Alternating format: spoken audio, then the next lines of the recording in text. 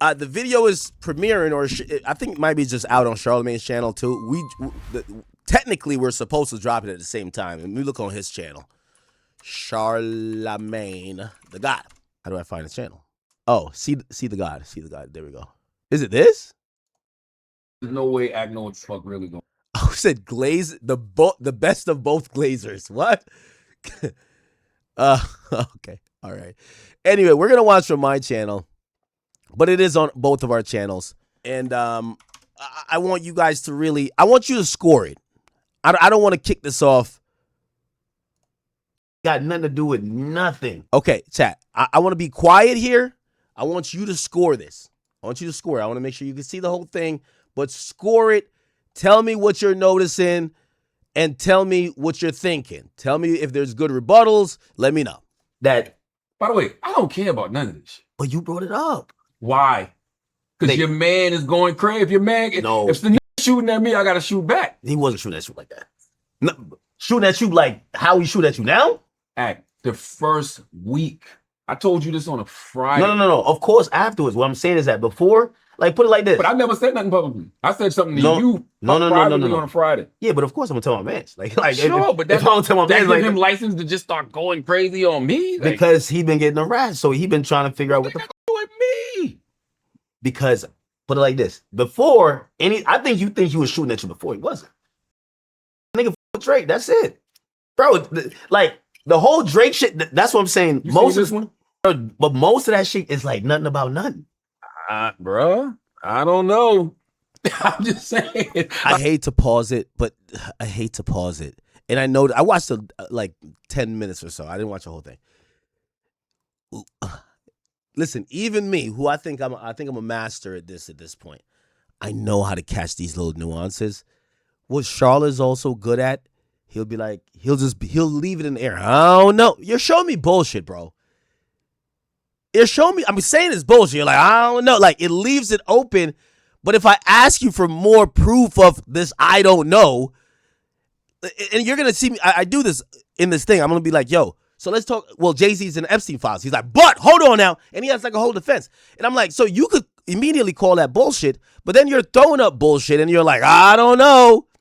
Put like this. If any of that is on some criminal shit, there's way bigger fish to fry than just George. Like, but even that's just like, yo, that's what I say all the time. I'm like, yo, like put it like this, Drake.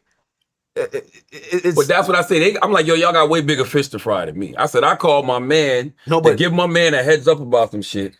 And then that guy spends the next week shooting at me. So now I told you I should have got you on the phone with him. But here's the thing though, and this is what I really think. And we'll get into it. We'll get on camera, or whatever. But you wearing a steak t-shirt? You got the steak t-shirt? I thought you were coming with with a hat. I thought you were coming here with a hat. I'm like, popping the chain out, nigga, and the shirt. That's crazy. Yo, what? Yo, and also, you know, nigga, I'm like, yo, I'm about to come in here and see paper planes all over the place. For what? By the way, this is a paper plane. Exactly. But it's comfortable. What y'all want me to do? Y'all mad at me because this shit comfortable. Yo, Charlie, you gotta come. My jacket no, you gotta come clean, Charlie. You gotta come clean. Charlie, you wasn't coming clean. You wasn't coming clean. Yo, anything anybody can say about me, they know I'm mad transparent. I'm open with it. Like, I'm not even hiding it. That's why I even can't wear it. Nation. And I'm not saying work. You see, you about to play semantics with me, I can tell. What? Because of course you're down on their payroll like some pawn, but nigga, you got mutual business interests with these niggas, bro.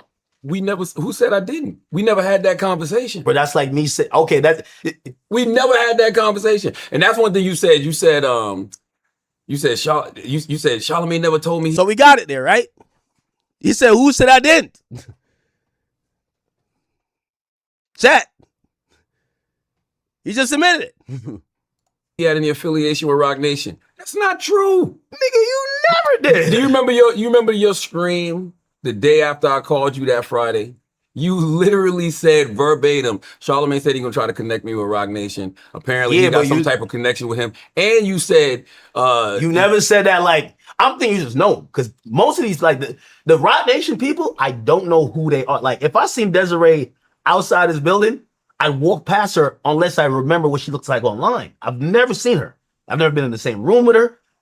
Nigga, even Jay, the only time I ever seen Jay, I was at a Kendrick concert. I seen that nigga in the skybox. And you said, I don't know these people. And you said Desiree got me a therapist. I'm like, where the fuck, where I get that from? Yeah, that's what they told me. Who's they? Nigga, the people. So I'm racking my mind around, and they're like, yo, they said you admitted it publicly. I've never said that. Desiree got me a therapist? How crazy does that sound? Nigga, I don't know, but they said you and her are locked in, and I'm like, I love Desiree though. Oh, that makes sense. That's not a secret. Now, this is also, yo, could I remind y'all that Desiree is a decorated rat who ratted on a cartel. She's just a CEO. So I am going to be like, what do you mean, like, she's my people's? Like, what is her contribution to this here? Right? She's not an artist. She's literally Jay-Z's personal rat. So, yes, when Charles like, no, I'm locked in with her. So you're locked in with the rat. That's it. And you're probably locked in with a rat who's doing rat shit. That's why you're in like these nefarious kind of like, oh, wait, whoever said I don't work? They're playing a different game. They're playing the game of, all right, yeah, I went without legal representation. My legal representation was going to charge me 30 bands. What's wrong with that? That's what happens. Okay, no. I get what you're saying. Hold on, I get what you're saying. I get what you're saying, but what I'm saying is that it's not about the money. It's just about, I know how Rock Nation plays. They're just trying to exhaust.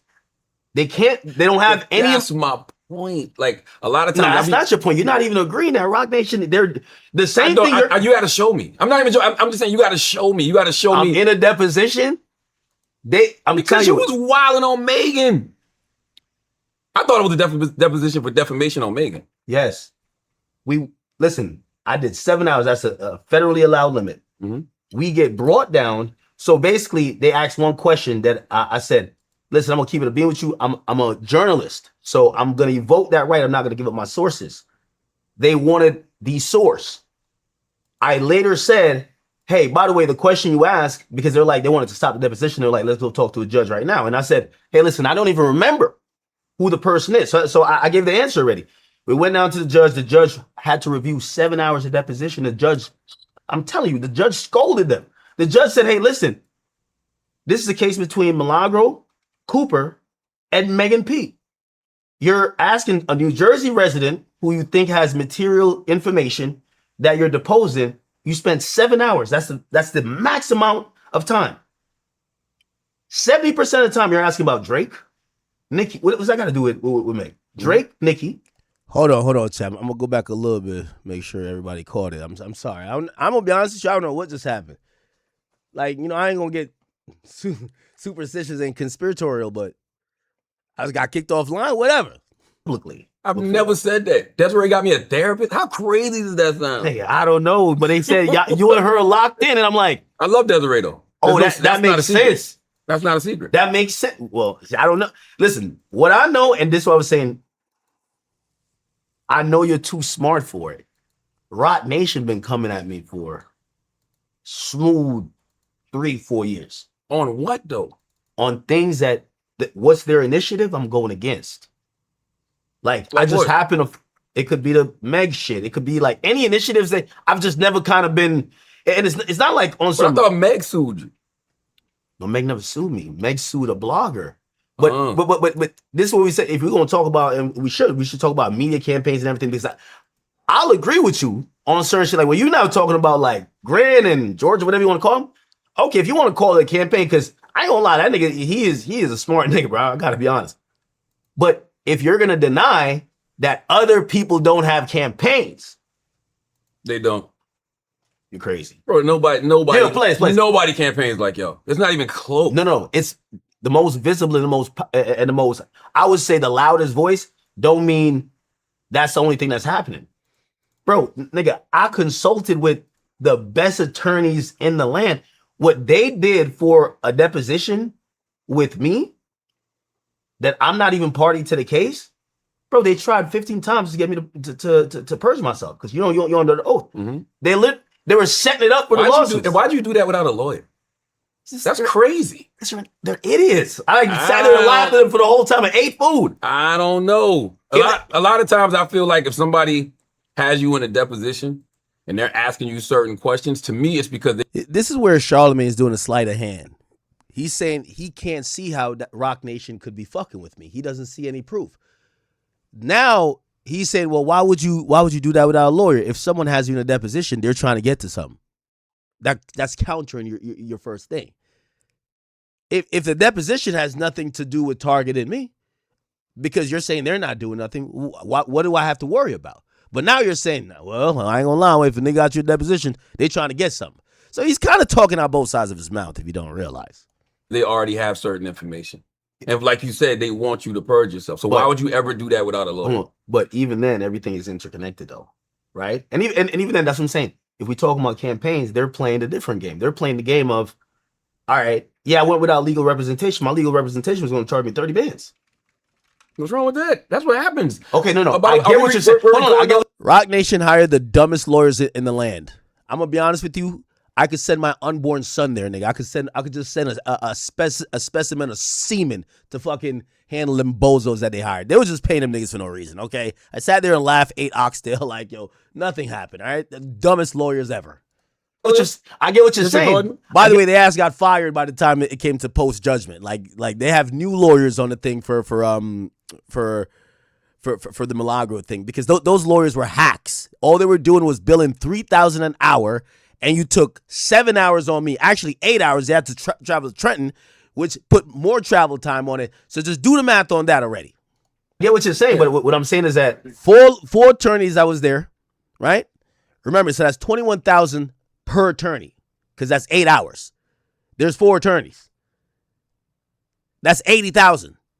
Plus all the paperwork they had to file just to get to Jersey, because that's a Florida case.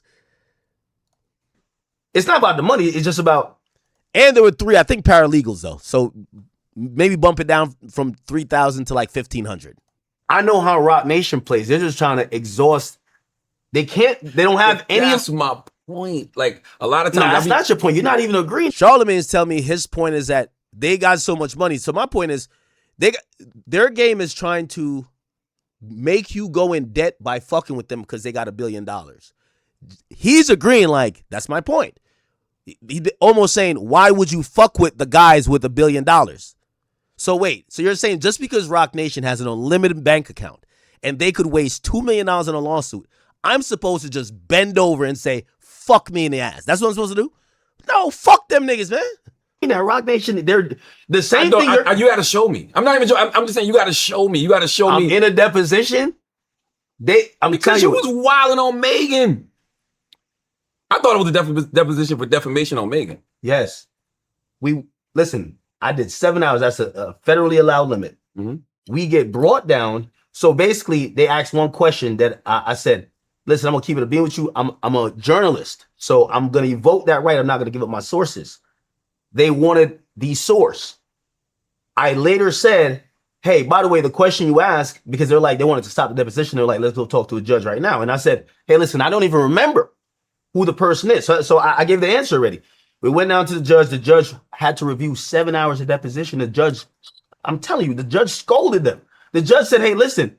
Facts. Yo, nobody want to pull those transcripts. Judge Day out of Trenton, New Jersey. That's the federal district judge that reviewed it because it was a motion to compel Livingston Allen to supposedly answer a question. That's what happened. So in a deposition, if you are unwilling to provide information, say you get subpoenaed for, I don't know, your license, right? Or a copy of some document, and you say, I don't want to give it. The way they force you, they have to submit what's called a motion to compel. It's the same thing if you also don't want to give up information. So basically, they did a motion to compel me to answer a question. So the judge would put in an order saying, you have to answer the question. Now, what legal ground do I stand on? By the way, I did all this without a lawyer. They spent $100,000. I did it without a lawyer. The legal ground I had is there's a federal one, but there's a New Jersey shield law that protects all journalists. If you are working a journalistic capacity and you get some information, you do not have to divulge that source unless it's under a court order. But that law, for you to ever be compelled to do it, the judge has to look at that law. So I had some protection, but I didn't even want to get to that because it was just going to keep elongating this whole legal process. So I gave them an answer. I said, I forgot, which I did forget. You know what I mean? I wish I remembered. They're like, who gave you the Tory Lanez? You know what it was? It was Tory Lanez discovery data, right? Who gave you the fucking DNA thing? I don't know how I got it. I forgot. I drink a lot of liquor. I'm about to take a shot now. I don't remember shit. Why are you trying to tell me I remember stuff? They're like, no, you know who gave it to you. Give me 1 second that I could try to figure it out. I don't know. What the fuck? So I told the judge that. The judge looked at them and said, hey, if Mr. Allen says he doesn't remember, I can't go in his brain and try to pick some information that he's saying it under oath. I don't remember. You get what I'm saying? Now, because of that, because there was some delay because of that, like that nuance. So the judge asked me, do you want to fight the journalist privilege thing? I said no, right? I said I gave the answer. Now the judge wrote it up in a way, he says, because Rock Nation's lawyer, they were trying to get a big win. And this is where niggas like Charlamagne just come off too fucking stupid. Like, no, that's my guy. But it comes off too stupid because when you explain it to him, he's going to be like, I don't know. They were trying, and they did this with Milagro. They tried to get a win off Milagro saying she's a YouTuber and can't be a journalist. She just be online talking shit. Technically, the law protects her, me. If you are a Twitter guy, you're protected too if you feel you're doing journalism. Back in the day, journalism would mean you would have media credentials and you're like Nancy Dillon or you're Megan Cunniff or something like that. These days, what media is different. Now, the judge smartly, because they try to do it to Milagro, except the judge at least at first said, hey, she is media. So Rock Nation is attacking new media trying to say, these ain't media people. These are a bunch of bum-ass niggas talking shit about the biggest in the nation, Rock Nation.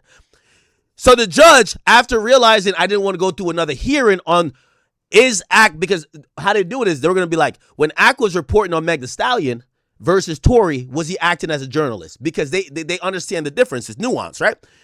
If I'm on stream, like, say, man, fuck Ruri and his mama, nigga, like that's not journalism. That's just someone just, using their First Amendment right.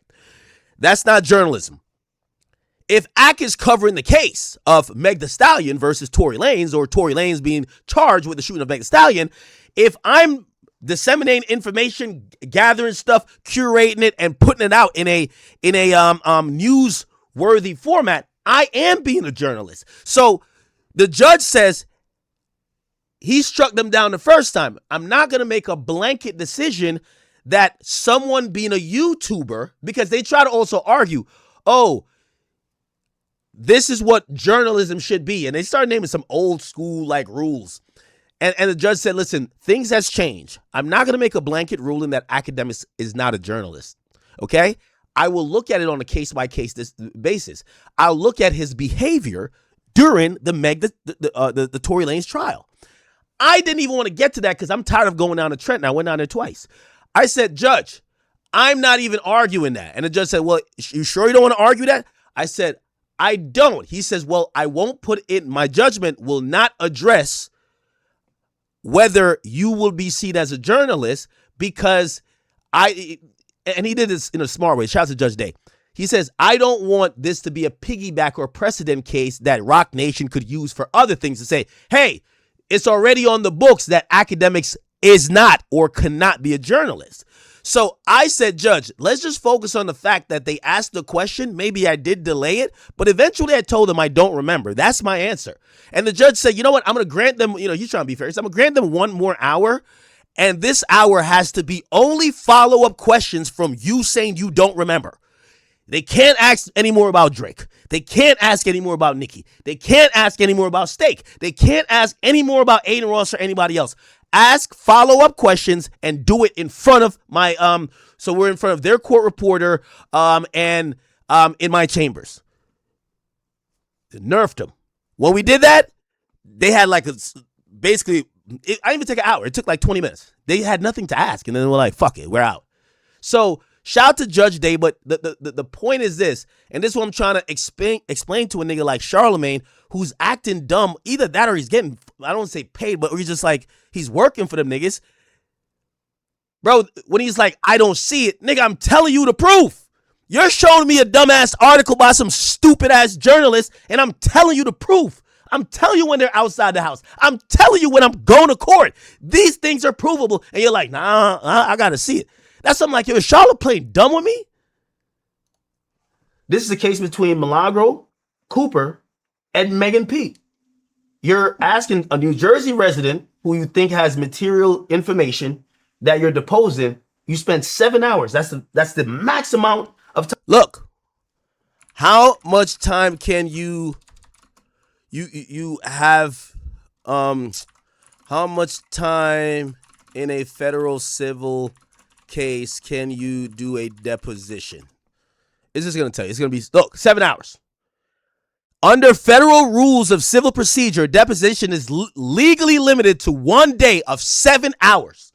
They did exactly 7 hours, my nigga. You could take a longer one if the opposing side agrees or if the court orders. Of course, I'm not going to agree. The judge just ordered an extra hour because he's saying, yo, for the delay of this thing about whether y'all going to use a shield rule, give them an hour for follow-up questions on that one question, which I shout out to that judge for anyway. Time. 70% of the time you're asking about Drake, Nicki. What does that got to do with Meg? Drake, Nicki. You're asking about steak. Then in the middle of the deposition, hour 6, I remember I got the whole thing recorded. In the middle of the deposition, she one of the lawyers, they asked to show an exhibit. So they putting up like Akademiks TV stuff and whatever, and the lawyer messed up. She shared her current screen, and I seen her Slack. All of the communications is go tell Desiree what Ak is saying. What's wrong with that though? Megan is her client. Like if I was on a deposition, Charlamagne. My manager would be on, a business partner would be on it too. Charlamagne, the Rock Nation CEO, who's suing a blogger. The blogger, there's a judgment of $75,000. Hold on, the blogger says she can't even pay it. So think about this. They spent $2 million in legal fees. They got a $75,000 judgment. She can't even pay it. You put like even my lawyer like, yo, but they spent like at least $100,000 in depot. I hear you, but you can't play victim. No, and I'm not like victim. if you're any of these bloggers and you talking that shit online, all it takes is for one of those entities to be like, you know what? Let me make them have a hard life. Charlotte, nobody's playing victim. We're just not playing idiot. Because I'm literally saying what's happening and I'm calling it out and you're like, what do you mean? But that's two different cases. In that case, Charlotte, it's all interconnected. Megan Thee Stallion, Rock Nation. It's all interconnected. How is this interconnected? How did what I call you and tell you about Charlotte, how I feel like you play stupid, Charlotte. You're like, you're too smart. No, you're too smart for this. Just tell you. Put it like this, right? I heard you say you said you think I work for Rock Nation, right? You're about to do the word, the kind of like word affiliation or whatever. You got affiliation with them. They're my peoples. That's a fact. I've always said. You have a badge. By the way, you know that I'm wearing this. This is going right back. So right now, every time you talk, it's going right. Desiree's listening somewhere, right or now. She's like, "This is probably a hidden string." Charlotte, but no, I always say, you've heard me say this for years. My 4 entertainment idols in entertainment: Clarence Avant, the Black Godfather; Arsenio Hall, who I just published his book, his memoir on my Black Privilege Publishing and Print. my man with that promo. Charlotte, Petey Green, okay, legendary radio personality, and Jay-Z. That's no secret. I've always said that my whole career. Yeah, but I'm gonna tell you why that's facetious, and this is why I wear the chain. Because I'm a huge fan of Drake before I had the chain and after I got the chain. Drake has never given me $1. Okay, yeah, he sent transportation for me to come film something for his rollout. He's never gifted me like, yo, here's some money. Let me put you on paper. No, hold on. So, but no, that's very different. I have zero business interest. Like Drake's not hitting me like, let's go half in on this business venture. You're. But if he did, you would. Why wouldn't you? If he called you right now, like him and I just saw him and who's Aiden just did. What they got together? It's something. Or he just invested in one of Aiden's companies. Yeah, probably. Yeah, if he did that, if he called you and did that, you would. Why wouldn't you? But I would say it. Who said I didn't say it? You never said it. Yo, Charlotte. You said verbatim. You're doing a sleight of hand here. Everybody knows. You said verbatim. You said Wayno exposed something. No, Wayno was correcting you. Because you said out of your own mouth, I saw Charlamagne advocating for Jay-Z's casino. He was still wrong. How was he wrong? He said Charlamagne wasn't there on behalf of Jay-Z. Charlamagne was there on behalf of himself because he has some financial stake in the casino.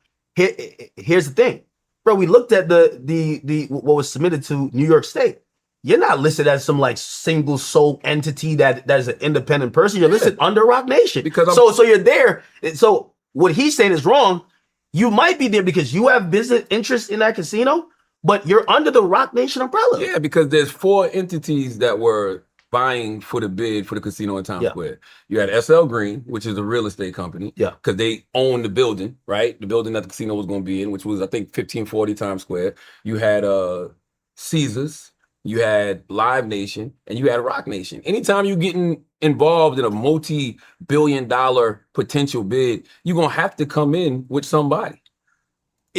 But that's just a fact. Even when I saw you reading the names, I'm like, you think everybody that's under that Caesars thing works for Caesars? You think everybody under SL Green works for SL Green? No. And you can look under the Roc Nation thing and see that everybody that's under Roc Nation don't work for Roc Nation. Yeah, but they have that affiliation. There's nothing wrong with.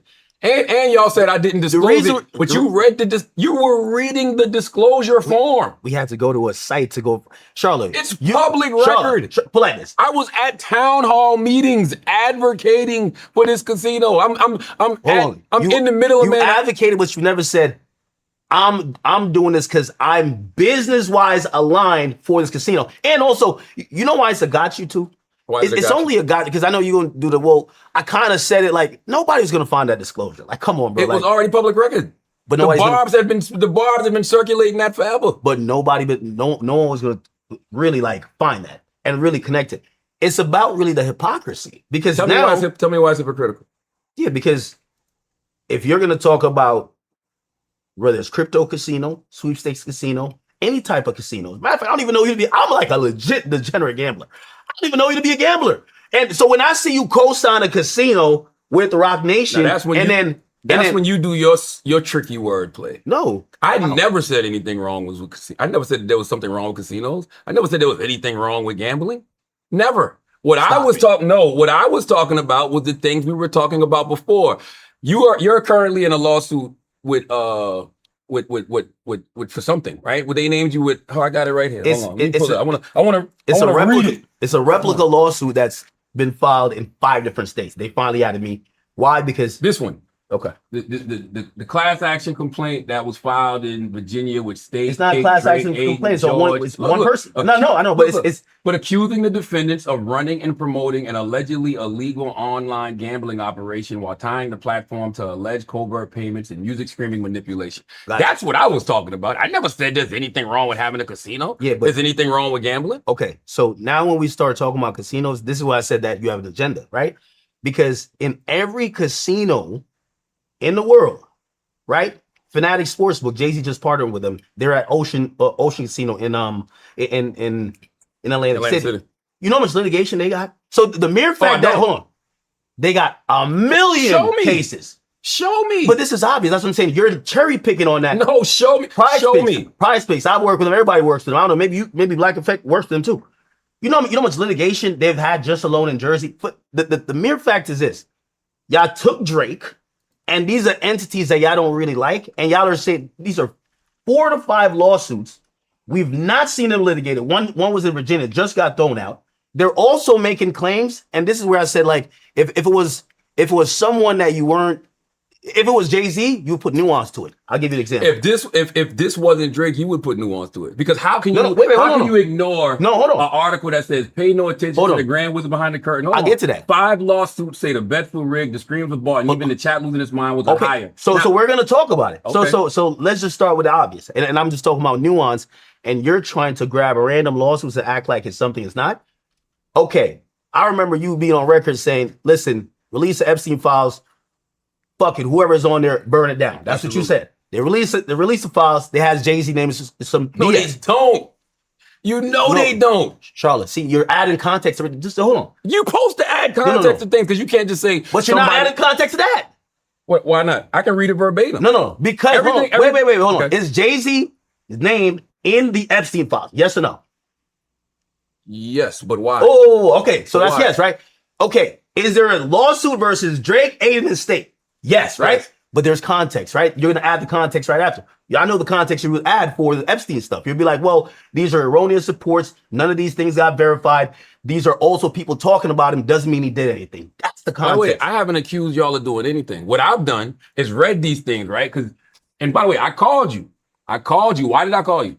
I called you to tell you that your boy got jammed up, George, and what he said was he gets his marching orders from Ack and Drake. Yeah, but jammed up about So let's go. Investigators. They just said investigators. What y'all knew? Who is investigators? I have no idea. Okay, but y'all knew this already. Okay. Hold on. But you knew this already. You know, I knew you knew this already because I heard you say how you got somebody approached you at the Kendrick Lamar show, and they told you that they had private investigators on your boy. Okay, right. So if hold on. There's another article, the Age.com in Australia. They talked about how they had investigators. What you trying to do? Sleight of hand? How? I'm doing sleight of hand. Somebody right now is trying to sue you for what you said on the radio. They might be like, hey, put a private investigator on Charlamagne that I could figure out X, Y, and Z. Doesn't mean it's valid. When you do the sleight of hand. Once again, I'm not saying it's valid. All I did was call you. But you do the sleight of hand when you say investigators to say like, oh, this is a criminal complaint. I was like, what cop is calling Charlamagne like, yo, bro, here's nobody ever said it was criminal. All I did was call you privately, by the way. Hold on.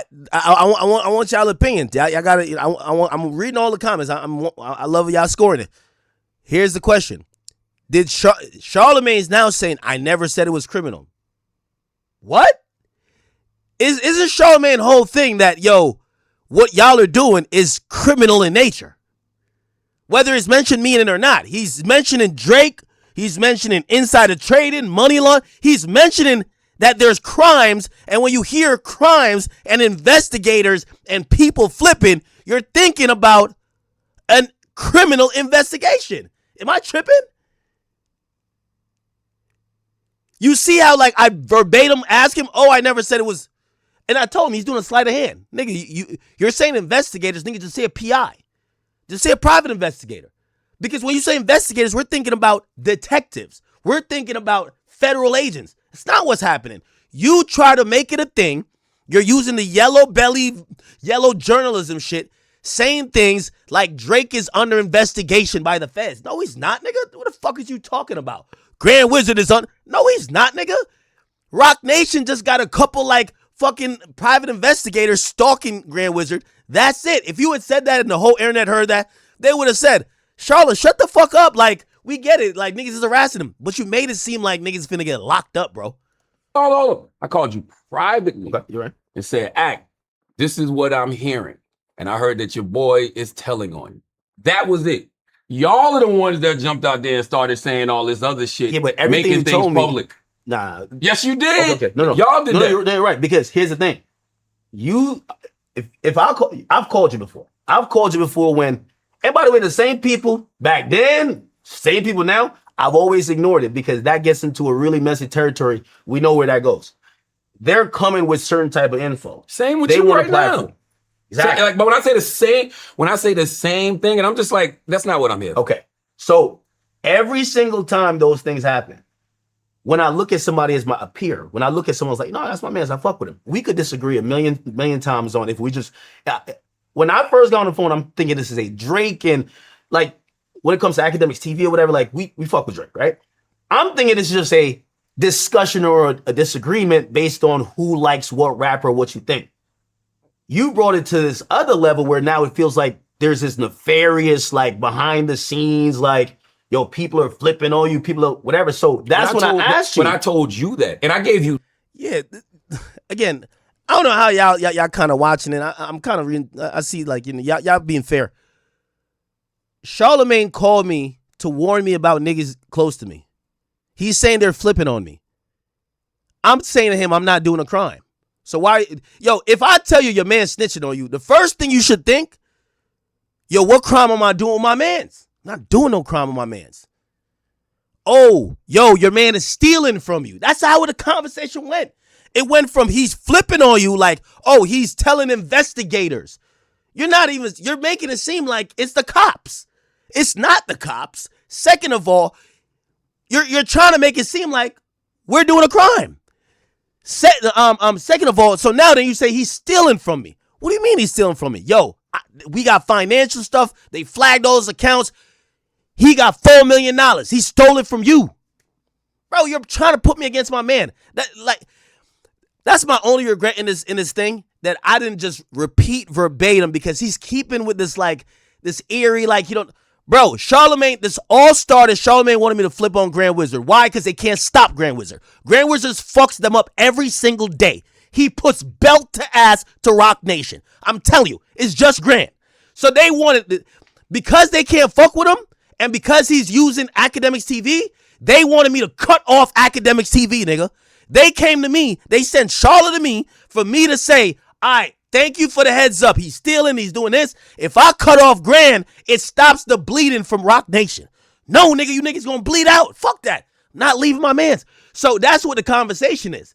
So he's gonna do a sleight of hand, like, if I tell you, would not be snaking Rock Nation? No, because y'all can't do nothing with him. Nigga, y'all sent 15 private investigators in Australia trying to find a nigga. Y'all can't do nothing with him. So because y'all can't do nothing to him, with him, y'all want me to neutralize him. That's what they want. They want me to just cut Grand Wizard off, that they could feel good sleeping at night. No, nigga. Nigga, take a Benadryl, nigga. It's gonna be a tough night for you niggas. Fuck all that shit. So that's the reason to call. Charlotte's lying, talking about, bro, if the nigga stole money from me, nigga, I'm telling you I'm good with bread. Like, if he took it, nigga, that meant that was for him. I'm not looking at my man for stealing money. So you telling me shit, I'm quickly dismissing it. Stole money? Nigga, I'm good with bread. What are you talking about? You're trying to give me every reason to cut off my mans, because y'all can't do nothing with them. Y'all tried to harass him. Now he's playing offense. But I'm telling you, Charlotte called me. I promise you. And it was a play from Rock Nation. Him and Rock Nation. The best way to handle this George Akademiks TV thing is if Ak don't fuck with him no more. So let's plant the seeds that Ak cuts him off. Nigga, I took that info. I sit on the phone for 3 hours with Charlamagne, and 2 seconds later, I told my nigga. That's my nigga. I don't care what y'all say. Feel me? Names. I said the Carson McCoy kid, who I don't even know none of these people. I'm just giving you names. Carson McCoy. Right. He naming these people are people who are like, these are around Grand. You feel me? So like, he basically tried to gaslight me like, yo, the feds closing in. These niggas snitching on you and Drake. And I'm like, when is me, Drake, and Grand Wizard doing a crime together? What? Oh, they flipped already. Then he named some other niggas that works in the vicinity of, like, Grand. What was it, Alex Ocha or something like that? And George went. And they said all of them, they got touched by investigators, and all of them flipped and said, yo, we get our marching orders from Drake. I said, so if you have the info or have heard about the investigation, who is behind it? Because it wasn't criminal. And what did I say? You said Lauren LaRosa told you gonna find out another time. But you didn't tell your scream that. What? What you told your scream was, yo, Charlamagne said, I can't tell you who it is. I never said that. No, I said I don't know. The information came to Lauren. I will find out. That would sound crazy? That would sound crazy? No. If I give you a warning, you'd be like, yo, damn, how are you getting all this info in? Because that's what I'm more interested in. Because everything you're telling me, yo, there's obviously when it comes to people want to do class action lawsuits versus. Yo, chat. What I'm really also trying to say, so I'm saying it's par for the courts. You're going to hear me say it's par for the courts for people to sue gambling companies. Prize Picks, which everybody loves, right? They had to pay out $15 million. Pays out $15 million to get access back to the New York markets, okay? Look, in $50 million that Prize Picks had to pay out on February 24th, it was a settlement that they had to pay out to the Gaming Commission for operating without a proper fantasy sports license. So when Stake gets sued and all that type of stuff, it's not what Charlamagne's trying to make it sound like. Of course, Stake. So let me tell you how Stake works. You have stake.com. It's available in many places in the world. Then you have Stake US. That is a US-based version of Stake. You have Stake Canada. That's what mostly Drake uses for Canada. You have Stake Brazil. You have Stake everywhere. Now, granted, as they're expanding and they're doing stuff and laws are changing this and third, there are going to be litigation that says, oh, you guys broke a rule here. Who knows? Maybe Steak does have to pay out some money.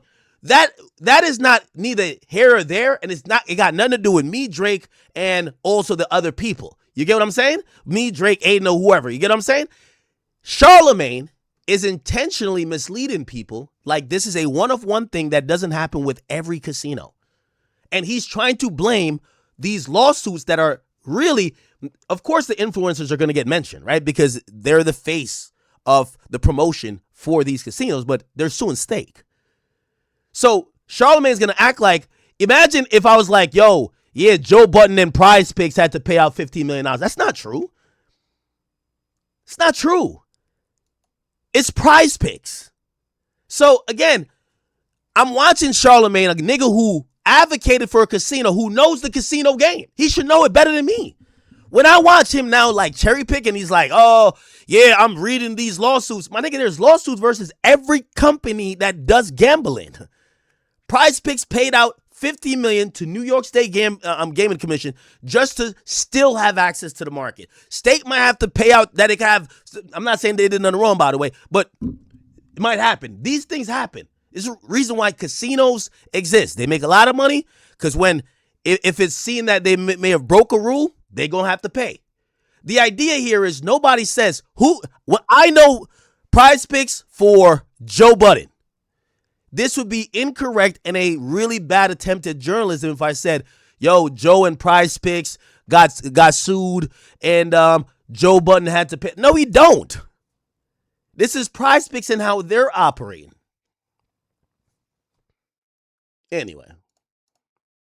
Stake for whatever reason. Like every casino at some point got to pay out some bread to some people who say, yo, man, you got me hooked or whatever the case is. That's how it works. Every casino. We could go to FanDuel. Charlamagne, I remember I used to get mad at Adam22 for this. I hate when people play dumb with me because a lot of times the audience understands the dumbness. And they're like, oh, no, you're just more emotional or you're louder or we don't get what you're saying. But when people play dumb, a lot of times the low IQ shit resonates with the audience. Be like, I don't know. Like, bro, no, I'm just reading what I saw. Yeah, you're reading and omitting certain stuff. We could go to DraftKings. We could go to Trump even owned casinos. That's a very regular practice. I could show you 100 lawsuits that Trump's, and I'm not here to defend Steak, but the point is they're trying to make it. You see, Charlamagne moved off the criminal shit. Now he's saying, all right, so if it's not criminal, who is the investigators for? Oh, he can't name those people. I bet. Now he's saying, oh, this and third, what it's about how the casinos are moving. Yo, there's every casino or fantasy sports or prediction market. They're doing stuff with other influencers. Why you don't talk about the other influencers? Oh, you don't talk about the other influencers because this is a way to try to go at Drake, to try to go at Grand, try to go at me. Hell out of here. Right? Where people are like, hey, listen, yo, I've lost my money or whatever. And eventually the casino might be like, yo, I'm just settled because we want to keep operating. We're making shit ton of money, whatever. That's really par for the course whenever you deal with casinos. But here's the thing. I don't give a fuck about none of that shit. See, I educate him. I don't give a fuck about none of that. You see, like, bro, you can't win when somebody wants to play dumb. He's bringing up the lawsuits. I'm answering. Yo, there's going to be a point I said, go through every allegation. Don't keep, because when you bring up, it's like a nigga saying you raped a bitch, right? And then you like, bro, you know I wasn't in the state. And he's like, nigga, I don't give a fuck about that. I'm just reading the lawsuit. Nigga, don't read the lawsuit. Let's talk about what it said. So like literally, I'm literally saying to Charlamagne, even when in a gambling lawsuit, I said, nigga, read what it's saying and I'll answer every allegation. Because you're reading out the overall thing and I'm telling you it's bullshit. And you're like, you try to educate him? I don't give a fuck about that. There's going to be a time he reads out his shit and I said, do you believe that Drake himself, he's signed to Republic Records, Lucian Grainge is in bed with him monetarily? You think they need Stake to bot streams if Drake was ever going to bot streams? You think that Stake.com, a gambling website, their main thing is botting streams? They're not in the music business. Why didn't they open a label? He clearly says to me, yes, that doesn't sound believable. Yet he keeps reading the same bullshit. You get what I'm saying? So a nigga like that he's being intellectually dishonest. I was asking you that where are you getting the info? Because and I told you I don't know but I'm going to try to find out. Did I feel not like say you that to you? gaslit me, man. No, that's you. No, I feel like you knew who it was from. I would have told. He gaslit me about this too the whole time. He said, Ak, if Grand Wizard didn't attack me, I would have called Rock Nation to try to get a sit down with you. But he attacked me first, so I didn't get a chance to. Y'all believe that? Okay, cool. Yo, Ak, I told you I was going to find out where this info is coming from. But your man attacked me too quick. I couldn't do it. Y'all believe that too, bro?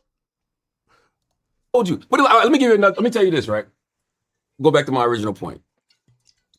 You think I'm in cahoots with Rock Nation? That's fair to say. Of course, right. Absolutely. And you think Rock Nation is doing this to you?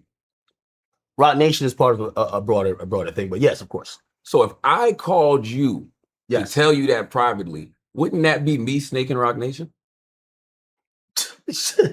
Are we cutting this part out? Like, yeah. No, I'm not. Yes. So that should let you know right there. No. If I'm so in bed with Rock Nation and I'm so in cahoots with them and they got this master plan to take down Akademiks, and Charlamagne calls Ak to tell him privately. Now remember, that's what I was saying before. You're gonna realize. No, they called me to cut off George. They called me to cut off Grand Wizard. That's the point of the call. Act like you're his OG. You're looking out for him. Tell him everything that can't be proven. You're gonna hear me literally say, "Bro, you told me the nigga stole $4 million from me." I told Grand that the first day too. Like, we ain't even talk about it because ain't no $4 million from me to be stolen that Grand would have. So when none of that could make sense, now he's going on with this bullshit. That would mean I'm snaking Rock Nation. Yeah, but Charlotte, that call wasn't like Ak save it, because everything you even told me, it was like, Ak, the focus of what I'm hearing is people that has been around you. You weren't even saying Ak, you were saying be careful. That's right. Okay. What I felt that call was, that's what I'm saying. I think that was a Rock Nation directed call. You know why? If I completely took heed of that, the people who were around me that you mentioned, I would have just backed up off and be like, yo, I don't know. Nah, not necessarily. That just means you cut your grass a little lower so you can really see if there's any snakes there. That don't mean cut those folks off. That was just a simple heads up that you could have kept private, tucked to yourself, and just kept a close eye on everybody just in case. To me, that was Rock Nation. But instead, you went to your main shooter and told him, start shooting at Charlamagne. No, I never told him that. I don't believe. Stop. No, I promise. You said you told. No. Okay. I said I can't, because there's times when that page is ran like a fan page. There's like 4 or 5 people at any time that could. Now there's a person who kind of like more moderates it or probably makes most of the shit on there, but you know, I'm just kind of seen as the figure who kind of oversees it. That's not smart though. I don't know why you allow that page to use your face and likeness. Like, that motherfucker be saying some wild shit, bro. No, we could get into that. But the point what I'm trying to say is that I didn't co-sign everything that happened. So normally, if I've seen a post about you, I'm gonna hit him and be like, yo, I know Charlamagne's my guy. Take that off. I do that a lot. They made a post one time about Cardi B. Cardi B is my friend. Like, I talked to Cardi B. We on the phone for hours. Yo, take that off. You get what I'm saying? Like, I get it. It's a page that it's kind of news reporting, but it also have like a point of view. Mm-hmm. You get me? But it's more fan based. Anyway, why was he so quick to throw you under the bus? And this is what you're gonna notice. Charlamagne continually is trying to put a wedge between me and Grand Wizard. Like, I'm telling you, I don't think he stole. My nigga, if somebody's telling you somebody stole millions of dollars from me for you to like, bro, it's not gonna work. You're not gonna get me to be like he's trying to get me to not fuck with the dude. That's the only way they feel they could neutralize a nigga. I'm telling you. So it's like, who gives a fuck about this, right? Like, even if this was a problem, and this is when I realized Charlamagne's real method, because you're gonna say, why was he quick to throw you under the bus? Almost trying to say, damn, you too loyal. Look at what he did. Nigga, even if that was a problem, nigga, I'm gonna handle it with Grand. Nigga, I ain't gonna handle it with Charlotte, like, mediating it. That shit. I'm just asking why. Immediately, who? George. Where? In the text messages to my people. He immediately was texted Alex. Alex, you gotta come clean. You gotta come clean. He immediately was like, Ak told me to do this. He immediately was That's like, what he told you? we got the text. Let me see the text. We got the text. Alex, you got the text. I'll show you. We got to look at everything. Alex, please show him. No, yo, listen, sir. Because I keep saying this over and over, and I don't know if it's because of my reverence for you. Because you know, and people will tell you. People will tell me all the time, like, I don't know why you fuck with Akademiks. I'm like, yo, that's my guy. I known Ak for a long time. I don't know what to tell you. I don't even think like the act y'all see on screen and shit is not the act that I talk to. Blah blah blah. So I literally be telling people, I don't think Ak knows what's really going on. No, listen. Show him what George said. And if you want to cut this out later, you can, because I don't want to ruin your relationships. I'm just being honest. No, listen. I him. showed up here for everything. I hate the conversation about because there's no more private conversations. Like, it's at this point, it's like, I feel like I'm kind of carrying the flag because I'm not really being affected. Like, it's these people who aren't, like, you live your life as a public figure. I live my life as a public figure too. Shit, I'm used to, like, if somebody's trying to sue people sitting outside my house, I ain't tripping on that. I'm carrying the flag, but I don't feel no remorse for George because George be on Akademiks TV talking crazy. Yeah, no, hold on. I told him, yeah, bro, the gloves are off. I said that publicly. I said I can't save Charlotte. But he said this before you said that publicly. This was literally him folding immediately. Yeah, no, listen. They had stuff they wanted to go out with you, and I'm like, they know the reverence there. And then after that, I'm like, yo. But why? In this act, you know this about yourself. Yeah. You're very loyal. You're loyal to a fault. Yes. Why was he so quick to be like, yo, man, Act told me to do that, blah, blah, blah, this and that. You see where this conversation has kind of got off the rails? It's a lot about nothing now because he's just asking about my relationship with Grand Wizard. And if I'm telling you, nigga, there ain't nothing you finna tell me that's gonna make me, like, not fuck with him. Let's just move on to the obvious shit. But he's still hammering at that. Like, nah, why is he like that? Why is... You wouldn't have done that to him so fast. Listen, man. Yo, you would not have done that to him so fast. That's my guy. And I'm going to be honest with you. And I hear your point of, well, if he could sit behind a page and whatever, why can't people turn the mirror on him? You get what I'm saying? Right. And the only reason I started bringing up the crypto shit, because he told one of my mans, yo, tell Charlamagne stop mentioning me with all of this crypto. You know, I don't want to get my house ran up in. And you know the laws in Australia are very different. You got to report every single... No, I didn't. You got to report every single crypto payment to Australian... I can't remember the name of the organization. You did a sleight of hand with that because I did talk to him after hearing you say that. And he's like, yo, he sent me 3 articles that was within like 2 weeks of...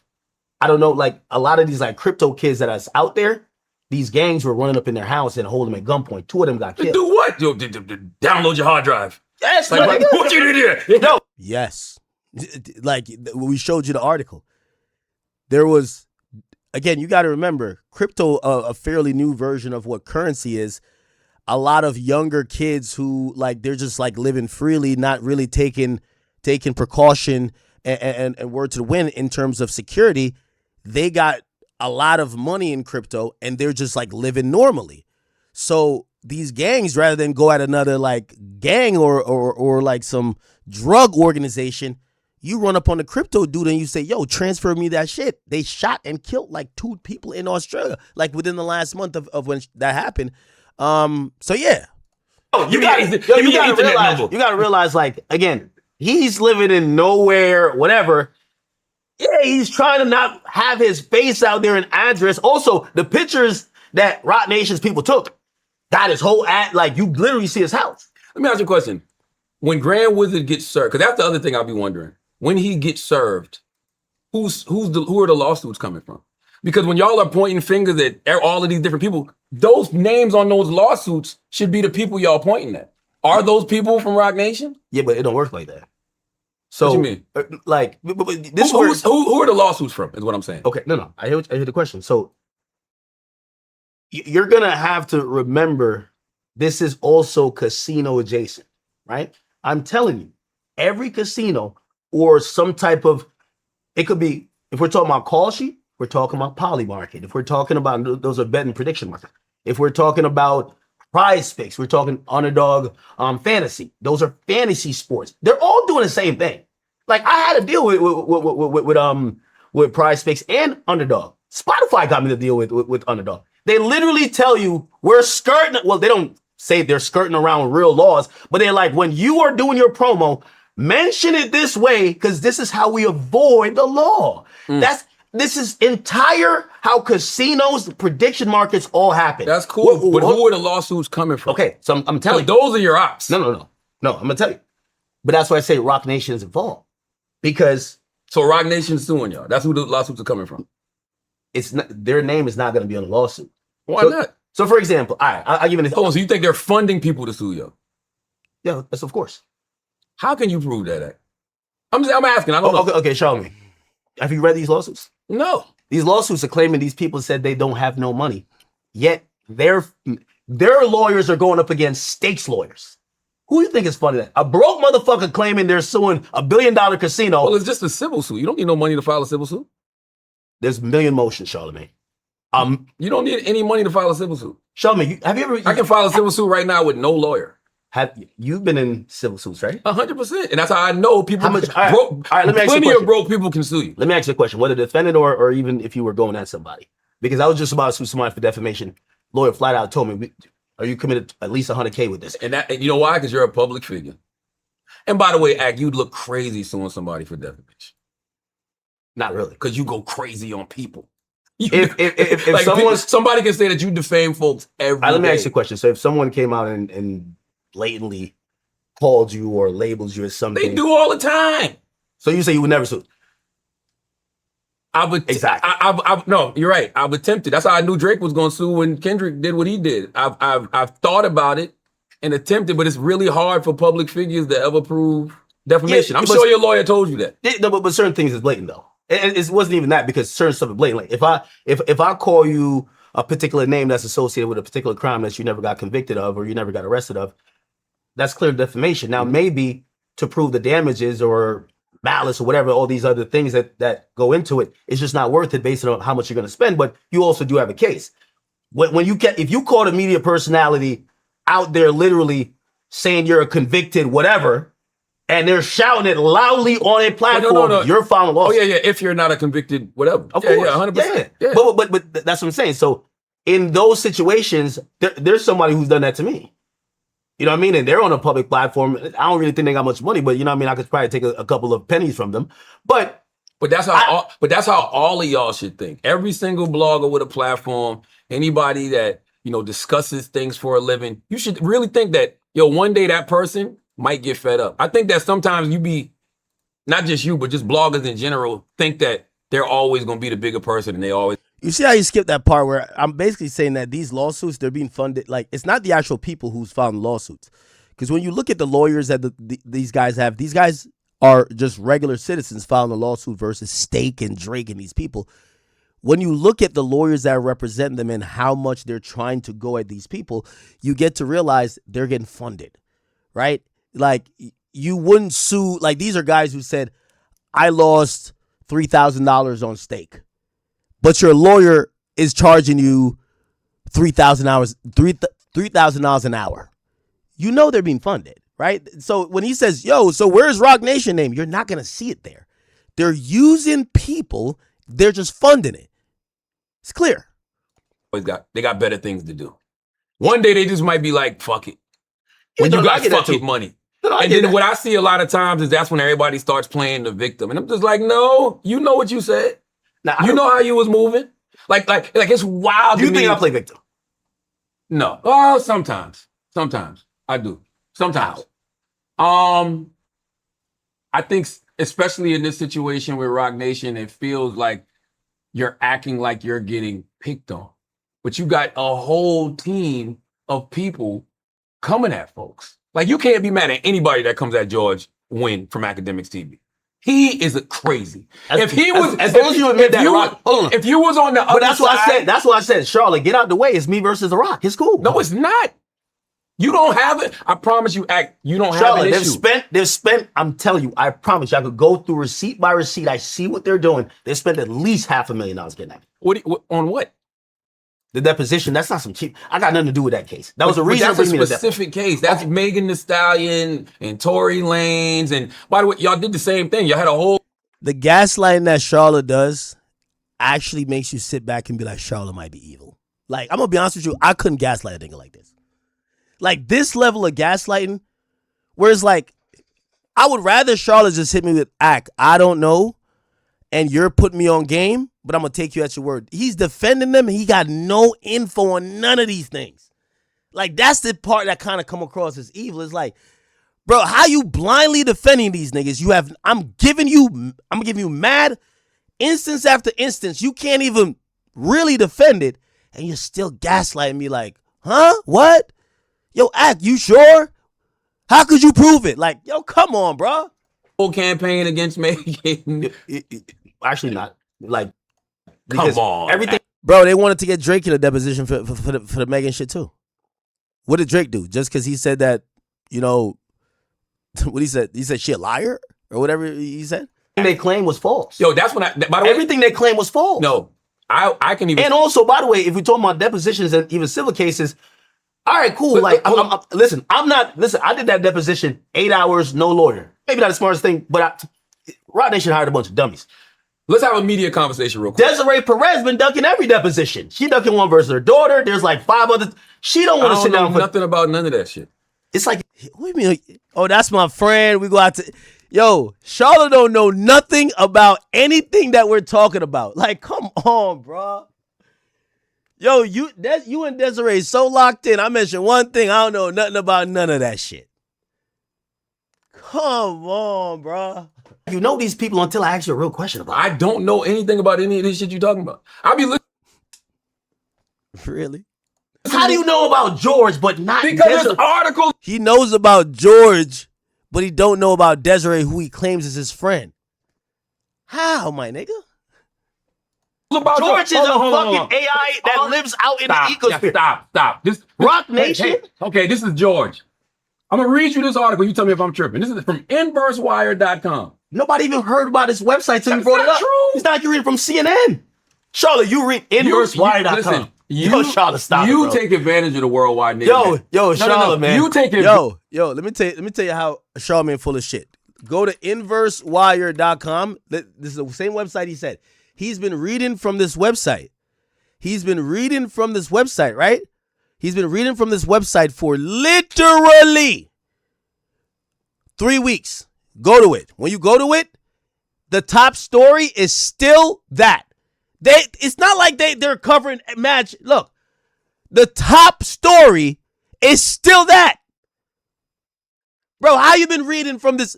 Imagine CNN has one article up there for 3 weeks. Come on, bro. Like, bro, why are we going like, yo, this website he's talking about has the same story on their front page for 3 weeks.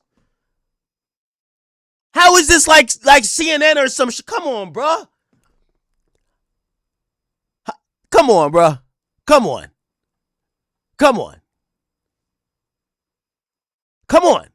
Look, it says June 17th.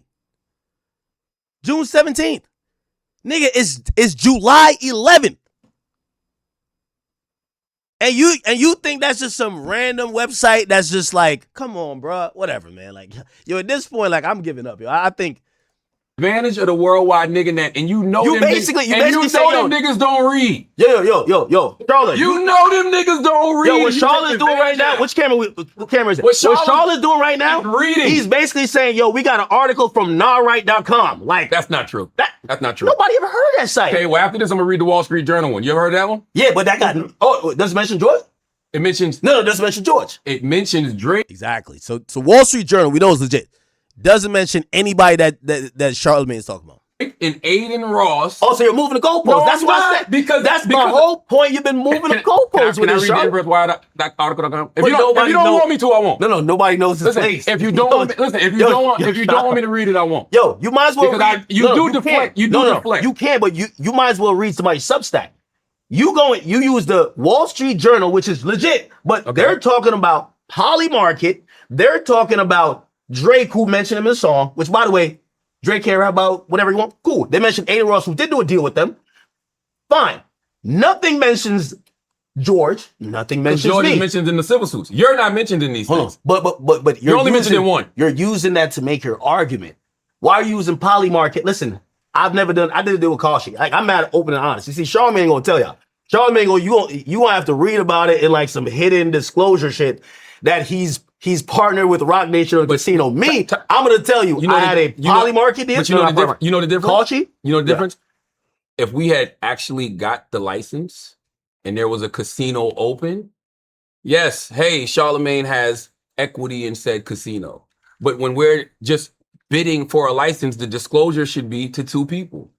The government regulators, which you read yourself, and my employer, which is iHeart. Okay, so you're basically saying you getting on the radio and basically telling people that your Times Square needs this. Because I really feel that. That's me giving commentary as a media personality. Okay, cool. But you don't feel that you need which is completely above board. Okay, cool. All right, I'm not, you see, unlike you, I'm not trying to like invoke that you did a crime.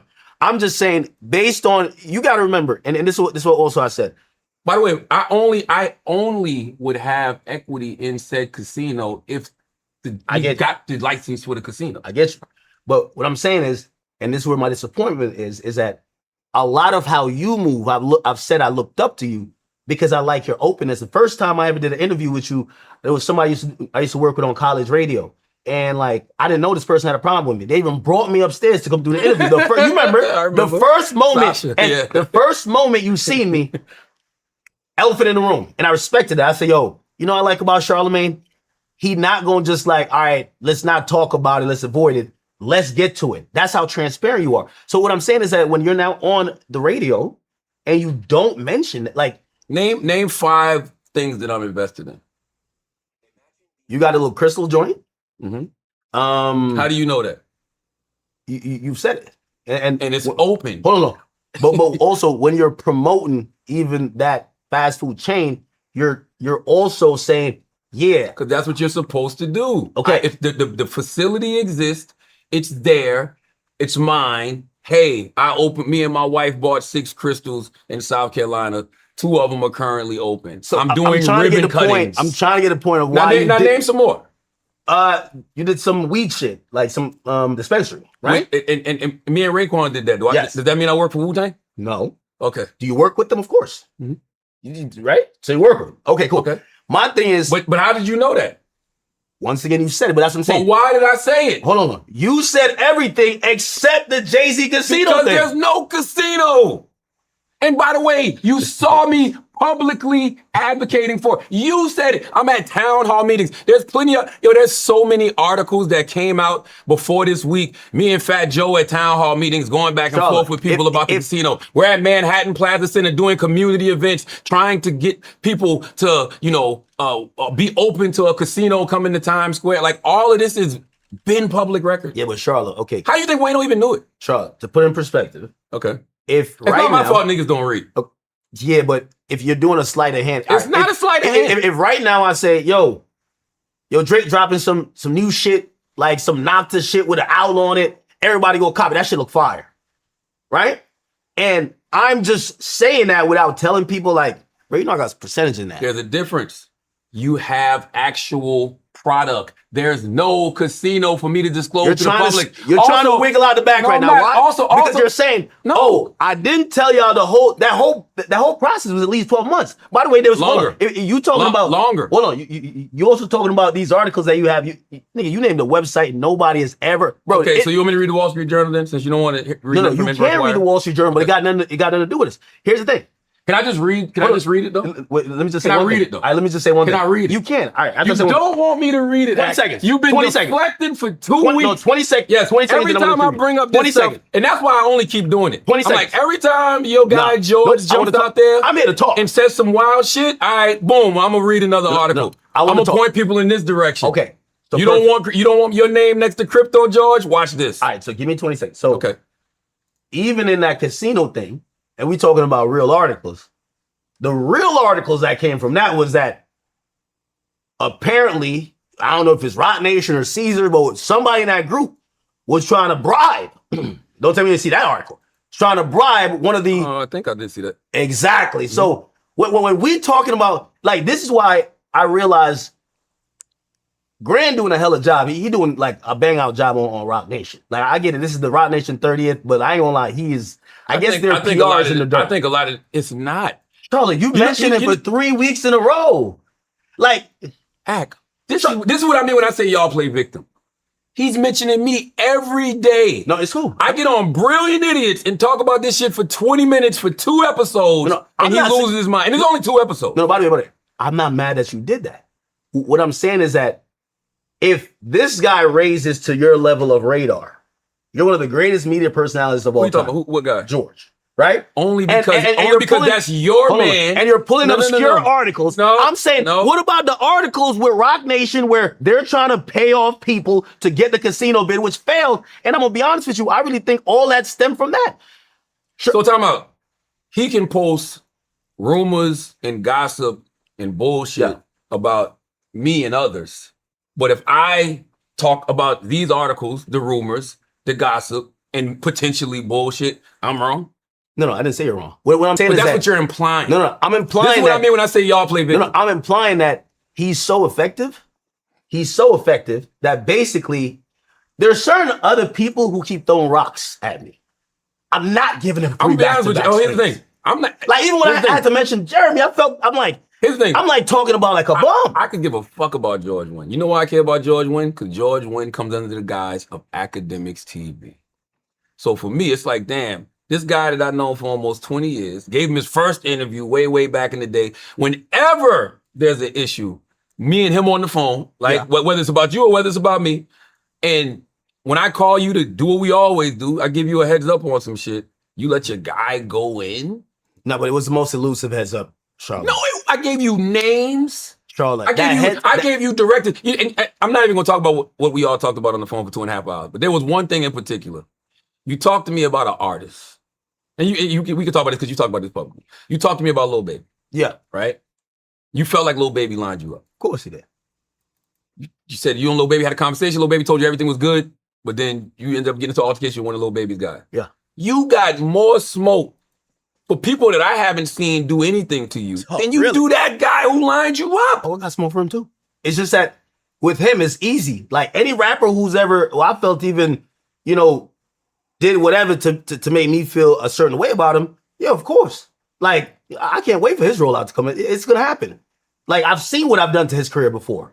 I've seen it. Like, he literally got on the phone with me because he said I was stepping on everything he had going on. Don't worry, it'll happen again. So, I do got smoke for him. You're trying to deflate from Rock Nation, though. No, I'm not. They're the invisible opponent. This is why, even as of recent, I'm like, Charlamagne, nobody really is trying to even talk about you. Just get out the way. Let Desiree and Jay-Z sit. They are the people that everybody's shooting at. This is why this is delusional to me.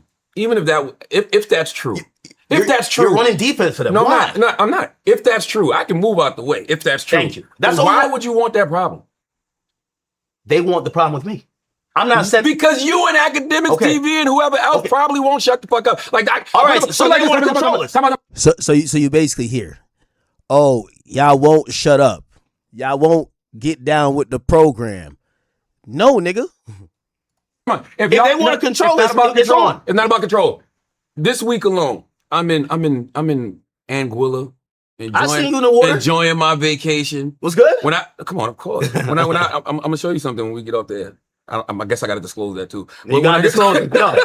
Yo, the Charlamagne disclosure. Check that pin. Check it for a wire earpiece. You know what I mean? But when I would get back to the room, I would look at things and I would laugh my ass off. Because I'm not going to front. It made me feel important that you had your whole legion of internet doom going at me. It's like everybody. I'm like, he got the whole squad. Every cosmetically challenged motherfucker in the cyber world. All of them. I'm like, shit. Do you think?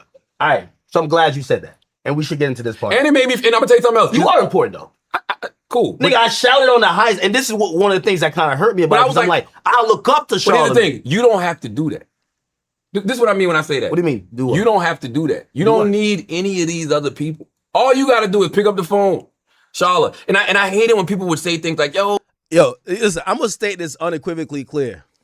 And I guess I'm being delusional because according to Charlamagne and a lot of y'all internet sleuths, Jay-Z and Rock and Desiree and them, they have no idea who I am.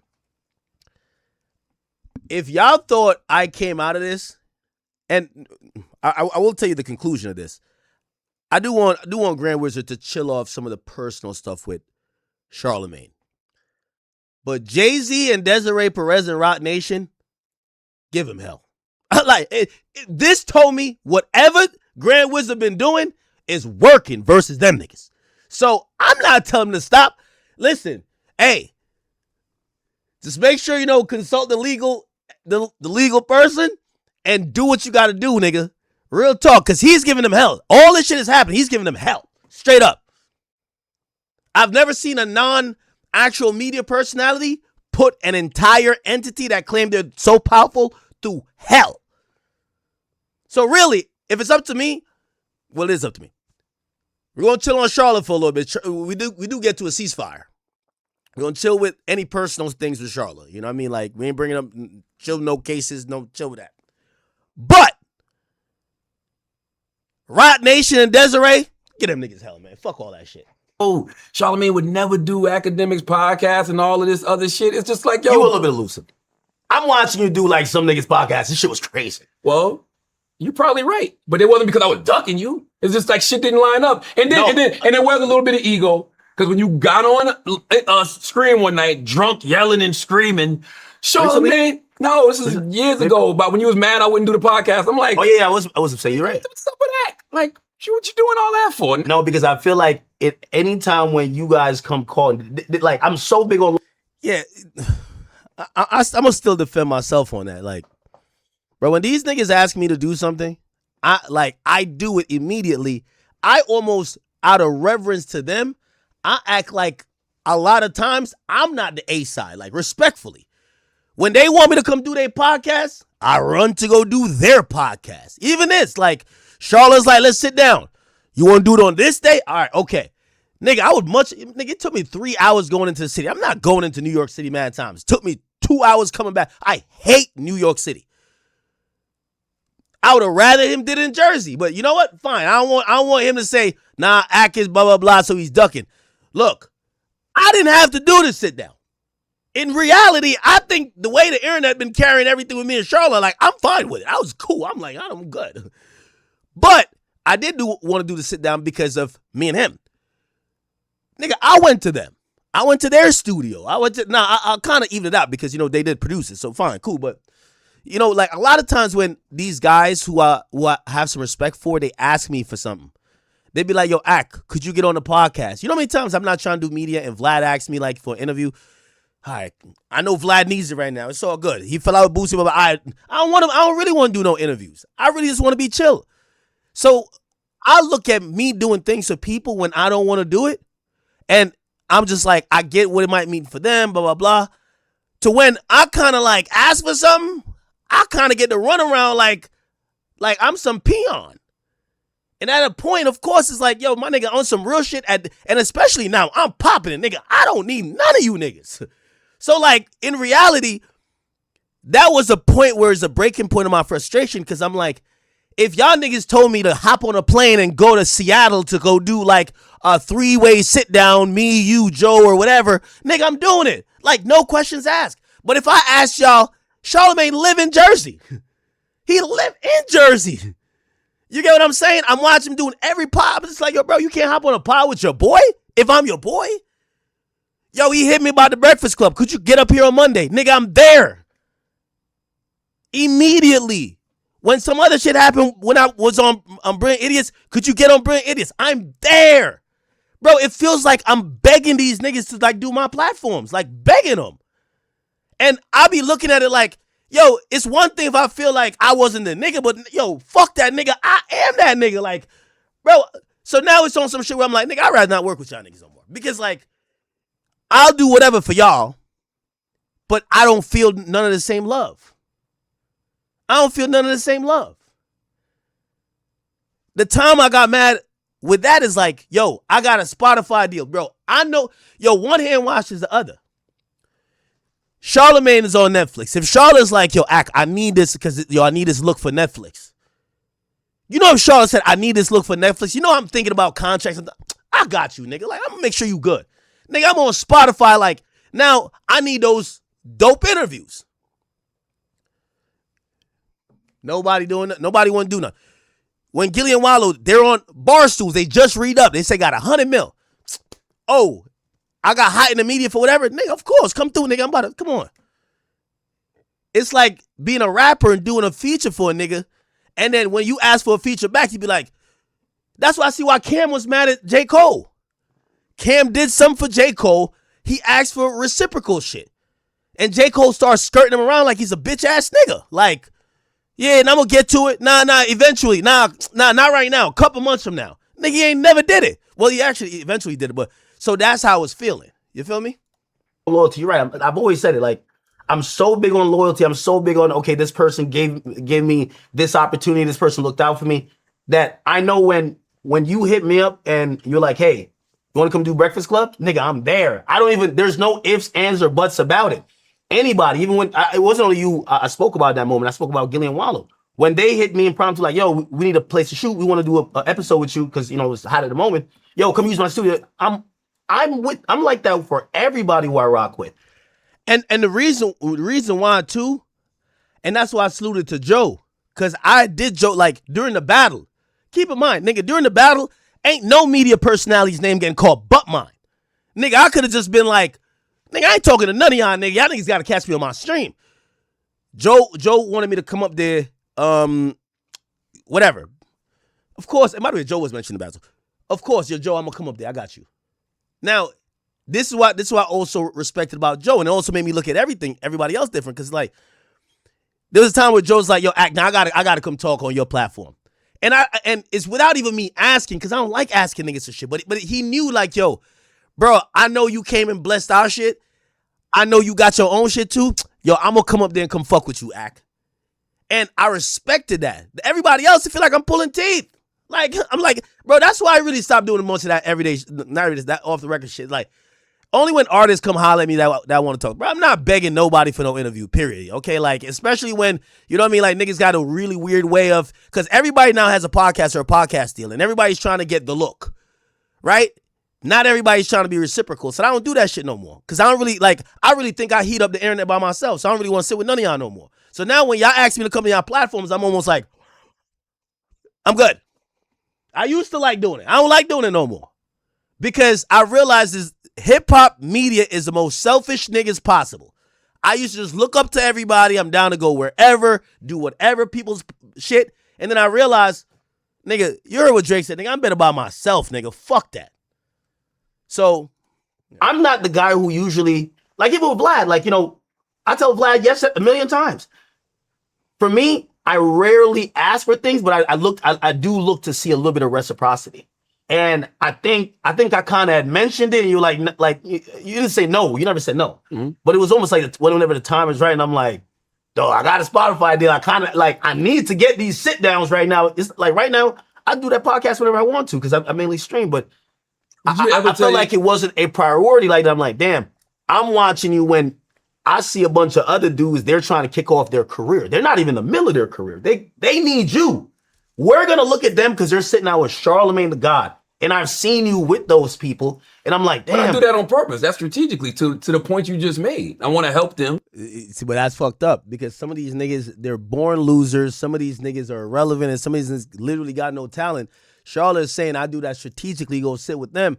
But now when you on your platform saying, Act my friend of 10 years, I gave him his first interview, that shit kind of mean hollow if you're saying that you would rather do it for a stranger and a bum now that we're into the mix, right? Like, when you gave me the first interview, but now that we're kind of competitors, you don't really want to fuck with me no more. Like, come on, you get what I'm saying? Like, it's easy to be like, oh, I'll do something for you when you're not even close to even being on the same level or even compete with me. As soon as, like, I could be in the same discussion, it's kind of like, nigga, I'm good. You get what I'm saying? Get that shit going. You Akademiks. I saw you had a conversation about me when I called you about everyday struggle. You manipulated that conversation as well. True. No, I told you that if you keep getting disrespected, you don't have to be there. I said, yo, and I told you, I said that media space isn't respecting your audience yet. Because remember, all of this shit that everybody feels about the internet now, they didn't feel like that back then. They saw it, but they were still trying to play that traditional media game. You were building an audience that they didn't even have yet. And I just told you, hey, if you keep getting disrespected, walk off. But did you tell the people? Because Joe did. Joe said this publicly. I was making calls to try to get Everyday Struggle on Revolt. Yeah, and I didn't address it in there, so let me address that too. Yo, that Joe the Revolt thing, y'all wanted Joe.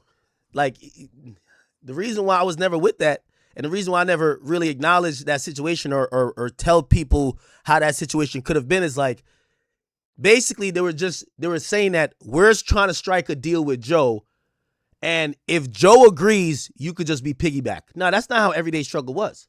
Everyday Struggle was, they did a separate thing with Joe and a separate thing with me. To this day, Charlamagne worked for Clear Channel, aka iHeartMedia. He never worked for Revolt. Diddy is a guy. So Diddy had the conversation through like his like, show people with Joe. They never called me. Charlamagne called me as saying that he was going to be like an executive producer. So I never spoke to nobody at Revolt. I'm getting little nigga. Don't little nigga me. I rather don't do it. So if y'all are basically doing the Joe show, just go do Joe show. And they did do Joe show. Because to this day, if you're trying to do, I got to keep using analogies because everybody just act like I'm just making shit that don't make sense. If niggas is about to, remember like Stephen A and Skip Bayless, if niggas was about to try to take that show from ESPN and they only called one nigga, they don't call the other nigga. And they're saying, all right, bet, we're locking it in with one nigga and then someone else who's getting added on to the table. Charlamagne was never involved in Everyday Struggle. If Charlamagne's calling me to say, yo, Ak, yeah, I'm trying to set this up, they working something out with Joe, but yeah, you're coming on too. And I'm like, Charlie, you don't even work for them. So that's not me talking to Revolt. So of course, I never talked to Revolt, ever. Joe talked to Revolt. And I'm going to be honest with you, that wouldn't be a situation I'd be down for if Revolt is trying to say, we want Joe. And I guess if that bitch ass nigga Akademiks was like, no, nigga, I'm good.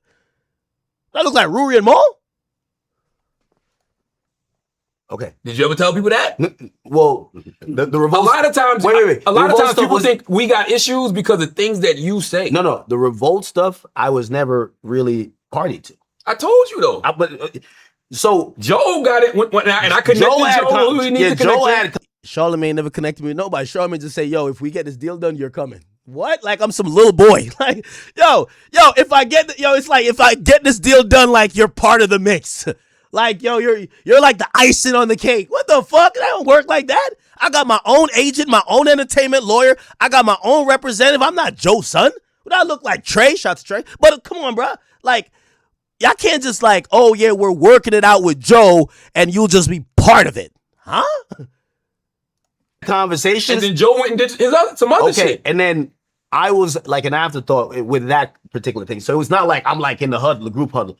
The point about the Everyday Struggle thing, okay, I'll give you that there is some context missing because you were like, yo, bro, I think you're getting disrespected on that show. It's true. However, Joe stood up and looked in your face and was yelling at you. Like, but also it was good theater. Like, and that's where I was trying to like balance it. Like I'm kind of new in the game. And like, I have so much love for that show because it needed to be that. It couldn't be, okay, you got your audience and now you're supposed to be looking like this Don Dada, like, yo, you're supposed to get tested. Now, obviously, with some respect, of course. Mm-hmm. But the only part of that conversation I said the part where you said, yo, Ak, you know how you do, nigga, when you go in, nigga, walk off on air if that shit happens. And that, like, I thought I don't remember saying that, though. Nah, you did. I remember saying, quit the show. I don't know if I said walk off on air. Trust me. I don't know if I really don't remember if I said that. Charlotte, during that time, I remember me and you definitely talked a bunch. I remember even with I remember talking to you about the Wale thing. What was the Wale thing? Wale was coming up to the show, and it was like a online moment that was preempting it, where he was just like, "Yo, a nigga like you can't call me corny." And I remember talking to you, and you basically was like, "Yo, Ak, if you the type of personality that I'm watching, I'm watching you become, you gotta say it this face. As soon as he comes in, you need to say, listen here, Wale." And I did that. I feel like you kind of slammed it a bit. Like I remember your comments, but it wasn't like I don't remember you calling Wale corny in his face. No, I said I made the comment. I made the comment because I was voicing what people were already saying about you online. Nah, you can't do that. You got to say, I think you corny. But like back in the day. Like back in the that's day. not what I said about him. Though. I said people think Wale's corny. That was the conversation at the time. Oh, I thought you called him corny. Okay. We call these rappers corny because like Wale, that's my guy. Yeah, Who's the Joe too? I'm not. Them not. Listen, that's another thing, and I hope for us to get from this conversation. After we have our conversation, I'm just gonna make the rounds. Not the rounds. You should. But like Joe, just really Joe, like because we don't. This shit is stupid. To me. When I sit back and I look at all of this shit that's been going on, I'm just like, George. Am I going to George? I don't give a fuck about George. That's your man. I don't have to deal with George. That's your guy. I don't give a fuck about that Vietnamese kid from Australia. That's why I think things went. George would never hear me mention his name if he hadn't started shooting at me. Hold on. All right. Okay, privately. So then I get it publicly, which I think. That's your fault, though. You did that. I wanted y'all to. But I called you privately. But I'm not gonna hold. You didn't have to make any of this public. None. Let me ask you a question. If I call you and I tell you something about Schultz, are you gonna tell him? You don't fuck with Schultz. If you gotta think like that, you don't fuck with Schultz. No, I had to think about what you said. Yeah, yo, 100%. The moment I fuck with a nigga and you call, like, again, I'm not saying it to throw you under the bus. But I didn't know you and that dude was close like that. That dude lives all the way in Australia. You know me and Schultz are close. So if I'm with somebody every week, talking to them every day, and you tell me something about them, of course I'm going to them. I didn't know you and George had that type of relationship. Yeah, you say it all the time. He's AI. He's this and that. I don't know. So I'm just thinking I'm giving you a heads up because these internet dudes done got pressed, and now they're saying, hey, Ak and Drake are the ones we get our marching orders from. Okay, can we get back to the slide at hand? Because I want you to read the article. No, you don't. I do. Can I read it now? Yes. All right. Hold on. Are we going to start with a reputable outlet, Wall Street Journal, first? Because I want you to read that and then tell me what got to do with me or got to do with even George. I didn't say the Wall Street Journal one. You keep quoting it. The reason I say it has something to do with you because you told me out of your own mouth that George is the king of the Clippers. And when you see these articles from the Wall Street Journal that says clipping isn't illegal though.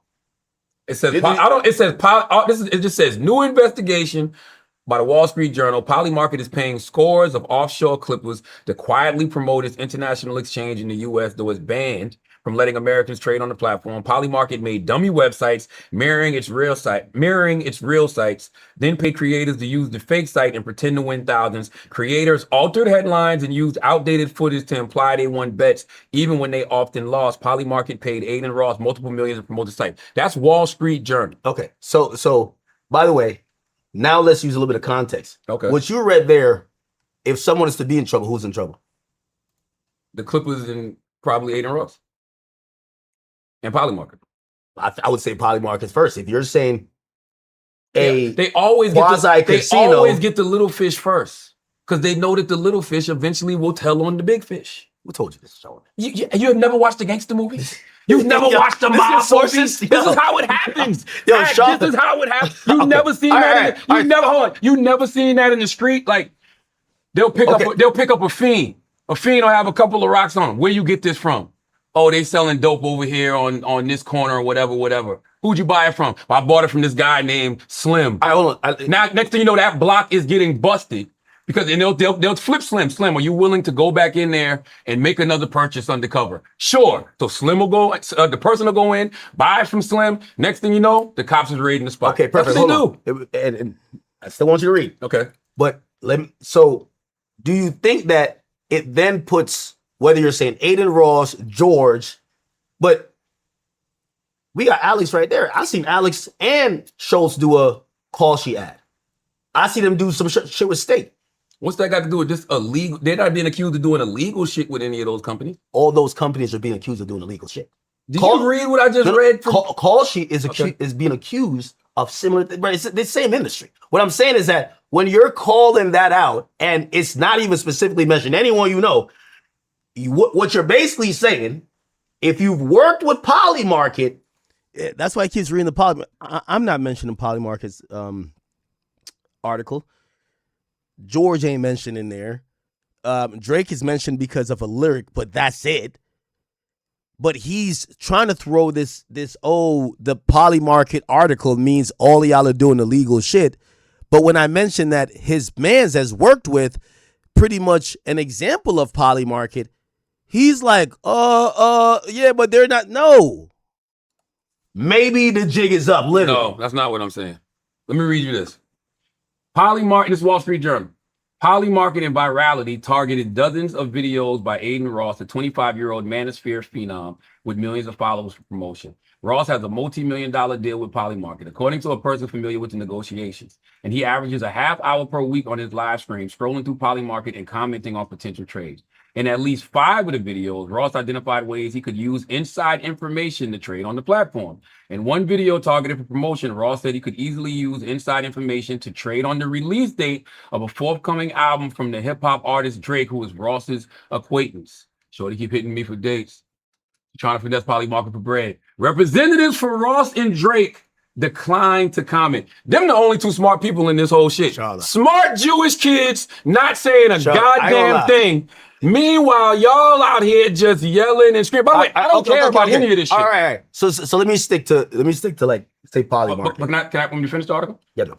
Internal materials show that Polymarket and virality promote videos showing how easy it is to conduct insider trades on the platform.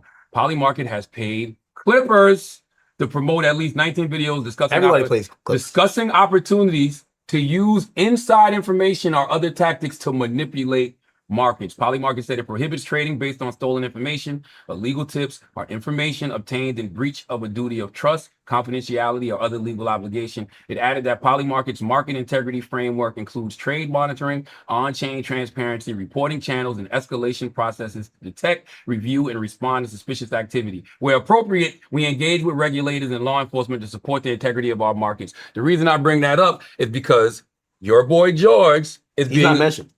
But they say he's the #1 clipper. And by the way, you told me that. You told me that. You're right. But he doesn't work with it's like saying, you told me. All right, this guy is the #1 basketball player, but then I tell you that the Knicks is in trouble, and you're like, well, isn't your friend the #1 basketball player? No, he doesn't work with the Knicks. There's certain shit I don't even want to say. Because I'm really not trying to get nobody in trouble. And it's stuff that you told me. But it's stuff that you told me. Charlamagne, you might as well be why am I? Tell me why you blown the whistle. Tell me why I'm too short, though. Yeah, you're too short. I'm too short because I called my guy Ak to give my Ak a heads up on all of this type of bullshit. I think you called me for a different reason. I think you called me. What you think I called you for? I think you called me because I'm going to be honest with you. I think everyone these days, media is at a point now where it's a battle of narratives. And I really think it started with the Kendrick and Drake thing, where everything is an ongoing narrative. So why would I call Ak privately? Give him a heads up on things. Because what I would think you would do with that information is get in front of whatever this is and shape your own narrative. No. To shut it down. Basically, How? I feel like there's a couple of entities. They've been giving Rock Nation belt to all of this shit came a week or 2 after I called you. All of these Wall Street Journal articles, none of them are mentioning the people who you're talking about. Can I read this particular article about George? Can I read this? Can I read this? Yeah, from what site? Just say the site one more time. InverseWire.com, which is a very reputable site. You're trying to convince the worldwide nigga that it's not. This is realnews.com. You're trying to convince the worldwide nigga that it's not. Who's the author of that? I'll tell you right now. The author of it is, his name is I think Dalton Jackson, senior systems and culture writer. Systems, media, incentives, and the architecture underneath modern culture. That's who wrote this article. Sounds like a lot of word salad for. This is my own independent blog. It's a Substack. Go ahead. I'm going to read this, and we can move on from this, honestly. But I'm going to read you this. I just want to know what you think about this. Yeah, go ahead. Here's where the loop closes on itself and gets genuinely strange. The lawsuits allege those rigged casino winnings weren't only for show. They were a laundering rail. Money allegedly moved through State's encrypted tipping feature, described in the complaints as a wholly encrypted and substantially unregulated tool, perfect for pushing untraceable crypto to people you'd rather not be caught paying. And who got paid? Spot operators. The suits claim the proceeds financed streaming farms that pumped out millions of fake plays of Drake's catalog, bending Spotify's algorithm, faking a culture-wide consensus, manufacturing the very stardom that made the casino deal valuable in the first place. A rigged casino generates fake wins. The fake wins fund fake screams. The fake screams manufacture real fame. The real fame sells the casino. A perfect circle that never once touches reality. Which brings us finally to the man behind the curtain, who you genuinely cannot make this up, goes by Grand Wizard. George Wynn, an Australian named as a defendant, allegedly runs the Akademiks TV account and operates in chat under that handle. The filings cast him as the operational hinge, the guy who converts the state crypto to cash, liaisons with the bot vendors, and coordinates narratives. The paid clips. You see how he'll put out the allegation? So, he converts paid things to clips or whatever. But if I ask him for the proof, no proof. But he's asking me for proof for everything with Roc Nation, huh? An Australian named as a defendant allegedly runs the Akademiks TV account and operates in chat under that handle. The filings cast him as the operational hinge, the guy who converts the state crypto to cash, liaisons with the bot vendors, and coordinates narratives. The paid clips, the manufactured praise, the slander of rival artists, the synthetic chat hype that makes a stage moment feel organic. And per the leaked chat logs, the complaints lean on, the wizard wasn't freelancing. He was allegedly taking his marching orders straight from Drake and DJ Akademiks. The hype man for the hype was himself a hire. Okay, can I respond to that? Please. Okay. Now, this is why I said you're doing a media sleight of hand. I'm just reading what they wrote. This is none of my words. I'm not even saying I believe this shit. Wait. No. So we're going to have a conversation. Okay. The Wall Street Journal article you read, they actually did some investigative research. What this guy basically is reading that you keep quoting, he's taken 3 to 4 lawsuits. 6, according to the article. Whatever. Okay, 6. And he's just putting that in paragraphs. What's wrong with, you should read. What's wrong with reading? Charlotte, because that's like putting the Epstein list in a paragraph and saying, according to the reports, Jay-Z fucked these kids. You know what I'm saying? So I'm trying to say, like, bro, the dude just paraphrased a lawsuit that we already said is bullshit. Not because he put it in an article means it's something better. Everybody took every allegation against you that was a civil lawsuit and then wrote your profile. That's and what said, they do. According to Charlamagne, this is how he acts. He does this. You'd be like, listen, are we going to add some context to it? So if we want to go through it, because that sounds like a decently, might be ChatGPT. That guy doesn't look like he's doing too much investigation. Could you stop? No, I'm serious. This guy is I don't even know him. You didn't even see him. Hold on. Wait, because he hasn't done any research beyond those things. And no, you got to read this whole article. Hold on. This is a good article. I did read it. Okay. But everything he's alleging, like... So when you read it, when you read these articles, how come you don't take that to your screen? No. And have these because conversations with your audience? All right, so I'm having it with you. Okay. I'll tell you I was bullshit. Okay. And I want to ask you what you believe. And don't do I don't know what to believe. Do you believe, right? Let me give you something on clipping. Clipping is the most normal and it's the most effective way to promote anything these days. I'm telling you these things as facts. Yeah. Epic Records just dropped the budget over $100,000 in the last 3 days because Future dropped it. That's a clipping campaign. This is how you need to post Future. This is whatever. We want to make this big. Don't mention this. Don't mention that. Goes to Clippers. I have access to, I know the biggest Clippers. That's not money to me, but I know about it. The labels are doing it. So the labels put money in Clippers' hands. What that got to do with this illegal shit that they're being accused of, though? Because, I'm with you on the Clipper No. Because there's nothing illegal about clipping. No. But if you're paying Clippers to do illegal shit, then it can become illegal. Okay. And what I'm trying to tell you is that if I'm telling you this, I'm pulling back the curtain. I'm telling you labels would just pay a Clipper. Why the fuck would the biggest artist in the world, Drake, need illegal gambling or online gambling and George to buy the streams? Does that make sense, Charlamagne? Come on, my bro. It's yes or no, bro. Come on. Listen, I literally said... I'm telling you what's happening with Future. If you listen to Brilliant Idiots, I said this. I said, I'm going to even shoot Drake some bail. I said, sometimes you can be involved with people and not know exactly what they got going on. You can be using these clippers to push your narratives. You could be using these clippers to promote your songs, but these clippers might also be involved in some other shit. No, I'm not. No. Sean, what I'm saying to you, everything you're reading that this guy is writing that came from these civil suits, I want to address it. It is false. Like, do you think? So you're asking? Do I think Drake would be doing this? Drake is not doing it. Okay. Republic Records, which is his label, ain't doing it. That's a lie. Republic Records is botting Drake's music through Stake because that's what it alleges. I don't know. I'm saying, you said it was a good article. When it comes to using the clippers to push now, you don't want to talk about the article no more because the article is based off the lawsuits. I'm telling you, the lawsuits bullshit. The lawsuits claim, they're laundering money through Stake.com to purchase fake streams for Drake. Okay, so let's talk about it. Do you believe that, or you're an idiot? He knows. He's intellectually dishonest, but he can't be that intellect because that just sounds stupid. So I'm asking him because he says it's a great article. How is it a great article when all they did was regurgitate and act like it's facts, allegations in a bullshit lawsuit? Narratives. Okay. And make yourself look larger than life. Okay, so we're going off the article that you say your man Dalton did, right? And I'm saying that he mentioned a bunch of different things Clippers are doing, not just the live streaming. But let's talk about the illegal ones because I just mentioned legal ones. The future shit's legal. Okay.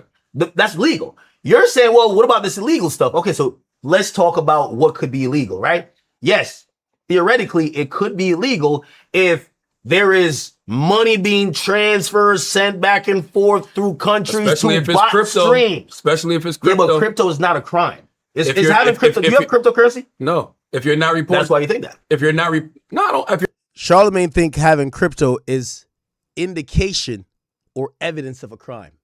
Why he doesn't have crypto? Like Charlamagne kind of like I hate you know when I say this they're gonna be like you're getting older too. Charlamagne's just old, my nigga. Charlamagne, Jay-Z, you could tell by their tactics. They're just old, bro. And it's not about really even age. It's just like, bro, they're amazed by Clippers. That means they're not up with the times. He's talking about cryptocurrency like it's the indication of a crime. Like people don't just use crypto just for being an investment vehicle. This guy literally is associating things that he just doesn't know because he's just old. And let me stop using old, just out of touch. Because you could be 70 years old and be up with the times. Oh, Clippers? What's that? Oh, that sounds like money laundering. Huh? What are you talking about? Future just did clipping for his album. Oh, crypto? Oh, they must be trying to hide something. Why aren't they using cash? Bro, are you fucking kidding me? This is how Jay-Z, Rock Nation, Desiree Perez, and Charlamagne the God think. They're just old. I'm sorry to say. if you're not reporting it, And let me just stop saying old. They're out of touch. They come across like dinosaurs. You get what I'm saying? They come across like dinosaurs, not up with the times. I pray to God I never get to be that. Even when I'm 70, I want to be up on what the 25-year-old new meta, like the 25-year-old who's doing the new meta, is like, no, it's not clipping now. We do this other thing. I want to be able to understand it without just being ignorant of it and think that I could just like get it away from everything by calling it criminal. Because that's what they're doing. in Australia. How would you If know you're doing it, if you're doing it through tipping features, how would you know he's reporting or not? oh, but the people investigating them probably do. Did Dalton make? I have no idea. Surely you say you've read these things. Did you see the other article in the Age? You see, as soon as you start asking questions, I have no idea. How are you so passionate about something you got no idea about? How? Everything I showed up to talk about, I wasn't going to hit him with the, oh, no, there's a lawsuit. I can't. No, nigga, I'll talk about every allegation. What's up? .com, Australia. With the ones that said they put the investigators on them. The one that said. With no new info.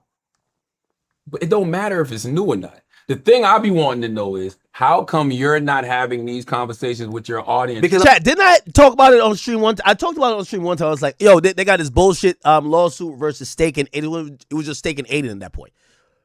And I was just like, look, they really think niggas is botting streams through Steak. Steak doesn't deal with music.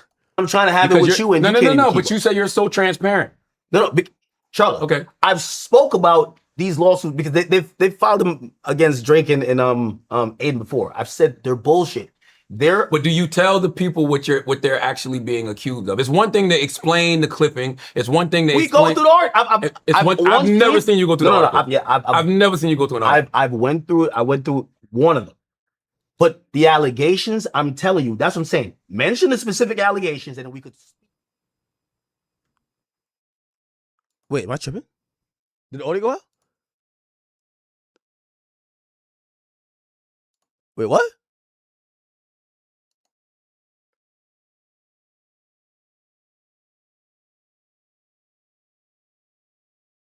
Wait, what the fuck? Did the audio go out?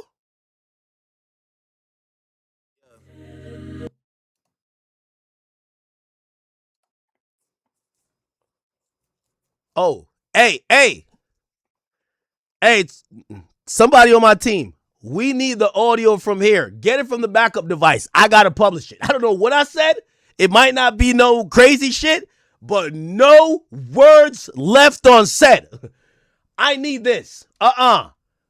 We went to the studio in New York. I traveled. It took me 2.5 hours in traffic to get there. This was this expensive studio in the sky. They said this is some new shit. They had 5 mics. We only had 1 mic. I put a mic on here under my shirt because my man was recording.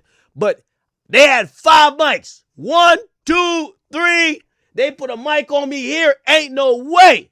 There should be no dropout in audio. Y'all got backup audios on backup audios. Plus, Charlamagne got the Rock Nation listening device right here. You don't see he keep pointing at the paper plane? Right here. Oh, hell no. Nah. Are you serious?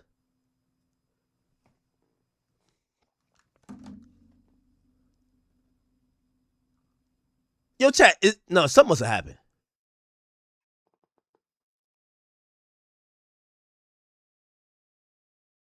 Wait. What's going on?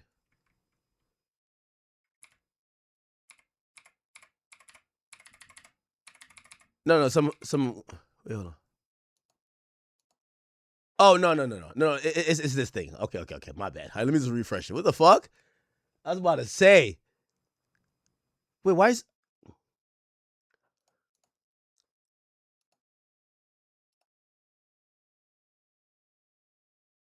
Wait, is it my thing? Yo, bro, what is going on? Yo, how come I never have these type of problems? No, I think it's me, chat. Hold on. I think it's me. But y'all just heard me play the Drake thing and it worked. Has you in a deposition? Wait. Purge yourself. So why would you ever do that without a lawyer? But even then, everything is interconnected, though, right? And even then, that's what I'm saying. If we talk about evened out the conversation, sure, I'm saying that they don't get belt to ass. Oh, my bad. Okay. That was me, chat. That was me. False alarm. We already lost connection, then we lost audio. I'm like, yo. To support the integrity of our markets. The reason I bring that up is because your boy George is in negotiations, and he averages a half hour per week on. Here we go. I'm gonna try to find because what I would think you would do with that information is marching orders straight from Drake. I know about it. The labels are doing it. So the labels put money in Clippers. My bad. What that got to do with this illegal shit that they're being accused of, though? Because, I'm with you on the Clippers. No. Because there's nothing illegal about clipping. No. But if you're paying Clippers to do illegal shit, then it can become illegal. Okay. And what I'm trying to tell you is that if I'm telling you this, I'm pulling back the curtain.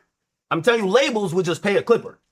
Why the fuck would the biggest artist in the world, Drake, need illegal gambling or online gambling and George to buy the streams? Does that make sense, Charlamagne? Come on, my bro. It's yes or no, bro. Come on. Listen, I literally said this. I'm telling you what's happening with Future. Listen, if you listen to Brilliant, I said this. I said, I'm going to even shoot Drake some bail. I said, sometimes you can be involved with people and not know exactly what they got going on. You can be using these Clippers. Yo, chat, once again, once again, I want to show y'all this media sleight of hand shit. I'm never going to ever stop. I'm going to continue to apply belt to ass. Listen, I don't care how this go. Whenever I'm not in this shit no more, just always remember, listen, Ak wasn't perfect. I disagree with him at times, but that nigga gave us everything and he just gave us the truth. I'm going to go back because I just got some info right now. Shout out to Grant. Shout out to my niggas in the chat. Shout out to the chat. Can I read this? Can I read this? Yeah, from what site? Just say the site one more time. Inversewire.com, which is a very reputable site. You're trying to convince the worldwide nigga that it's not. This is realnews.com. You hear Charlamagne? You see this? What I'm saying? Yo, Charlotte plays them dirty tactics. Oh, by the way, he had a printout too. He had a printout on the side of him. I gotta read this from Inverse Wire. I said, nah, just read the shit from Wall Street Journal. The Wall Street Journal shit don't mention me, don't mention George, don't mention nothing about what we talking about. And the Wall Street Journal shit mentions Polymarket and don't mention nothing about streams and mentions Drake. It only says Drake shouted them out. That's it. Hear what Charlotte says to me, right? Listen again. I really think it started with the Kendrick and Drake thing. Listen. Privately. Give Listen them a to heads this. up on things. Because what I would think you would do with that information is get in front of whatever this is. Listen, a couple of entities. All They've been giving Rock Nation. Here we go. Remember, listen. All of this shit came a week or two after I called you. All of these Wall Street Journal articles, none of them are mentioning the people who you're talking about. Can I read this particular article about George? Can I read this? Where are you gonna read it from? Can I read this? Yeah, from what site? Just say the site one more time. InverseWire.com, which is a very reputable site. You're trying to convince the worldwide nigga that it's not. This is realnews.com. You're trying to convince the worldwide nigga. Okay, chat. I'm gonna show y'all something right here, and this you're gonna realize this whole media shit is fake. Remember I told you go to this website InverseWire.com. I said it's kind of odd that this article is up here from like 4 weeks ago. It's still at the top.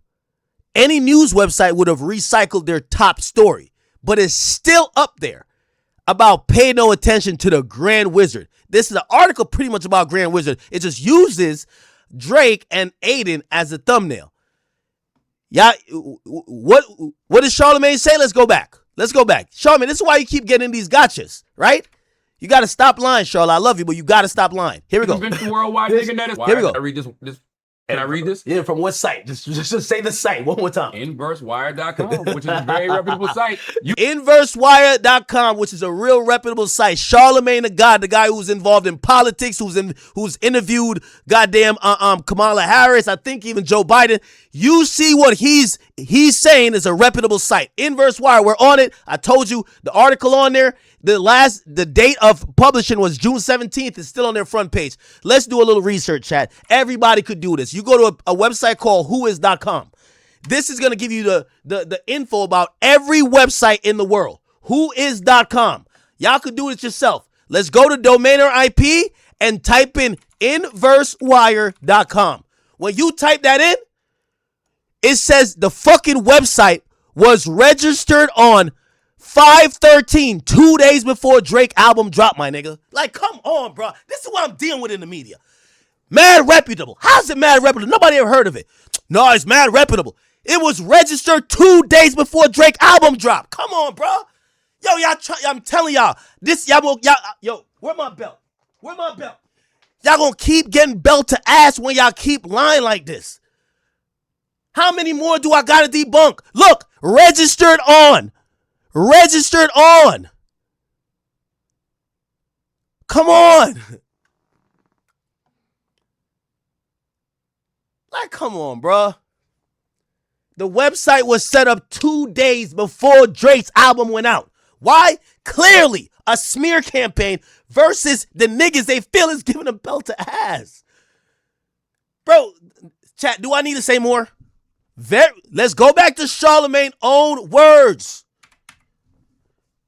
Let's go back. Every time I keep exposing them. Yo, Rock Nation, Jay-Z, and your stupid ass employees. Y'all can't do nothing with me. You hire a bunch of illiterate motherfuckers. And as soon as y'all try to get over this dumb shit, nigga, I expose y'all again. Stop it. How do you get caught in this very reputable website? Nigga was established 2 days before Drake's album. Nigga, what are you talking about? I called you. Can I read this particular article about George? Can I read this? Can I read this? Yeah, from what site? Just say the site one more time. InverseWire.com, which is a very reputable site. You're trying to convince the worldwide nigga that it's not. This is realnews.com. You're trying to convince the worldwide nigga that it's not. Who's the author of that one? I'll tell you right now. The author of it is, his name is Dalton Jackson, Senior Systems and Culture Writer. Systems, Media, Incentives, and the Architecture Underneath Modern Culture. That's who wrote this article. Sounds like a lot of word salad for. This is my own independent blog. It's a Substack. Go ahead. I'm gonna read this, and I called it out on the spot, nigga. Yo, shout out to my nigga in the chat who just put us up on game. I'll tell you where I just got that exposure from. Somebody in the chat just said, we just checked the site. Yo, this shit was just registered 2 days before Iceman came out. Iceman came out on 5/15.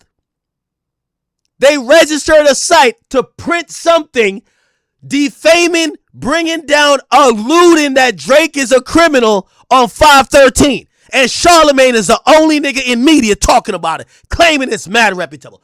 What are we talking about? But according to them, there is nobody who's an opponent. Come on, bruh. What are we talking about? Chat. This is like the 6ix9ine interview. Can I put my glasses back on? Can I put... Yo, come on, chat. Chat. You see what I'm dealing with in hip-hop media. By the way, you know what's funny? We're at the point in the interview, he's about to say, I'm crazy. Charlamagne's about to say, Ak, yo, you sound manic right now. While he just told me he's reading from a reputable website that got literally established 2 days before Drake's album came out. Like, come on, bro. Jackson, senior systems and culture writer. Systems, media, incentives, and he's reading down this nigga's like fucking thing. All right. Chat, this shit is crazy. Let's click on the article, right? We'll click on the article. We click on the article. This is Dalton. Oh, come on, bro.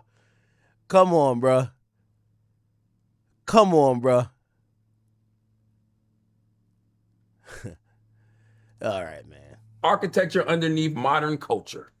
That's who wrote this article. Sounds like a lot of word salad for. All right, this is my own independent blog. It's a Substack. Go ahead. I'm going to read this, and we can move on from this, honestly. But I'm going to read you this. I just want to know what you think about this. Okay, go ahead. By the way, chat. Here's where the loop closes on itself and gets genuinely strange. The lawsuits allege those rigged casino winnings weren't only for show. They were a laundering rail. Money allegedly moved. Chat, you go to the website. I think Dalton wrote every article. I think every article he wrote. June 23rd, LeBron farewell. Let's see who wrote it. Okay, there's another person. There's a Jay-Z article. I got to see who wrote it. By the way, I'm doing this in real time, so there's no Jay-Z reasonable doubt. Okay, there's actually another guy in there. But ain't it ironic it only pops up 2 days before? Who's this guy? This guy who writes an article bigging up Jay-Z, Jay-Z reasonable doubt, hits 30 and hip hop still taking notes. Let's click on him. You click on him, his last article is Drake aged himself down. Interesting. So ironically, this is a website that is shitting on Drake, bigging up Jay. Interesting. His tagline is tracking internet culture before it hits mainstream. Let's go to this Dalton nigga now. Which, by the way, again, it's weird that this is the same. It's still on the front page. Let's go click on this nigga. Systems, media, incentives, and architecture underneath modern culture. This guy right here. Nigga, it even looks like an AI picture, bro. Like, yo, nigga, this even looks AI, my nigga. This shit look like an AI. It looks AI. Bro, it looks AI.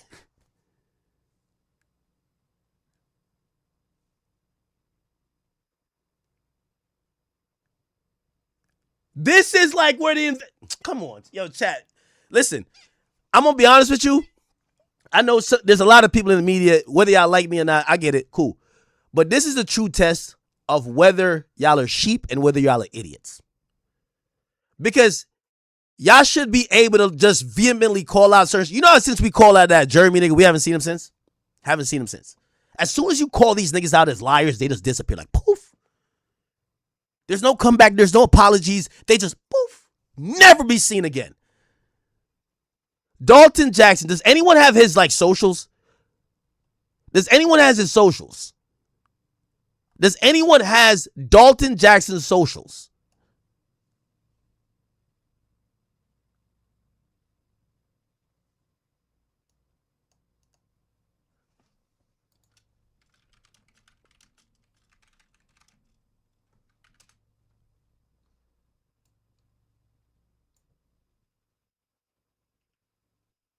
I'm looking for a LinkedIn. I don't see it. I look for a LinkedIn. Dalton Jackson, Inverse Wire, LinkedIn. 60 plus Dalton Jackson profiles. None of them go back to that.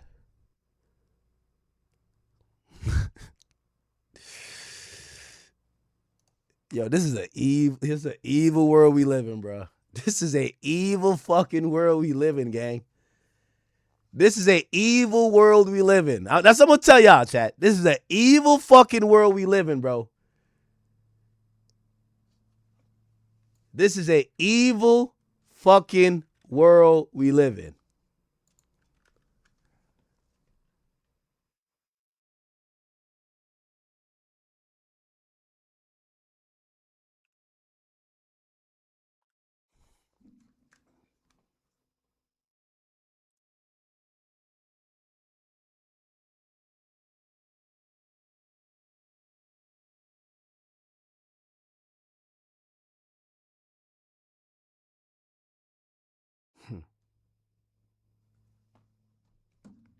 If you go back on the Who Is page, you can't find the person who actually registered it.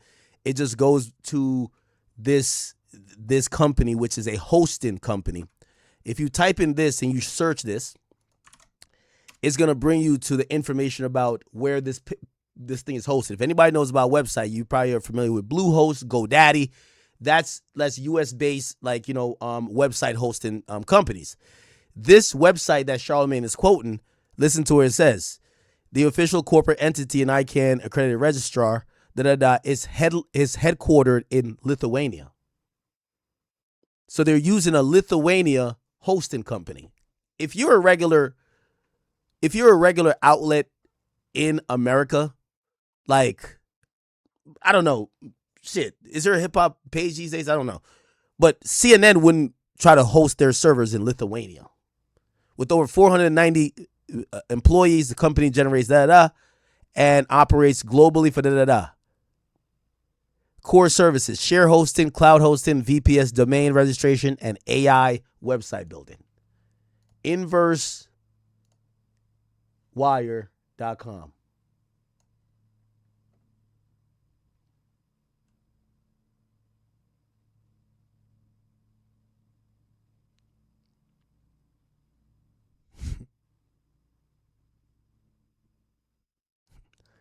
The shit was registered 2 days before Drake's album dropped. Y'all got it. Through Stake's encrypted tipping feature, described in the complaints as a wholly encrypted and substantially unregulated tool, perfect for pushing untraceable crypto to people you'd rather not be caught paying. And who got paid? Bot operators. The suits claim the proceeds financed streaming farms that pumped out millions of fake plays of Drake's catalog, bending Spotify's algorithm, faking a culture-wide consensus, manufacturing the very stardom that made the casino deal valuable in the first place. A rigged casino generates fake wins. The fake wins fund fake screams. The fake screams manufacture real fame. The real fame sells the casino. A perfect circle that never once touches reality. Which brings us finally to the man behind the curtain, who you genuinely cannot make this up, goes by Grand Wizard. George Wynn, an Australian named as a defendant, allegedly runs the Akademiks TV account and operates in chat under that handle. The filings cast him as the operational hinge, the guy who converts the state crypto to cash, liaisons with the bot vendors, and coordinates narratives. The paid clips, the manufactured praise, the slander of rival artists, the synthetic chat hype that makes a stage moment feel organic. And per the leaked chat logs, the complaints lean on, the wizard wasn't freelancing. He was allegedly taking his marching orders straight from Drake and DJ Akademiks. The hype man for the hype was himself a hire. Okay, can I respond? Chat, I'm starting to think. I'm legit starting to think that's a AI built website that was meant to be a hit piece on Drake. That was this is how, they think like clipping is bots. Like, that's one of the first things. It's like, oh, clipping is not bots. Those are real people. Actually, in any clipping campaign, they're going to tell you, if you bot anything, you're banned. You're getting out of here. You're not getting paid.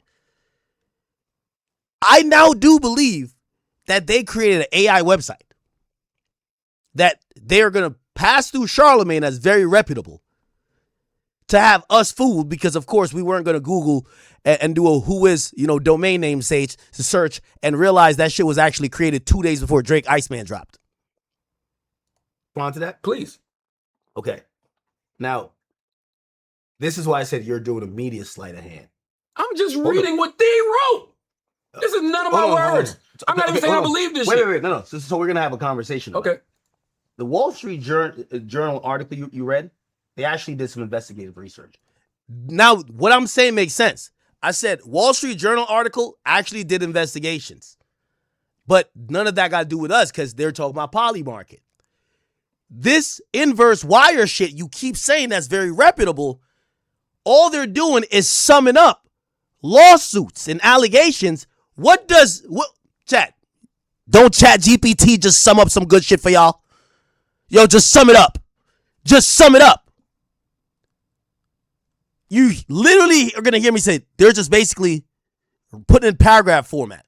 What this guy basically is reading that you keep quoting, he's taken 3 to 4 lawsuits. 6, according to the article. Whatever. Okay, 6.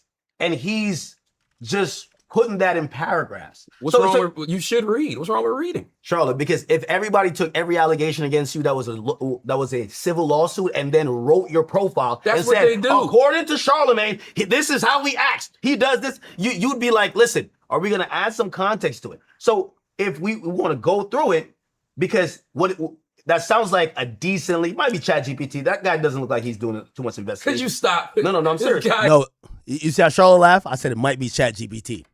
Look, nigga, I called it in the moment, nigga. To it. So if we want to go through it, because that sounds like a decently, might be Chat GPT. That guy doesn't look like he's doing too much investigation. Could you stop? No, I'm serious. See? I don't even know him. You didn't even see him. Hold on. Wait, because he hasn't done any research beyond those things. And no, you got to read this whole article. Hold on. This is a good article. I have. Okay. But everything he's alleging, like when you read it, when you read these articles, how come you don't take that to your screen? No. And have these because conversations with your audience? All right, so I'm having it with you. Okay. I'll tell you I was bullshit. Okay. And I want to ask you what you believe. And don't do I don't know what to believe. Do you believe, right? Let me give you something on clipping. Clipping is the most normal and it's the most effective way to promote anything these days. I'm telling you these things as facts. Yeah. Epic Records just dropped the budget over $100,000 in the last 3 days because Future dropped it. That's a clipping campaign.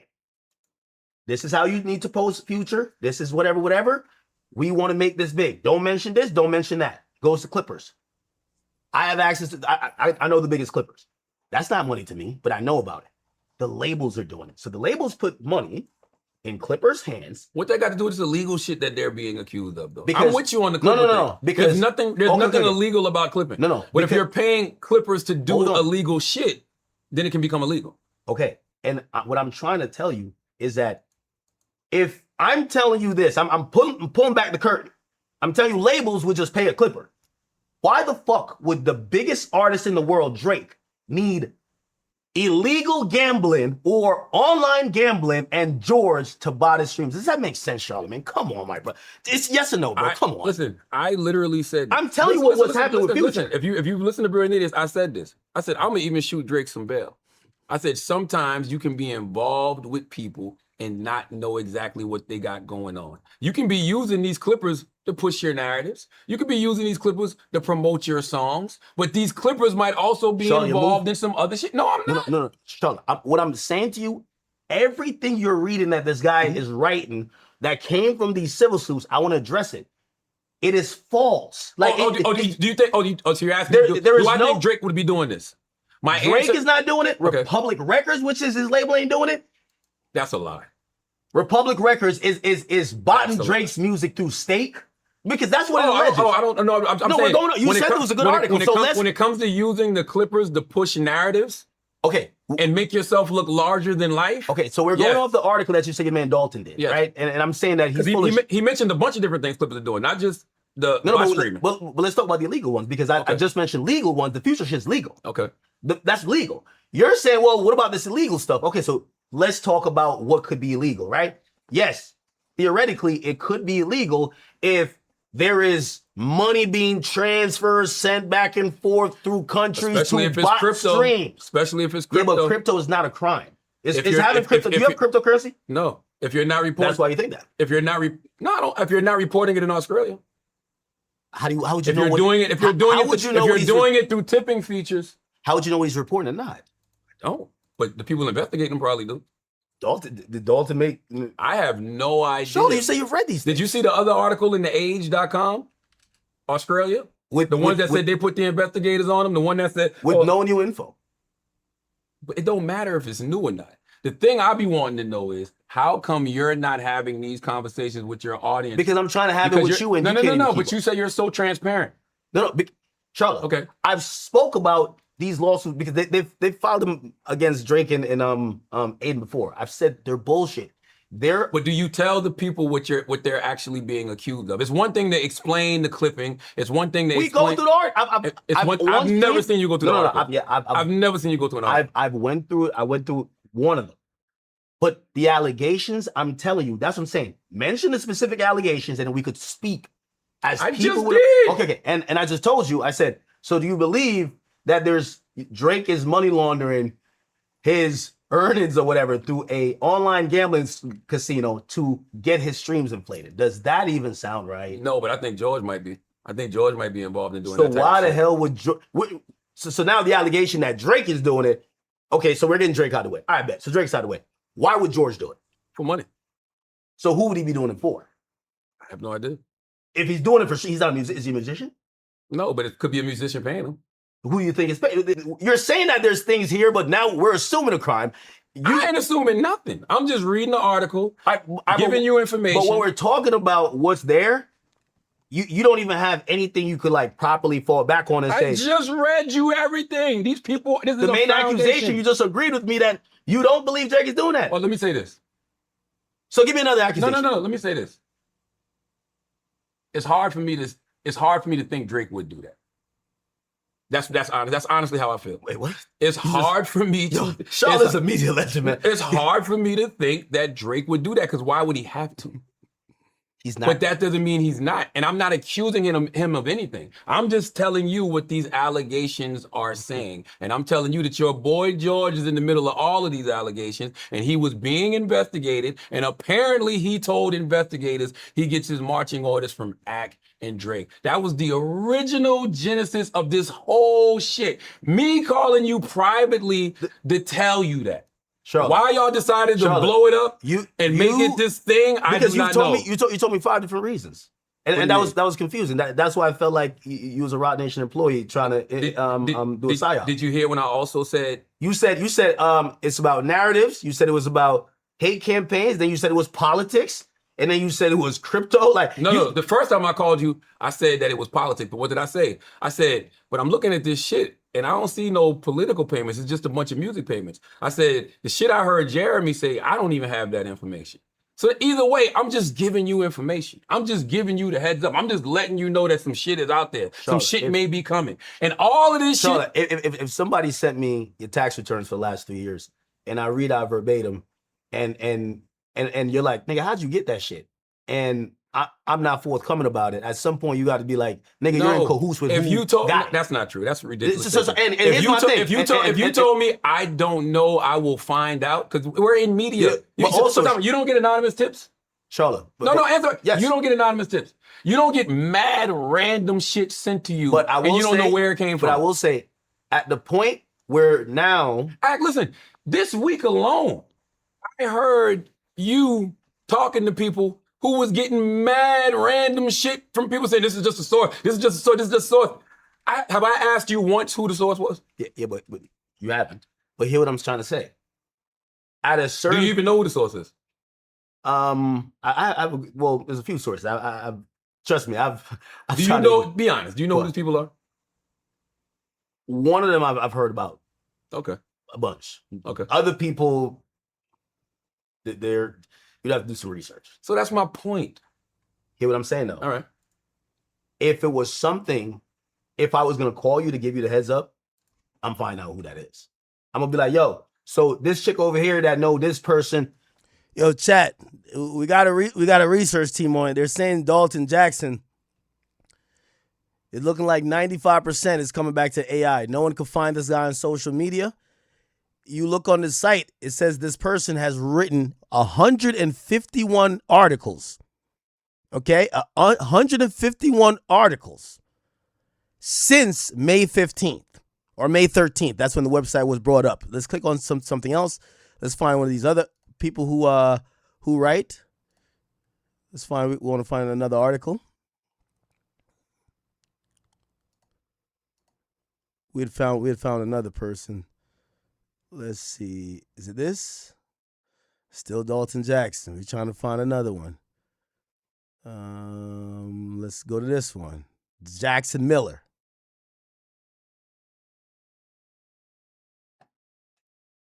I'm gonna take a break, bro. This shit is AI, bro. Rock Nation got an AI. Look, the last thing by Jackson. Look at Jackson Miller. Let's just look at Jackson Miller for a second, and then just remember what Charlamagne said. Let me just have y'all look at Jackson Miller for a second, okay? I'm just gonna get some water real quick.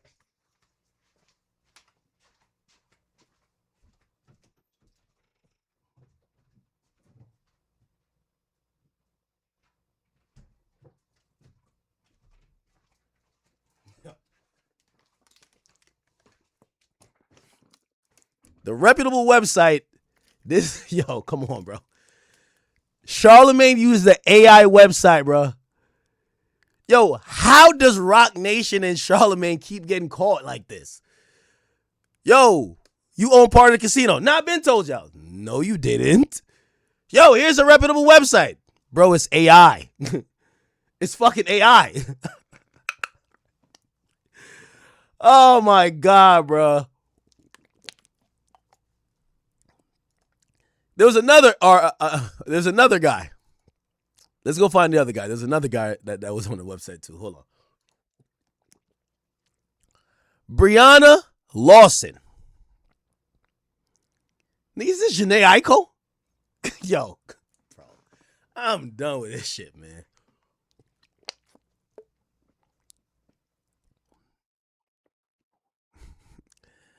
Yo, this shit is some shit, man. This is some shit. Claudia Martinez. Really? Okay. Matt Clement. We can't even click on him. It just goes to Inverse Sports. Oh, you want to see Matt Clement? This is Matt Clement right here.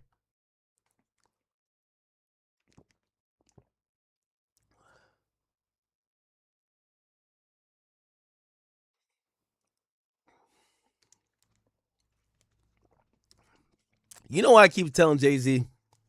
Yo, Jay, I'm going to offer an olive branch to you. The motherfuckers you have being your mouthpieces, pause, they're so bad at their jobs. That's what I was saying. When Wayno slipped up, I was like, yo, Wayno, I think you read the part that they told you not to read. Like, yo, what's up with you? Yo, Rock Nation has like the worst hires of PR. They're using blatant AI. They're reading the quiet part out loud. They get exposed every single time. This shit look like a GTA photo, bro.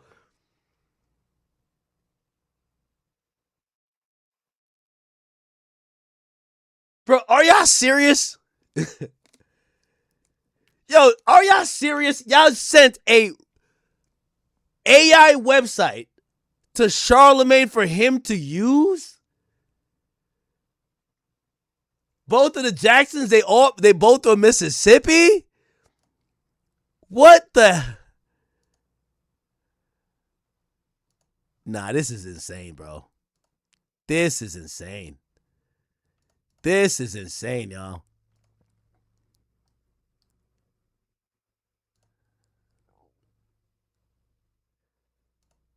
Dalton Jackson. Yo, Charlamagne, you're good, bro. Charlamagne is fucking good.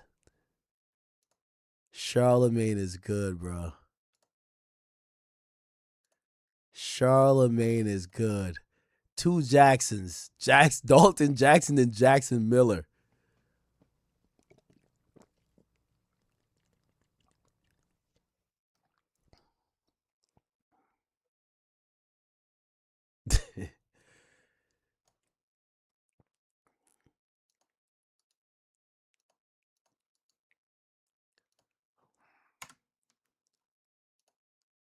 No, that's insane. That is insane.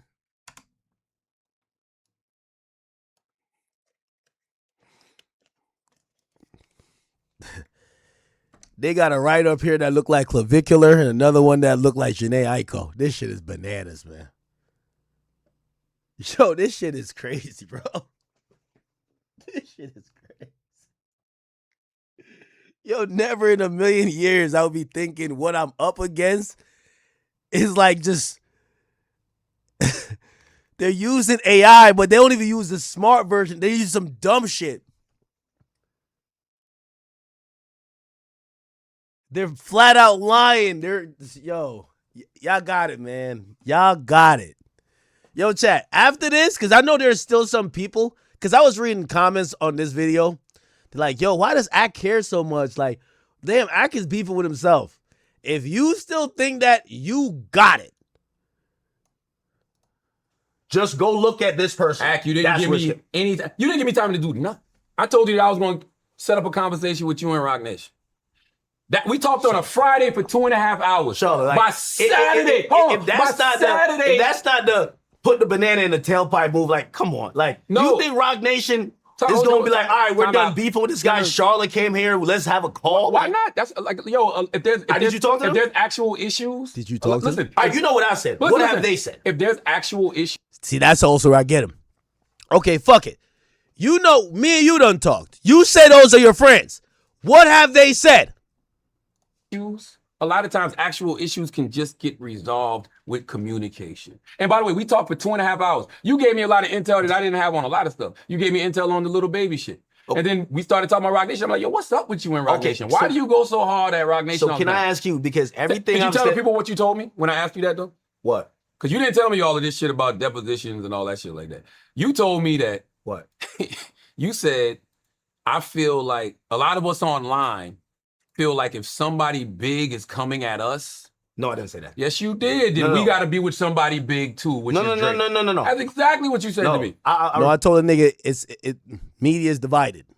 I said, yo, the same people who don't like Nicki, don't like Drake, don't like me, don't like Tory. It's one of the reasons, you know, me and Nicki don't really get along like that. But we happen to be in the same boat where, like, whatever, like, I'm pretty sure Nicki want to get online and be like, Ak is a bitch ass nigga. I might get online and be like, yo, shut the fuck up. You always hating on somebody. I'm pretty sure that's me and Nicki if we would ever, like, get into it back and forth. The worst shit she's ever said to me is, yo, I'm going to get my husband to fuck you up. That's it. All of our mutual ops are operating beyond where you can see them. And trust me, they've already got a few people on this side locked up. That's what I tell Charlamagne later. I think they will get somebody killed. Put it like this. Me and Nicki got an op so big that me and her problem is not even like that big no more. It's true. It's honestly true. And it's not like me and Nicki friends. It's just that, yo, this one op right here, we gotta both squabble. Yo, it's one of those things where I'm looking at the barbers. I'm like, I don't really fuck with y'all. No, y'all don't fuck with me. But we gonna get back to beefing after we get this motherfucker over here. You gotta team. I ain't gonna lie to you. You gotta team up a bit for Rock Nation. Repeat what I said. Okay. I said, these days, what online is, because now everything they try to throw me into, they throw Drake into like we're teammates, right? Drake's my man. He gave me a chain like that's my man. But you know, I was just a big fan of his. I supported him doing some really tough moments in his career. That's why I got to change. Okay, we're talking about same over here. Okay. I've never liked Drake's music. You know that. All right, bet. So who could pay me to hate Drake? We never said that. What I'm saying is that now the internet is breaking where there's teams. And I think that's silly. Well, it's not about if it's silly or not. Is it happening? These days, you're realizing the people who are super pro Jay-Z, they're usually shitting on Drake. The people who are usually pro Drake, they don't give a fuck about whether it's Kendrick or... But shouldn't we be better as media personalities? Why do we fuel that? Like, we should know that, hey, you can have your opinion about an artist. I can have my opinion about an artist. That don't mean the fan bases got to hate each other. That's some Republican Democrat shit. Yeah, but all this, I told you, it started with Kendrick and Drake. That's hip-hop dumb, is though. never... You help fuel that too. How I help fuel that? You help fuel that divide because keep in mind the first time George was mentioned, they pulled up on me at a concert. Because instead of just letting Drake get belt to ass, right? You think I'm gonna let my man get jumped? I know that's crazy. By the way, thank you, yo. Make sure you clip this, Grand. Clip this. This is what not only Jay-Z and Rock Nation think. This is what Charlamagne think because he's saying it. But this is what Kendrick's team also think. They wanted me to get out the way that they could done Drake completely. That's what their beef is with me. They're like, yo, bro, we had him down. You know, it's one of them ones where they're beating the nigga's ass, and then his one friend ain't even that tough, but he come help out, and the nigga got a chance to get back on his feet, and he's like, oh shit, you with me? All right, let's fight these niggas. They're blaming me for actually not just backing up and saying, fuck Drake. That's what they're blaming me for. Trust me. That's why they mad at me, nigga. They actually, when that nigga Dave Free was saying to me, he basically was saying, yo, Ak, why you just don't let us do it to this nigga? Like, why you keep trying to defend him? That's why half the industry mad at me. Because keep in mind, the first time George was mentioned, they pulled up on me at a concert. Because instead of just letting Drake get belt to ass, right? You think I'm gonna let my man get jumped? I know that's crazy. Y'all were trying to let him get. But instead of just let the there was rappers a lot of coward niggas in media. Too. But let the rappers rap. Like, listen. No, it was bigger than that. Okay. Because a lot of people at that point, like, I know that feeling when niggas think you done and niggas feel like it's okay to kick it back in. And okay, Drake, we get it with the battle, right? Drake and Kendrick. But I seen media personalities gloat. Maybe they wanted an interview, or maybe they were promised an interview. And that was the moment they're like, all right, fine, we got him. So they picked that's life. Okay, no, it's cool. So all right. So he's basically saying, why did not let Drake just get finished? Yo, you see how niggas is. So what? So what if niggas just switched up? So what if they just wanted Drake to be finished? Why do you have to try to help him? Like, what? Yo, you see what I'm dealing with? All right, so cool. So they picked their side. What I'm saying is that not because my man bleeding out, I'm gonna be like, all right, I'm gonna just be on y'all side now. No, we fight till the end. You don't have to be on no side. You still a Drake fan. Objectively, you could say, yo, Drake lost the rap battle. It don't matter. Drake gonna still be Drake. That's what I said. The entire media was kicking his back, and what I said is he got beat. If somebody walked in here right now, if two guys walked in here and jumped on me and you, and we got our ass kicked, the internet would be gloating. They'd be like, finally, somebody fucked up DJ Akademiks, somebody fucked up Charlamagne the God. That's the way the game goes. It was more than just about the rap battle. The narratives too. It's what one of the narratives? It's the reason why you even suing. Like I didn't like that. Because the reality is, it's a rap battle. They both said foul shit about each other. They both said defile. But let me ask you a question. This is when I think people start realizing how powerful the media is, right? Did any of those narratives that came from the battle? Because I think people like you would want the audience to believe that Drake legit just took 2 years before this Iceman situation that he's just back number one again, just because. A rap battle. No, there was narratives. That's another false narrative. There was narratives that spawned. He didn't take no time off. No, hold on. No, it's not about time off. Okay. What I'm saying is that I'll try to explain a little bit clearer here, quicker. Drake went through 2 years of bad press. 99% of media niggas jumped off the bandwagon. They stopped giving him the benefit of doubt. They all said that he had to go away, go drink some ayahuasca. Yo, it's over for him. They wrote him off. They shitted on everything he was doing. Every time he tried to tease a record, yo, bro, he need to just go find himself. Yo, he need to take a break. Bro, he needs to go. When the media is putting that type of tint on your career, you can't win. You can't. I was the only nigga on that side to say, fuck it. All of these niggas added up. I could balance it out. I tried to balance out me versus 1,000 media niggas to balance it out where, like, I'm not saying everybody got to love Drake, but y'all not even giving the nigga a chance. Now, after 2 years, the narrative went all the way back where they're like, yo, bro, shit is whack now. We want Drake. So the narrative is, fuck that, like, hating shit or whatever. People want Drake. Now Drake drops Iceman. So you're going to hear me make the point. If Iceman was dropped 2 months after that battle, everybody and their mama will call it trash. That's how much perception and likability matters. So 2 years of him going through bad PR, it's only now when he had to kind of like, well, I'm not saying he did this, but I understand the mentality of wait until the right. That's why I kept saying stall him out. I said more and more people are liking you the longer they have to wait.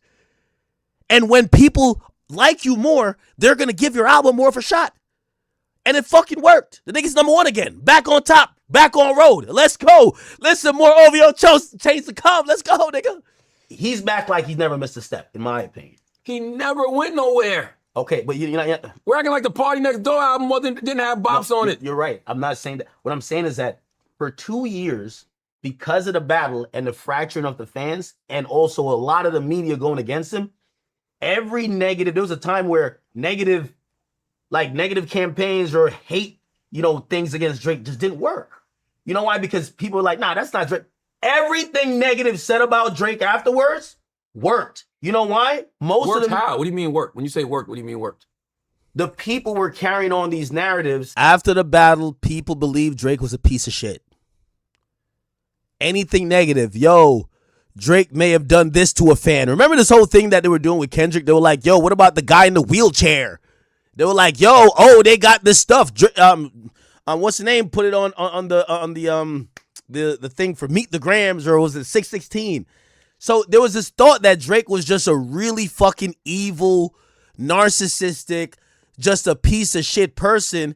And any allegation that was coming out, the only thing that didn't come out, there was no real girl that came out to say he did nothing, but there was mad just like talking down on his character because it was at a time it was believable. Kendrick just sized him up and said, this guy not cultural. This guy ain't us. And everybody at that point, you had Joe would be like, man, fuck Drake, man. Don't talk to me now when Joe thought he was done to a certain extent. That was a thing. Like everybody has selective amnesia now that Iceman is kicking y'all ass. And this is why that's why I said I properly take my credit, and y'all gonna see that chain a lot more. You know why?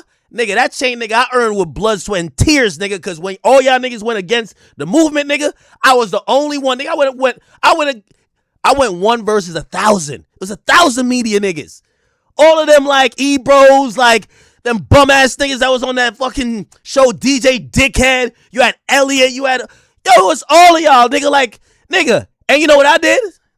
And that's what, nigga, I had this conversation with Drake. I said, Drake, don't worry about these media nigga. I'm going to give every single one of them belt to ass. I said, you better give every single fucking rapper belt to ass. We had that combo. And I gave every single media member belt to ass. Straight up. And he gave every rapper belt to ass. I think we did our job. I ain't gonna lie.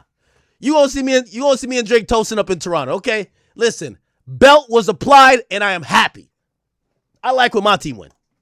That was driving almost like groupthink about him and his entire career. Have you ever heard the quote? Even dirty water makes flowers grow. So people can say negative shit they say negative shit about you all the time. Has that stopped your career? No. People say negative shit about me all the time. Has that stopped my career? People say negative shit about Drake. Has that stopped his career? Okay, well, they say negative shit about Jay-Z, and he coming out in an interview saying he's trying to go on offense. Why?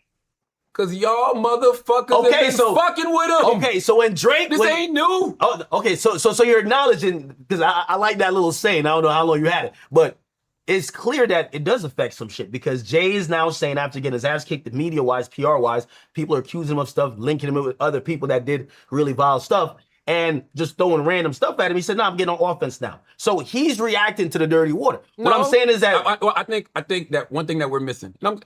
This is where Charlamagne starts blatantly lying. He's going to try to say Jay only has responded because they called him or accused him of pedophilia. That's not true.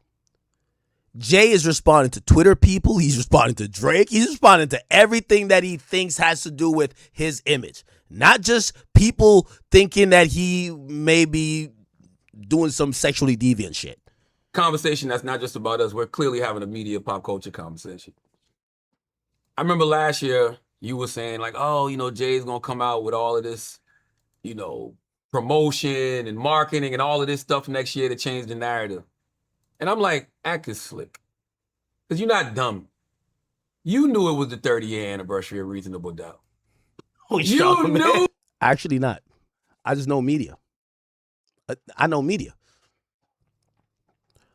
I did that in real time. I know media and I said, damn, what could happen that could give him some positive press. Because I'm telling you how it works. I'm telling you how it honestly works. Anytime a rapper goes through really bad press, you first lean on nostalgia. I think just like everybody believes, Drake was putting out those documentary pieces and put out 100 gigs, right? To remind people like, damn, how y'all acting like I'm the worst nigga ever? I thought y'all loved me. Right? I said Jay was going to do the same thing. That's media 101, my nigga. Media 101. Remind them. Make them remember. So, Jay-Z, what the fuck could he make us remember now?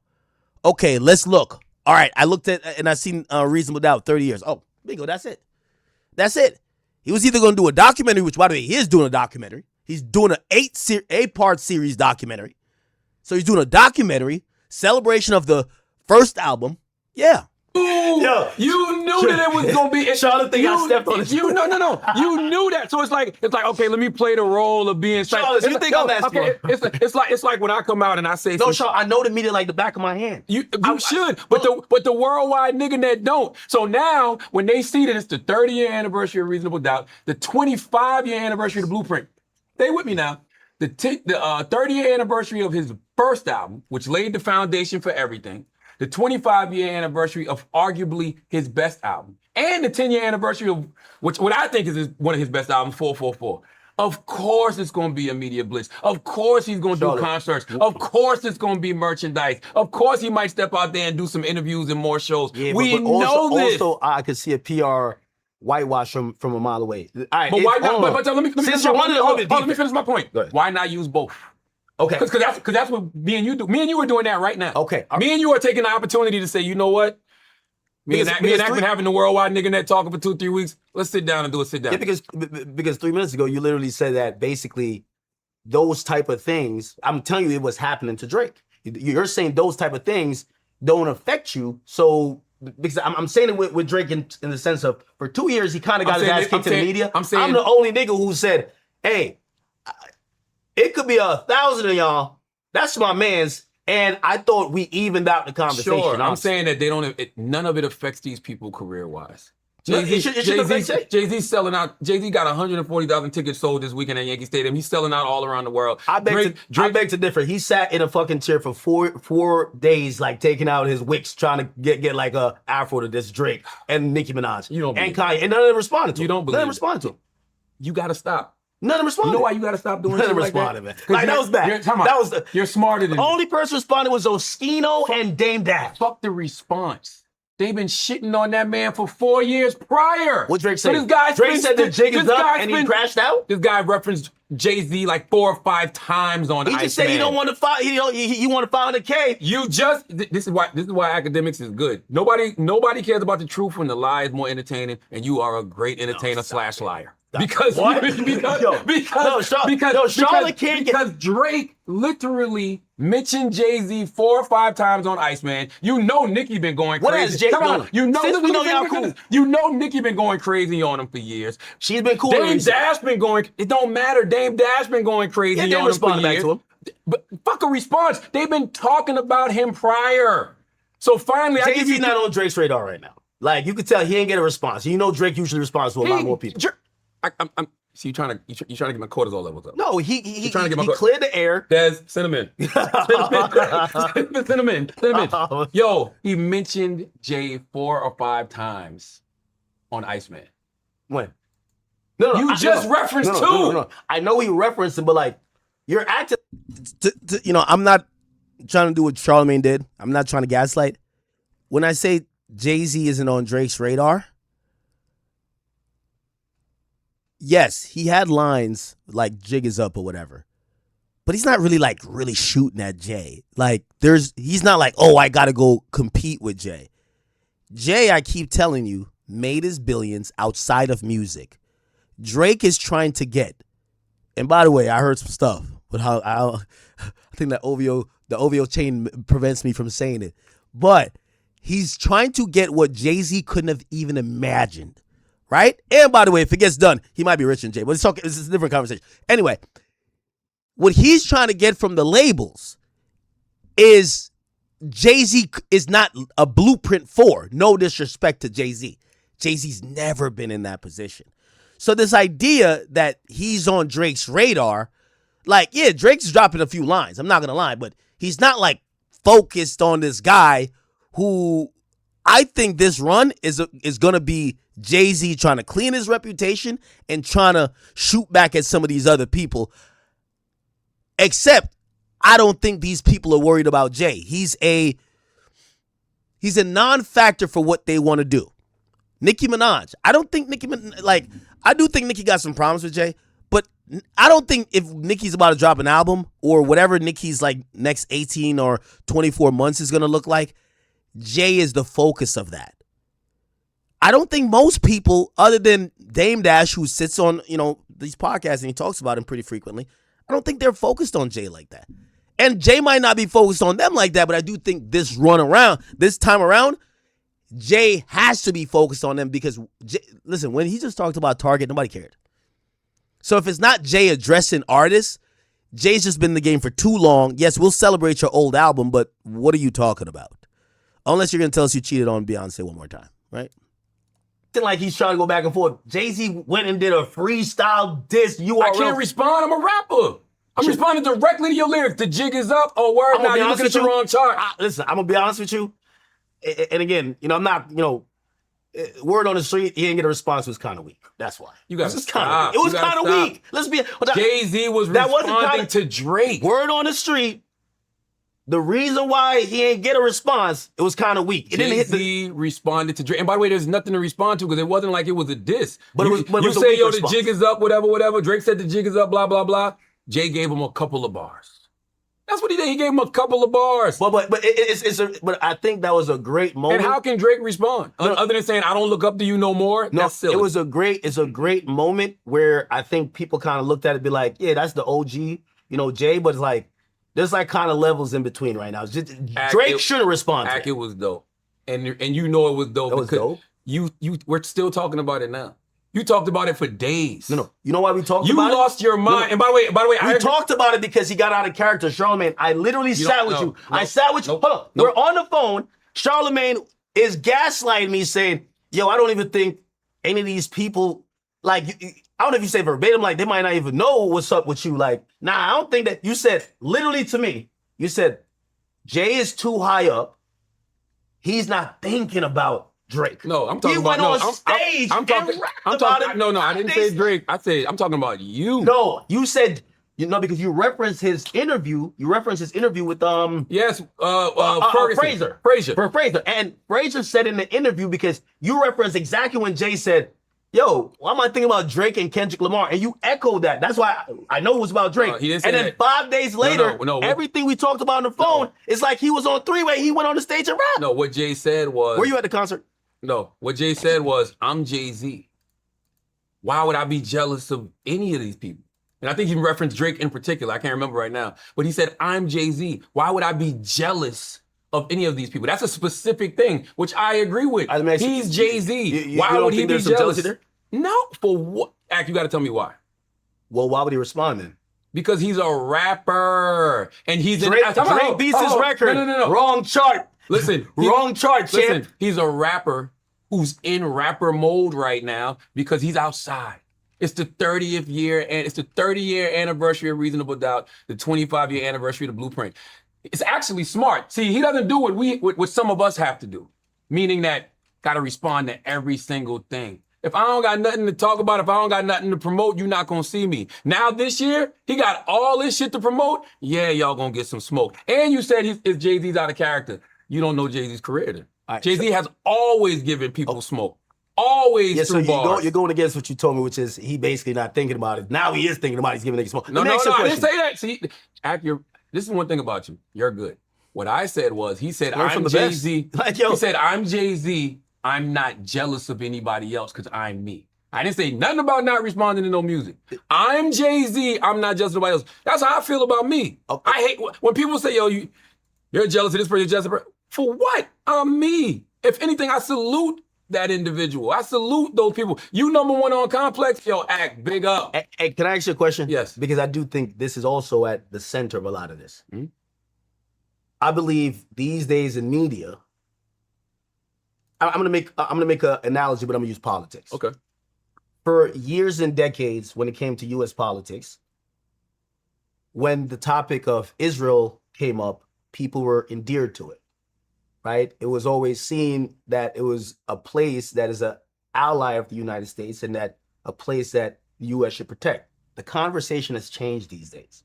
When Israel is normally brought up in most political conversations that I see, people are like, damn, why are we going to war for them? It's very drastically changed. I use that analogy to say, I wonder what your perception is on the Jay-Z and Rock Nation conversation now. I believe that when Jay-Z and Rock Nation name used to come up, it was a blanket like, yeah, that's that nigga, like he from the culture. These days when I hear a lot of people talking about anything with him, whether it's a Target thing, and I didn't even give him shit for that, but they look at it with almost a sour taste in their mouth as of like, you know what?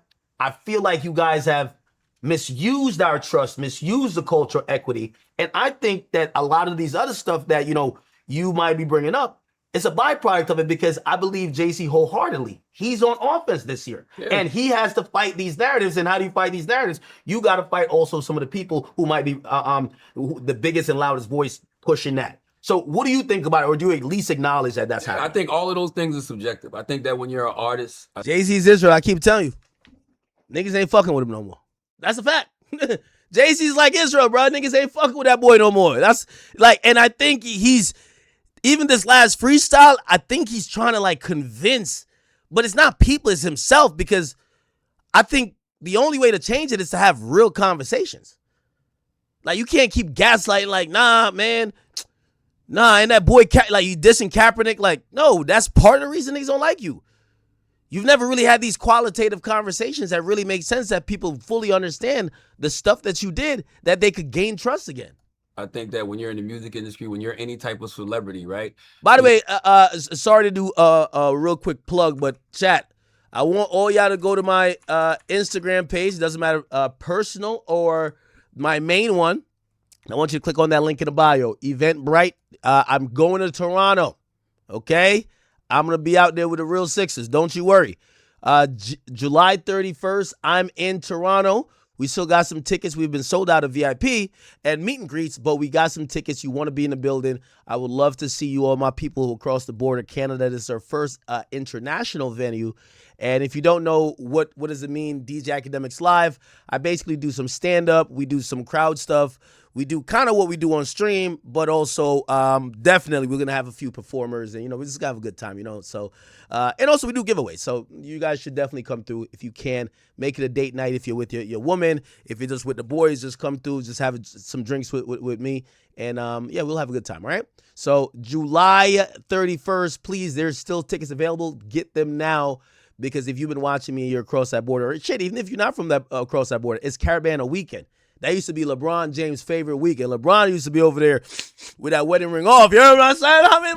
But listen, sir, Big Act gonna be there now. Big Act gonna be over there because since he not welcome right now in the 6, Big Act gonna be there. Yeah, LeBron used to be over there with that wedding ring off. Still, I ain't gonna. But nah, I'm gonna be over there. I'm gonna do my thing. So not only am I there, the whole Carabana weekend, your boy Big Act will be gallivanting through the streets, through the clubs. Listen.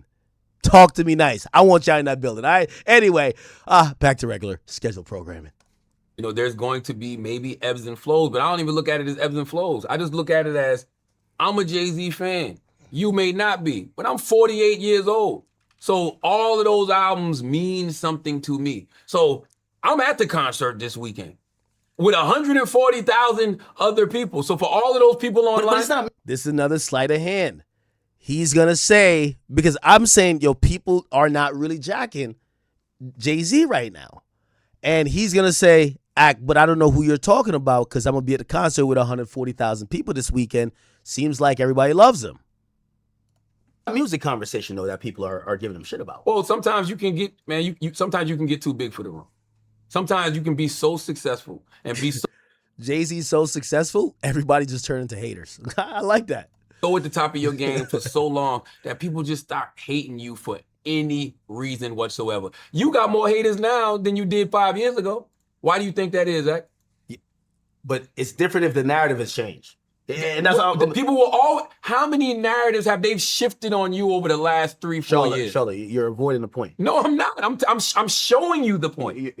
When somebody listen. When somebody doesn't like you for whatever reason, they will use anything that's against you, and they will side with anything that's against you. It can be, you can get online and be the most trivial shit. Like, yo, we sat around arguing about his hair, bro. Whether his hair was real. Whether you can really comb dreadlocks out. You realize how petty that is, yo? Yeah, but you're still missing the bigger point. What's the bigger point? The bigger point is that, and the bigger point is you gotta love niggas more than they hate themselves. I gotta ask you this because I think the rest of the I'm gonna call them interns. I think you gotta be on payroll. They're interns. Like there's a couple of they're who? No, I'm not. I've never been signed to Rock Nation. I'm not managed by Rock Nation. Is there at least an acknowledgement that when people there's a growing consensus of conversation that if Jay right now was announced that I'm partnering with someone to build a children's hospital in the middle of the hood in Newark, New Jersey, people would talk shit. And I'm not just saying only haters. People are looking at him like, is he really doing this? I think what you're saying. You're not no, I am acknowledging what you're saying is true, but I promise you that's been going on since the beginning of time for anybody that's in a position of power, for anybody that's successful. There's nobody on this planet who can do anything that won't receive criticism from people. And this is why I always tell folks, all right, you mad I'm opening up the children's hospital? Well, go do something better. If you don't like me opening up the children's hospital, then you go do something better. Yeah, but how do you think it affects him? Because I could see the clear. I don't think he cares. By the way, I don't know. He doesn't care, but he's saying I'm going on offense. He's combing out his hair. He cut his hair now. He's like, Jay-Z doesn't care? He has to care. You want me to tell you why? Okay, tell me why. Because when you could walk into the NFL offices and you just met with Colin Kaepernick and you snake him and you basically say, hey, listen. You didn't snake him. Okay, well, I was there. His wife begs to differ, and I was there. You were there. I was there. Okay, all right. You didn't see the video? I'm in the room. Desiree, come on in. No, it's public. I was in the room. Yeah, but other conversations happened before that. I was around for a lot of conversations. That were private? Yes, even some private ones. So you work for them then? No. How do you? It's not like you're saying, you do know. He's around for the private conversations, not only the ones that are meant for the media. Okay. Me and Nessa and Colin were like this at one point. Okay, so it's their fault. All I'm simply saying is, Charlotte, you can't DJ Khaled this one. You got to pick it. I'm saying they've been vocal this week too. Yes, and if you ask me, Jay-Z didn't snake them. That's my personal. So they're opinion. idiots. What? Who said that? Well, they feel the exact opposite. So it's either they didn't do something. There's no way nobody's at fault. Everybody can have a perspective. And when you're dealing with a lot of different personalities and a lot of different people and everybody seeing things different ways, there's a lot of different perspectives. From my POV of that situation, he didn't get snaked at all. In no way, shape, or form. Okay. And I don't even want to get into that because this isn't a conversation about Colin. Because regardless of how me and Colin are now, I have always had much respect for Colin. If I've ever said I love you, like I've said for Nessa, I'm going to always love you. That's just me personally. Regardless of how people may feel about me, I'm going to always carry that love and have that respect. But if you ask me... She probably hated Rock Nation more than me. Oh, 100%. She hated Rock Nation then. What are we talking about? Okay. She hated Rock Nation then. But when those calls were happening, like, we gotta get Colin to try out. But I'll give you this. Jay was right in this. I'll give you this. Yo, all right, y'all doing this deal? Yo, Colin got to get a try. Go watch the interview where it's me, Roger Goodell, Jay-Z. I'm the one in the office, and we can even probably put that in this video. I'm the one in the office saying, yo, all of this shit is cool, but the best PR for the NFL right now would be to make sure Colin Kaepernick gets the job. Do you want people to stop that? No, I don't want people to stop protesting at all. Kneeling, I know we're stuck on it because it's a real thing, but it's a form of protest. I support protests across the board. We need to bring light to the issue. I agree with that. But Commissioner, can Cap get a job? What? Can Colin Kaepernick get a job? Is he being any team can sign him right now. I think the biggest issue people have is they want to know how you could partner with a league on social justice when Colin Kaepernick, who brought it to the attention of the masses by peacefully protesting against social injustices, still out of a job.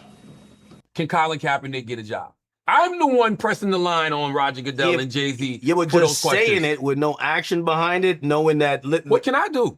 Well, I'm just in the room as a media personality. Well, put it like that. Oh, okay. You want to know the action behind it? Y'all got to make sure Colin Kaepernick gets back in the league. All right, we're going to get Colin a tryout. Do we forget Rock Nation got Colin Kaepernick a tryout? Do we forget that? It was public. Everybody knew about it. It was big news. An hour before, Colin decides to go to a whole other field, like an hour and a half away, and hold the private tryout, and left all of these NFL representatives from these different teams at the field where the actual tryout was supposed to be. Let me tell you the criticism that I agree with there. And you made some points and even brought some stuff up. Maybe I'll think about it a little differently. But what I won't think about differently Are you is allowed to? With a Drake chain on and a steak shirt on? Are you allowed to say anything positive about Rock Nation? Well, why would Drake have a problem with Rock Nation? I don't know. You the one keep saying that. You're the first person to tell me that. You're telling me that Jay went on stage to respond to him when you never know what he meant when he said the jig is up. You got to stop. But here's the point. Here's the point. I hear what you're saying, but this is the thing that Rock Nation has a reputation of. And I can name you 50 different ways and 50 different people who feel like this. And if everybody keeps saying, yo, don't leave Charlamagne in your crib, he gonna steal something. And you hear from like 5 to 10 people, maybe you want to keep a camera in that room. The nigga might be stealing. What Jay-Z and Rock Nation did that I think Colin felt a way about, and of course his wife, is that there was a movement started and it was centered around this individual. You came in, used this cultural currency, and you co-opted the movement for your own personal gain and acted like, oh, okay, just give him a tryout. Like that was always about. And so you're throwing him some crumbs while that deal that Jay got is the reason we're having so many different discussions. But what you just said isn't true because the movement wasn't centered around Colin Kaepernick not having a job in the league. And that's something that Jay-Z said in that meeting. The movement, when Colin Kaepernick took a knee, it was to protest against injustice that was happening. And Jay-Z came in and co-opted it and said, we're beyond kneeling. So we're done with that. But wouldn't you say, in a way, Colin might have co-opted his own movement? And the reason I say that is because as soon as he was no longer in the NFL and he got blackballed from the NFL, it became about him not having a job. Could you agree on that? I'll agree with you. So don't you think in a way he might have co-opted his own movement? Yeah, but isn't it snakish that you take over? Like if I got a plight, like, yo, they not giving people with OVO chains this opportunity. And then a nigga comes in, takes over my movement and reaps all the benefits and then try to throw me some crumbs. I should be happy for that nigga? But how did Jay reap the benefits? Colin didn't want it. First of all, Colin did take a settlement, right? Colin did take a settlement. Hold on. How did he reap the benefits? He signed a deal with the NFL. And also it was rumored it was rumored that Jay was supposed to go get an NFL team. But what that got to do with Colin? I think we all forget. Jay came in to squash black people concerns for his own benefit and acted like this was some shit that was for the progression. I don't even like speaking for other people because contrary to your popular belief, I don't work for Rock Nation. But based off what I saw in that meeting, in that room, there was 2 things happening at the same time that people forget about. Remember, Jay-Z was the person who told Travis Scott, man, you shouldn't perform at the Super Bowl because you're not a co-headliner. You had the biggest year in music, period, of any artist. You should be headlining that stage. He didn't like the way the NFL was treating black performers, hip-hop performers in regards to halftime shows. And the only way he could have taken it over was basically by pushing Colin Kaepernick out of the way. But hold on, that's just one situation. What does Colin have to do with that side of it? Hold on, and by the way, that's just one situation. Hold on, but what does Colin have to do with what I just spoke about? What? If Jay-Z had a problem with the way the Super Bowl was conducted, he would have never signed that deal without Colin. They needed. How? Yo, Charlamagne, are you serious right now? Yes, I am. You think that Jay-Z would have signed the halftime? You need to go back and actually watch the. Listen, before you say they owed him a debt of gratitude. They was never gonna give him a team. They gave him that bullshit. It was not bullshit, but it's like the halftime show. You need to go watch the hour-long conversation that we had. In that, why didn't they sign the deal before that? Listen, they were. That's what I'm trying to get you to understand. They were already working toward that. Jay-Z was saying how Roger Goodell was asking him to do X, Y, and Z, and Jay told me, this is about me performing. Nah, dead that. That's not what I want to do. He was trying to make it a better situation for artists that were black and brown, period. And he did that over the last 5 years. The whole injustice piece, That was something completely different. If you sit Matter of here fact, it's with two me, different initiatives. Inspire change is the social justice piece. if you sit here and I remember Papa John's and all these sponsors, they were so upset that people were kneeling. They were backing away from the NFL. They were pretty much about to hemorrhage viewers and cash. Yeah. They needed to get black people on board. Remember the niggas were saying they was not watching, but they still betting on fantasy sports. We all seen it. Jay came in for a reason and the NFL owed him. People did not stop watching football, bro. Okay. You do know in that meeting, Jay-Z said verbatim, because I said it. This always gets edited out whenever they talk about the Jay-Z says we're past kneeling. I go, so you want them to stop the protest? And he goes, no, I don't want them to stop the protest. I want them to do whatever you feel like it is you need to do. But this is what I feel like I need to do. This is my action item. He said, whatever your action item is. You got a cultural equity to tell everybody we're past kneeling. And they're giving us a token gift that we could use it symbolically of how much they understand our plight. So he gets this gift, Colin gets whatever, and basically co-opts the movement, and that's why he's hated. That's a perspective. And by the way, that's only one thing. I don't agree with that perspective, but that's a perspective. Okay, and that's only one thing. If we go to Meg Thee Stallion, same situation. What's the Meg Thee Stallion situation? 1501, they signed her.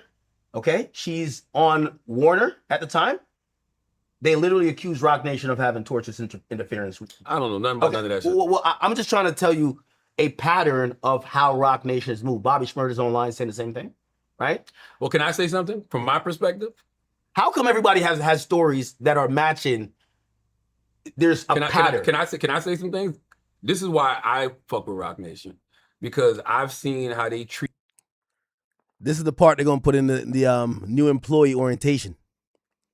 People that can't do anything for them. I've seen the exact opposite of a lot of the things. Frank Lucas used to give back to the hood too. I've seen it. What are you talking about, Frank? You're comparing a drug dealer to a legal black and brown corporation? No, because you're saying that because they have done good things for people who are not fortunate, that mean they're overall good. No. I'm naming you specific things. Yes, and I can name you specific things that I've seen them do for people. So if I kill 3 niggas and I do a turkey giveaway, it's cool. Why is it killing? This is business. First of all, I'm telling you the bad things that they did. There are no permanent friends or enemies when it comes to business. And in business, and you're going to learn this as you continue to do business, there's going to be times where people just are not going to be happy. That's just the way this shit goes. If you've been doing business don't say nothing for a second. If you've been doing business for as long as they've been doing business, at that level, it is impossible to have a perfect score. You can't point to any businessman, businesswoman on this planet that has a perfect score. There's always going to be somebody that feels like, oh, I got slighted, or oh, this didn't go right for me. That's just the way shit goes. You're missing the I'm majority. not missing nothing. The majority of the media narrative, if you think this is just the normal amount of dissenters that are saying, oh, I felt I got screwed over. If you ask, what's the if ratio? You do a poll, you should do it on the Breakfast Club. You should do a poll about what is their consensus when they hear Roc Nation. To who? Who am I asking this to? The general public. It's going to be 140,000 of us at Yankee Stadium this weekend throwing up the rock sign. That's music. What you mean? No, that's the artist. We're there in celebration of Sean Carter, Jay-Z. I like his music. We're talking about Jay-Z and the moves that are not music. Of course people like his music. Okay. Like, we're not going to have that. That's a stupid conversation to have. So let me ask you a question. What do you think, if you ask 21 Savage about Jay-Z, what do you think he'll say? I don't know. I should ask him about it. What you mean? He helped him with his immigration case. If you ask Meek Mill about Jay-Z, what do you think he's gonna say? Maybe now he'll say something good, but I was hearing before, maybe not so much. Well, that's crazy to me. That individual. Jay himself rapped. He said Meek could. He said I could never diss Meek. I freed that nigga from a whole bit. And he's right.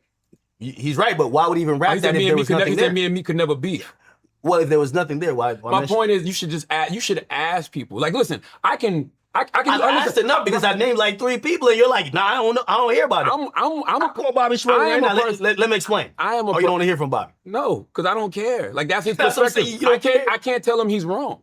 You understand what I'm saying? Like, that was his experience. There's no split consensus on anything else in hip hop. If you ask Rihanna about Jay-Z and Roc Nation, what would she say? Ask me about Jay-Z and Roc Nation. I can know you work with him. That's the thing. Listen, this is news to me. We have an initiative, and I saw your people's posting this. We have an initiative called the United Justice Coalition, right? that was taken completely out of context too. What is The United Justice Coalition is a community initiative. So it's all of these different, organizations, social justice initiatives, mental wealth organizations who come together. It's a bunch of them. And we do things for the community. Like somebody can get on an email right now and say, yo, there's a jail in Mississippi right now that has terrible conditions. The inmates are complaining. We need to get somebody on that. Or, hey, there was a shooting in Mississippi. The police killed, this young black man. We need to send some activists, over there. Like, that's the type of organization it is. And every year for the last 4 or 5 years, we do a big summit in New York called the United Justice Coalition. Ask me how much I get paid for that. And for every good story like that. But no, ask me how much I get paid for that. Yeah, I'm pretty sure that's what you're right. $0. Do you own part of that?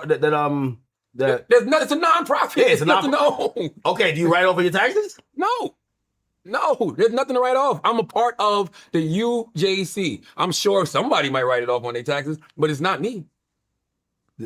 The point of what I'm trying to say is that the narrative around. And I think this is why they think we've created it. I don't think it's us. I don't agree with that. I don't agree with that. Again, we could go back to more stuff. Why is Nicki going up on him? Nicki felt like he did some unethical shit business-wise when it came to titles. Why Nicki goes in on everybody. And Nicki still got paid from what I saw. So Nicki goes at everybody just like how she's going at Jay-Z? I think Yes. it's a little bit different. What are we talking about right now? No, she goes at people. I'm not saying Nicki goes crazy on everybody. But once again, I don't even want to get into this conversation because I don't know all of their. You don't think that title move? Listen. I don't know all of their business dealings. I can't sit here and but you talk just to told me about the business deal where you're like, No. donate your time. What That's about the business me. deal where, okay. That's me, my perspective. I Yeah, can't. but you also said if I asked Rihanna and these other people who I've never talked because I'm looking at individuals that I've seen them help in tremendous ways. on that title stage, Nicki Minaj was there, and she's blatantly saying, hey, she's saying what I've always said. Yeah. Jay-Z sold the idea to the culture that we're going to do some FUBU shit when it comes to streaming services. For the artist, by the artist. He basically then sold the company and became a board. He's on the board. That was the plan. Of Square. That's the plan the whole time when it comes to business. If me and you launch a company right now, at some point, those artists supported it, not for that. Yeah, but at some point, we're going to come together. We're going to get a bunch of subscribers to come to this company, and we're going to sell it for a shitload of money. We're going to split the money up and keep it moving. That's business. Okay, and while I agree with that, you can't blame people for. I think even with the casino thing, I think that casino thing don't work. People know Jay full of shit.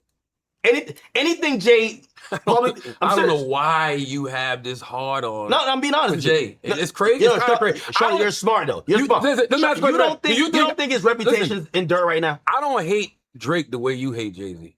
Well, I only critique the music and his Drake clothes. Drake sent you bottles and shouted you out on a diss song. Jay-Z and his people got me in court, federal court. I'm gonna tell you something else Drake did that you should have done. Who gave Drake a heads up about the reference tracks? What heads up did I have that I didn't give him? No. Who gave Drake a heads up about the reference tracks 10 years ago? Yeah, I heard you did that, yeah. Everybody thought me and Drake had such crazy beef. But me being a human, right?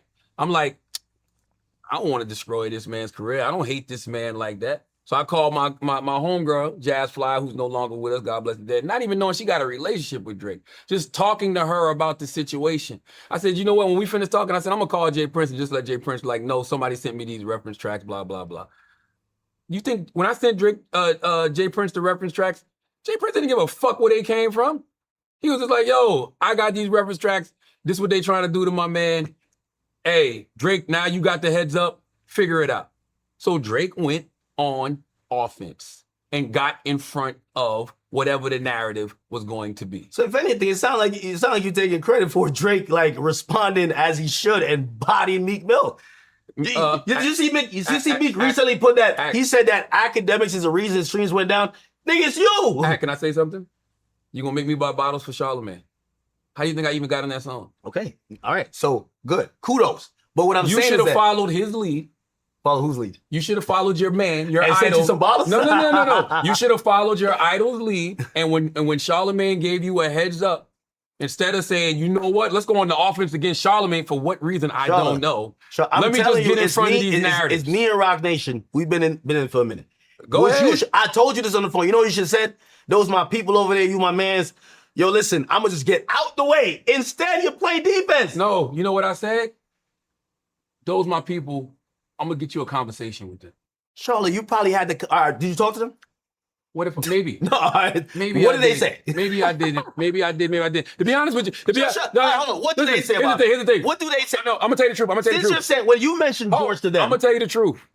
I didn't even get a chance to. You know why I didn't get a chance to? Because your man immediately started jumping on me the very next fucking day. Okay, so by that point, I'm like, well, what the fuck? Now they coming at me? Okay. So why would I then pick up the phone and use my cachet to be like, yo. Shut up, I'm gonna be honest, I think they would have told you to get the fuck out of there. Huh? They would have laughed till the phone hung up. We don't know. I don't think so. They spent over $500,000 trying to get at me. Like they're not gonna be like, oh, Charlotte said like let's holler at them. Who wants to spend $500,000 on a person? Okay, so let me ask you. So when you But time out, you didn't even give me a chance.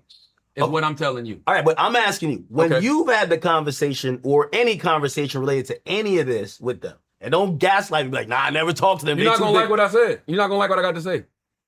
So when you talk to Jay-Z or you talk to Desiree Perez, Jay-Z has never mentioned you. I don't even, by the way, what makes you think I talk to Jay like that? I don't. That's the craziest thing about all of this. You know, you literally said, I'm going to call all the way to the very top. Who's at the very top? That could have been Dez. That's who. Okay, like that's when you talk to Dez, then all right. When you talk, like Dez is busy. Dez ain't thinking. When I tell you she not thinking about this type of shit, I'm just telling you, bro. In a deposition, 5 hours in, they said that was 3 years ago when her artist was in duress. She just sued. Well, no, she just actually asked for Twitter accounts that's talking about her and her daughter case to be investigated and deposed. Yes. You're not making no sense right now. No. Hold on. You're talking about a personal issue between her and her daughter. No, wait. You said this person, we're talking about Desiree Perez, the CEO of Rock Nation, you said she's so busy, she wouldn't care to have these conversations or to even be thinking about whatever. I'm telling you. You just said, and by the way, I don't know anything about this. You just said her and her. I got you, Charlotte. You said her. You got to pull out the receipts on Charlotte. Hold on, I got you, Charlotte. You said her and her daughter. Well, that's different than her and DJ Akademiks. I'm telling you right now, respectfully, you're leading with a lot of ego. Charlotte. And if I'm wrong, listen, if I'm wrong, I'll be wrong in the future. Right now, it feels like you're leading with a lot of ego. Charlotte, I'm not playing no defense. You're playing defense for these people because you're acting like they're above the fray. They're not. They're wallowing in the mud. They just play a different game where they're an invisible hand. You're saying I'm playing defense. When I called you privately to tell you something about you, then the very next. Sure, you're playing defense, and I'm telling you who it's coming from. No. You're saying it ain't them. No, you gotta stop. You gotta stop saying that. And this is the part I want people to actually see.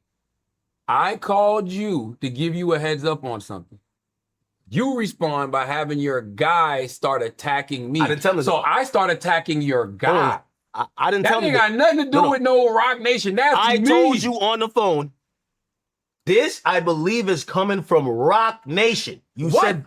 What is coming from Rock Nation? Everything. What is everything? I didn't know nothing about none of this shit. I told you like 5 different things. I said, no. Hey, they tried to bring me in a deposition. You told me that. You did tell me the deposition shit. I said they tried to, like, in a roundabout way. You like you didn't know George when I first brought George up to you.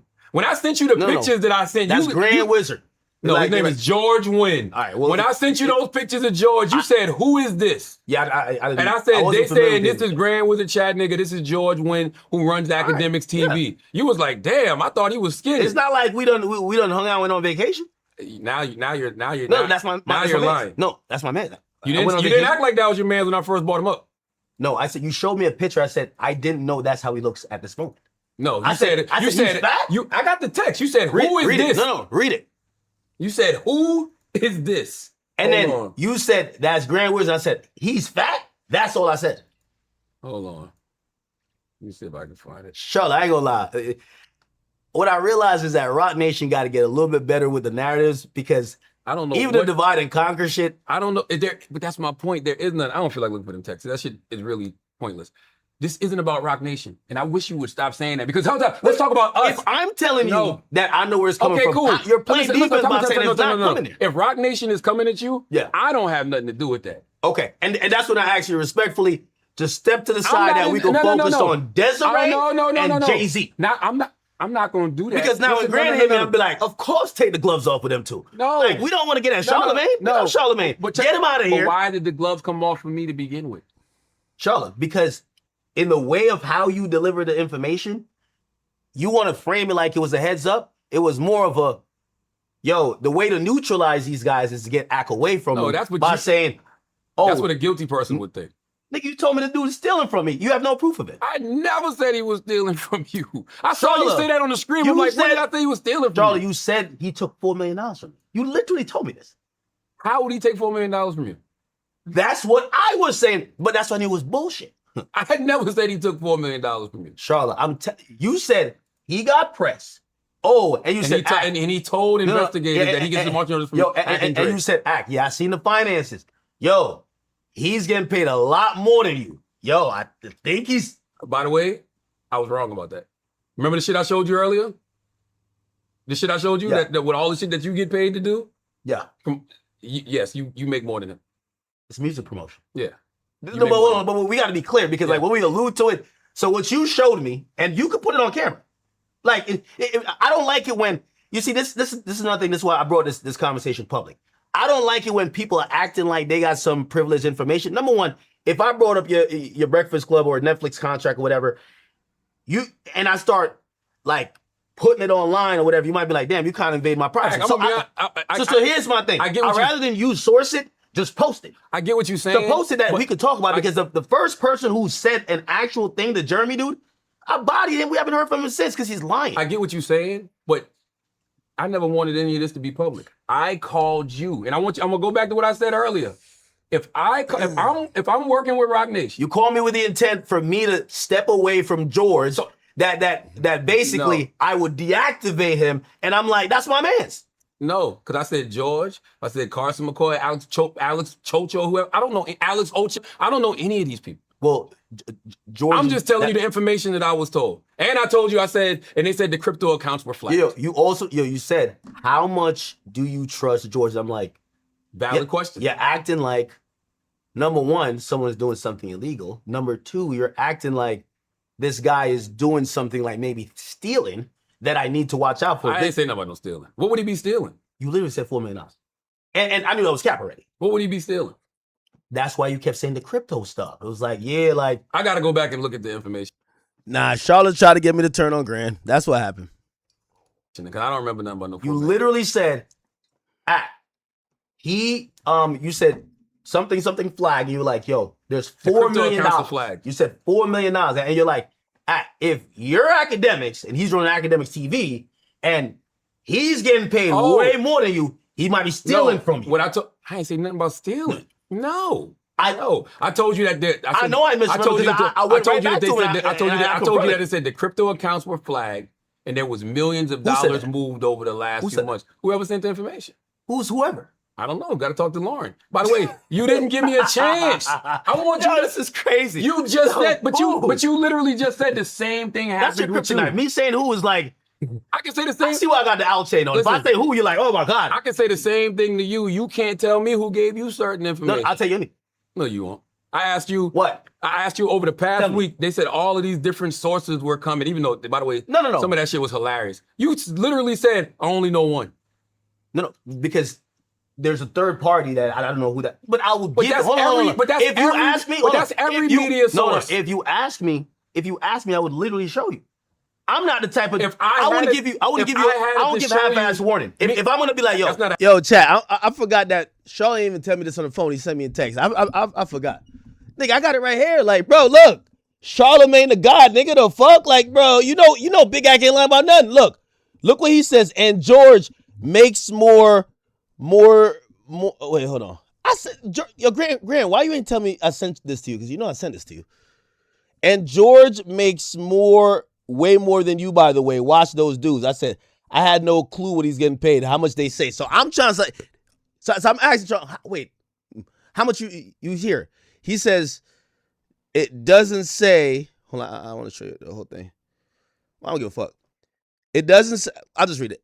I just asked. Doesn't say. They just sent an exact number for you. For George, it says millions. And I said, what number they said for me? He said it was, I don't give a fuck. It's like it's 400,000, right?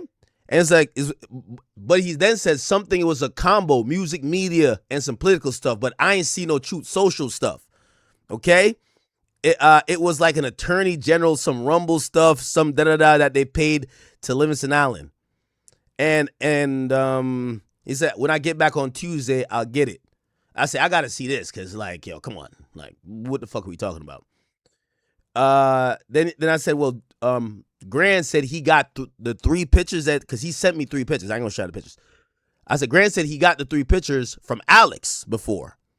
I said, this shit sound like some Epstein files, like somebody just got some files. He said, yo, you should hit Alex too. He said, I just spoke to him too because I had questions. So I don't know, like whatever they got going on there is like, yeah. A half-ass warning. That's a half-ass warning. No, it's not. I gave you 3 names, told you what they were alleged to have done. That's everything you need to know. Okay, but when you're, that's not even what I was really even caring about. But you're still missing my point, and I don't want you to miss my point. I don't want nobody to miss my point. I called you, gave you some private information. Regardless, I don't think that was in good faith. Because the way I call you differently. You call me the same exact way. Nigga, I call you, I read the email, I sent you the email. Yo, this is who's trying to do it to you, bro. Look out. No, you didn't. You called me and you said, hey, this is the person, boom. But you knew who the person was, so that's different.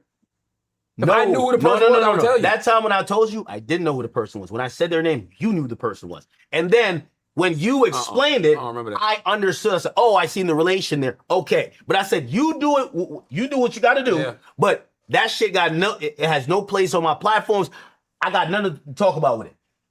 I gave you every info I could have. And I gave you everything I had. And guess what, Ak? I could have got more if you didn't sick your dog on me. If you didn't sick your motherfucking Australian dog on me, I probably could have got you. No, it's not. This is manipulation. No, it's not. I'm not. And I want us, this is what I really want us to stop doing. Because no, listen. In coordinates with the sit down, all right, if you really were, like, you would have still had the conversation with Desiree then. And be like, hey, listen. You know, there's a lot of other people because I think you're getting caught in a crossfire when you're Desiree's Australian lap dog. I would have told Desiree the same thing I tell everybody about. So you would have still had that conversation. You still never did. Listen, I would have told him the same thing. I would have told her the same thing I always tell everybody when it comes to you. I think you should sit down and have a conversation with Akademiks. Ak ain't like that. The Ak y'all see online that gets drunk off the liquor and wild, and that's a lot of that is performative. Have a conversation with him. And let's see if we can squash some shit. Like, that's what and by the way, that's what I told you. I want you to have the conversation and tell me what she says. I mean, it's public. She gonna see it. But by the way, you say you can make the call. Make the call. Like, you've been wilding. I want you to hear. You've been wilding. It's gonna be hard to make that call now. The last few weeks you've been wilding on them. So now you're acknowledging there's an issue from your end. Are you on drugs? Oh, are you on fucking coke? Nah, of course, Alex. On your end, you're the one. All of this is coming from you. This is what they sent you to do, is just gaslight. Oh my God, Ak, stop. Charlamagne, I told you, I'm giving you exact instances, and you're gaslighting. Ak, George got 6 lawsuits right now that he's named in. Are any of them from Rock Nation? What are those lawsuits about? This crypto shit and all of this shit that I've been reading. It's about stake. Okay, but are any of them from Rock Nation? Okay. No, just answer the question. Are any of them from Rock Nation? But they're funded. You think that. You have no proof of that. If you got proof, I'll shut the fuck up. All you gotta do, show me proof, and I will promise you, not only will I shut the fuck up, I'll be like, damn, that's what they doing that? Okay, so when they fund a legal campaign to have me sit in deposition, they try to get Drake to sit in depositions. And they're asking, hold on. Yes, I can, because you can't compare the two. No, yes, because they tried any which way to get me in a depot. I told you, like, you're just not hearing because you're running off whatever they've programmed you with, which is what you're saying to me is they used whatever the defamation situation with Megan was to bring you in here to ask you questions about this other shit. Yes, they wanted to get subpoenas for me, Drake. They got one for Drake. They just couldn't find Drake to serve him. So they wanted to get me in a deposition. We got nothing to do with that Milagro defamation case. But they got a subpoena for me, Drake. I don't think they did one for Nicki. They got one for Aiden Ross. Aiden Ross didn't even know the girl getting sued. He still had to do a deposition. Yes. Okay. That was the isolated incident. Every educated lawyer. Listen, I consulted with the best lawyers about the whole situation because we were anticipating a few other steps being taken. And they said this is very typical of when someone is preparing something, you start with the smallest fish on the totem pole. That would be Milagro Cooper. I just told you that earlier, and you said, where the fuck I get that from? I just said that they go after the... No. So in civil court, this is how it goes. This is a fishing expedition. I'm going to tell you. I want a court, put like this. You don't sue Jay-Z and then have to battle Jay-Z lawyers to ask a judge to subpoena Jay-Z to give you something. You know who you sue? The broke nigga. And you say Jay-Z's a part of this case. And you have them give a third-party subpoena without suing Jay-Z. You sue Jay-Z, you're going to battle his attorneys all day. You sue a nigga with money, you're battling his attorneys all day. So you sue the person that is broke, that they're not going to oppose shit because their lawyers barely could even defend them. You get a bunch of subpoenas and now you just got to serve them. Do you get what I'm saying? You happen to catch up with Ack, you serve one to Ack, they go play, they brought like some banjo or some band outside of Aiden Ross's house, finally served him. They were trying to catch up with Drake. None of us, Drake don't know the girl, Milagro, no disrespect Milagro, he don't know her or know her like that. Like, I don't disrespect her. Like, he never talked to her. Aiden don't know who she was. Aiden called me like, who the fuck is this person? But that was a method to get subpoenas, to get people in depositions, to ask them the thing with a deposition, you could ask anything. Anything. The smallest. And the person's under oath. Fish first to go get the big. It's only when the person either refuses to answer, that's when a judge comes in. So you have a blanket shot for 7 hours to ask somebody anything. That was the strategy. That's why I'm saying these lawsuits, they're funded.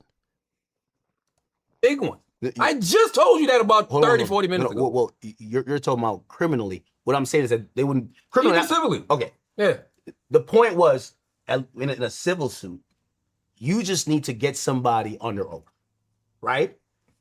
Their way to get me under oath was to try to convince a judge, which they did. And then they convinced another judge, which is a Jersey judge, to say, hey, this guy has material evidence for this case that we have against this blogger for defamation. When I was in the deposition, I got the whole thing recorded. We got the transcript. The judge read the transcript. I'm telling you, the judge, his name is Judge Day. He was out there in Trenton.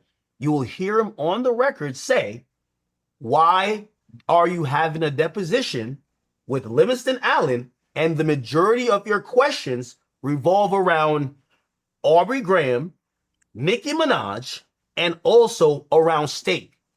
Are those people connected? This is on record, Charlamagne. Like, okay. and if I'm saying this, like, and you just don't want to believe it, you can go look at it. I'm not sitting here saying that it's not true. I'm just sitting here saying, what the fuck that got to do with me? I called you to give you a heads up about something. You sick your dog on me, and now you're using me to attack Rock Nation? That shit don't make no sense. No, Charlamagne, you came in playing defense. All right. Man, Bleak got a podcast. Go ahead, Bleak. That's a real Rock Nation. Bleak don't got no voice. Well, respectfully. By the way, and that's the problem with Rock Nation now. And I'm not, by the way, anytime I speak on George, I am not speaking for Rock Nation. I'm speaking for me. Because George was coming at me. Have you ever heard me mention George Wynn prior to him shooting at me? Okay, by the way, I just want to say this. I think Rock Nation knows at this point, I think it's by chance. They feel that the majority of the narratives that kind of come up online are either influenced or, put out by platforms associated with me. And I think they feel helpless. They got stop. There's a lot of Rock Nation adjacent people. They can't get one narrative to be in the favor. But who? I'm gonna be honest with you. Y'all care too much about the court of public opinion. And I've told you this before. I remember having this conversation with you. They sued a chick for defamation. spent $2 million and got 75,000. Who cares more than that? If you're defaming me, Charlamagne, so you'll spend $2 million to get 75,000.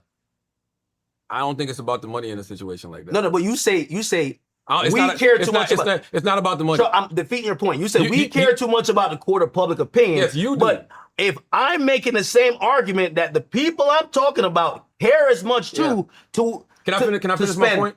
hundreds of thousands in PI, Yes. millions of dollars in lawsuits, Can I finish and my point? they're getting a fractional piece back. Who cares more than that? Let me finish my point. Court of public opinion. I'm gonna use your boy as an example. Court of public opinion kicked your boy in the ass for 2 years. You go on social media and Who's my boy? Drake, you go on social media for 2 years. If you're an idiot, you're looking at all of this shit and you're like, damn, yo, don't nobody like Drake no more. Damn, don't nobody fuck with Drake no more. Damn, man, it really might be over for Drake. That's stupid. Every time he put out a song, it charts. Then he finally comes out with an official album, a real album, Iceman, and it's #1 for however many weeks. That's because that shit online really does not matter. It's just noise Charlotte, at the end of the day. If you want to sit here and believe that Drake having this moment with Iceman was just, nothing matters since then, look at the back of this chain. This is exactly, if you think he doesn't even think that. Because he was in a fight for his life. Do you know what? Perception matters, especially for artists. Do you know what Charlamagne said over and over after the battle? The person that made this worse was Drake. Not the battle itself. It's the way he handled everything after the fact. All he do is keep putting out music. That's it. He's Drake. Charlotte, he did, and everybody moved the goalposts. Yo, he need to take a break. How? Charlotte, I heard you say it. Yo, he need to take a break. I did think he needed to take a break musically. Charlotte. Take a break, but I was saying that before the battle. The reality he should take a break. is that the atmosphere of hatred had to be addressed, and I think it did. Does the hate impact you? I'm media, so hate or love, I'm gonna win. You lost a lot of weight. Did you lose weight because people were calling you a fat fuck on social media? No, I'm gonna help you now. So, But no, okay then. So that's my point. Yeah. When people are online with all of this criticism, Charlotte. you can either let it impact you or not. Charlotte, If it don't fuck with your bottom line, who cares? When Meek says 100% do believe the narrative that when me and him weren't going to, Meek at one point thought I was just some. He said, yo, you just a nigga. I remember this verbatim. He said this on Clubhouse. He said, nigga, you only got 5 million. He said, I got bitches with more followers on Instagram. From that moment, I said, I'm going to show you what happens when you go against the biggest media personality. Meek is a great example. And if you ask Meek, nothing in his favor happened from then. And if you don't think the narrative mattered, well, let's see what happens with Jay-Z. Meek is a great example, and let me tell you why. I made a comment a couple of months ago, and we were on Brilliant Idiots, and I said I feel like Meek hasn't been the same after the battle. Those comments were inaccurate. And the reason I said what I said was because of what you're talking about right now. Public perception, perspective. Online, it was like Meek Mill that became a joke. Every time, even now to this day, when Meek tweets some crazy But shit, that matters, they fuck with him about Twitter fingers. But did it? Because right after the battle, he had #1 albums. Right after the battle, he was still going up on the charts. He still was getting gold and platinum plaques. I think what happens over time is sometimes people just might be off you musically. That's why being relevant musically for a long period of time should be applauded. And I'm not even gonna talk about Jay, because Jay been around for 30 years. Forget Jay. Let's talk about, I'm gonna give Drake his props. The Drakes, the Futures, the Kendrick Lamars, the J. Coles. These guys that have been around 10, 15 years still can move the needle when they drop music. They should be applauded, because it's hard to keep people in tune with your music for that long. And I think that's the only issue Meek might be having right now. I disagree with you. A rapper lives like, I'm gonna give you two rappers currently. Okay. Young Thug and Gunna. Okay. Gunna's putting out great music. It's more than music. Hey, Gunna's the best example. No. According to the internet and the streets, Gunna should be done. Gunna should be finished. Who's more liked right now? Gunna. That's what I'm trying to say.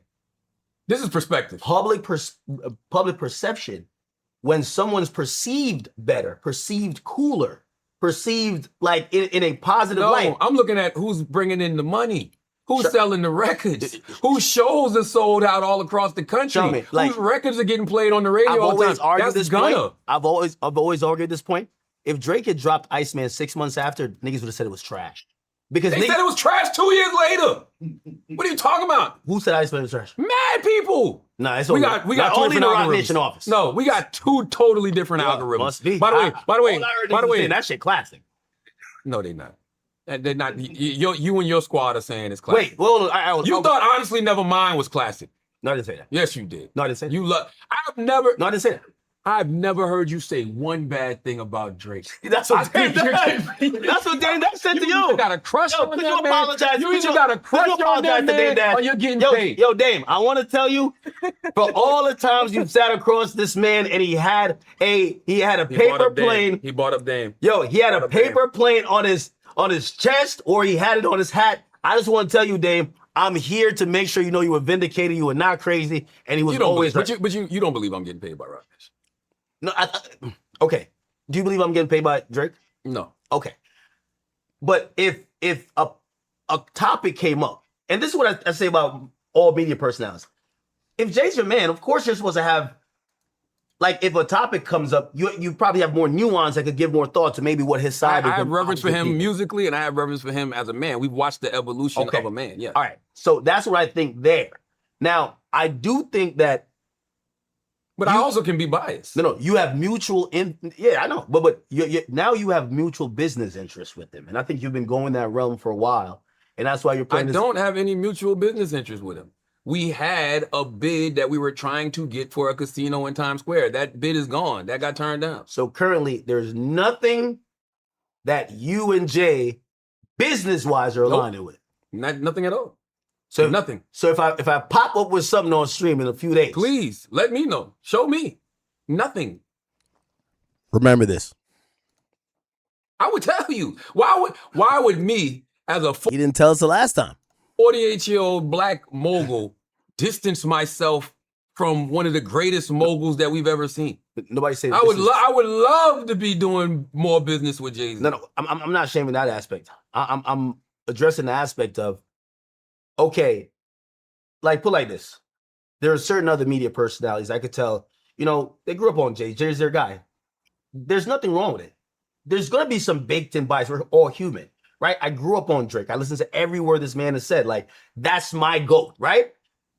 Cool. So if you ask me Drake or Jay, I'm going to go in Drake's direction, right? I think that's normal. We're all human. I think it's when we get to the point of, because I don't think it's necessarily people getting paid, but is your business now being supported and incentivized by their business? So now you got to go run interference. My business isn't doing that. Like, you want to know the closest other business relationship we've had? Like, did you hear what Flex said? And I know you don't get along, but he had said, like, he said Rock Nation had offered him like some $2 million thing, and it was just like, that's where I think influence is now. Hey, I'm not gonna pay you, but I'm gonna get in business with you. That when I'm in business with you, you're gonna be on your platform just wildly defending me. You do realize that once again, when it came to that bid to bring a casino to Times Square, it's 4 different entities. Like, there's been other things that I've been offered. Like, I'll give you an example, a sports team. When you get offered to be a part of a sports team, right, to invest, you're going to come in under somebody's group. They're not going to bring in Leonard McKelvey from Mounts Corner, Cedar Galwart, whatever it is. They're going to bring me in under somebody's group. That's what that was. Yeah. Like, so what's the problem? And because you're affiliated with Rock Nation, you came under there. I know. It's because I felt it was just being hypocritical. See, now you're apparently the whistleblower for gambling when you yourself. I was not whistleblowing on no gambling. And let me ask you a question. No, I'm not gonna let you get that off. I was not whistleblowing on gambling. I was whistleblowing on the alleged illegal things your boy George Wynn was doing, and the only reason I was doing kept saying state though. So I'm reading the article. No, I'm asking you. So you do so just like how you were. And by the way, but to your point, can I ask you a question? All right, so if they were bringing a state casino to Times Square, would that be good? I have no idea. To your point, because it's not about the casino, and you know that. It's not about the casino. Would you have the same opinion? It's not about if steak was coming into. You said Times Square needs this. It's not about steak. It's not about casinos. It's not about gambling. It's about the illegal activities that your boy is being accused of. And by the way, I don't give a fuck about none of that shit. You know why I'm bringing that up? The same reason you bring up shit on people when you got a problem with them. If somebody's shooting at you, I got some ammo to shoot back. So when I call you, which I keep straight, but you called me before it happened. Right. When I call you, Akademiks, you called me before it happened. To say, yo, X, Y, and Z is happening, blah, blah, blah, this is what it is. You call your man to tell him, and then you decided to sick the dog on me for whatever reason. Oh, no, word? I didn't sick the dog. I said, listen. Guess what? You could do whatever that you feel is within your right to respond to people doxing you when they're posting your house. I don't want to hear that shit. That motherfucker doxes all types of people. Okay, well, you gotta. That's another part when y'all say you don't play victim. That's playing victim. No. Hold on. But here's the thing. Nobody gonna feel sorry for George winning Akademiks TV. No. But I saw this motherfucker just called Scissor retarded 2 days ago. No, the sympathy that he's asking for, he's gonna post all type of wild shit. So again, so he can't be mad when motherfuckers is plotting on him, and he should be lucky that all he's getting thrown at him is paper. And now, right? And now, since he knows, all right, bet. So Charlotte could post me at the crib. Well, now I can post anything about Charlotte. And he's looking at me like, I know he's your man, but if you're my man too, you can't tell me. You can't tell me not to. That's not right, because you know I didn't do that first.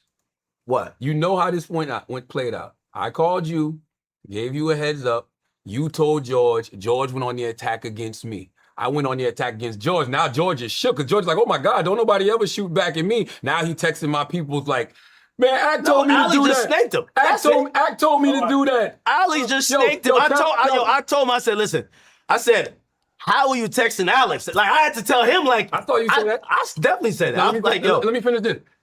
Ak told me to do that. Yo, man, could you please tell Charlamagne not to post my picture and not dox me, because he's saying my name with crypto, and I don't want people to run up in my house. Oh, that's the Achilles heel.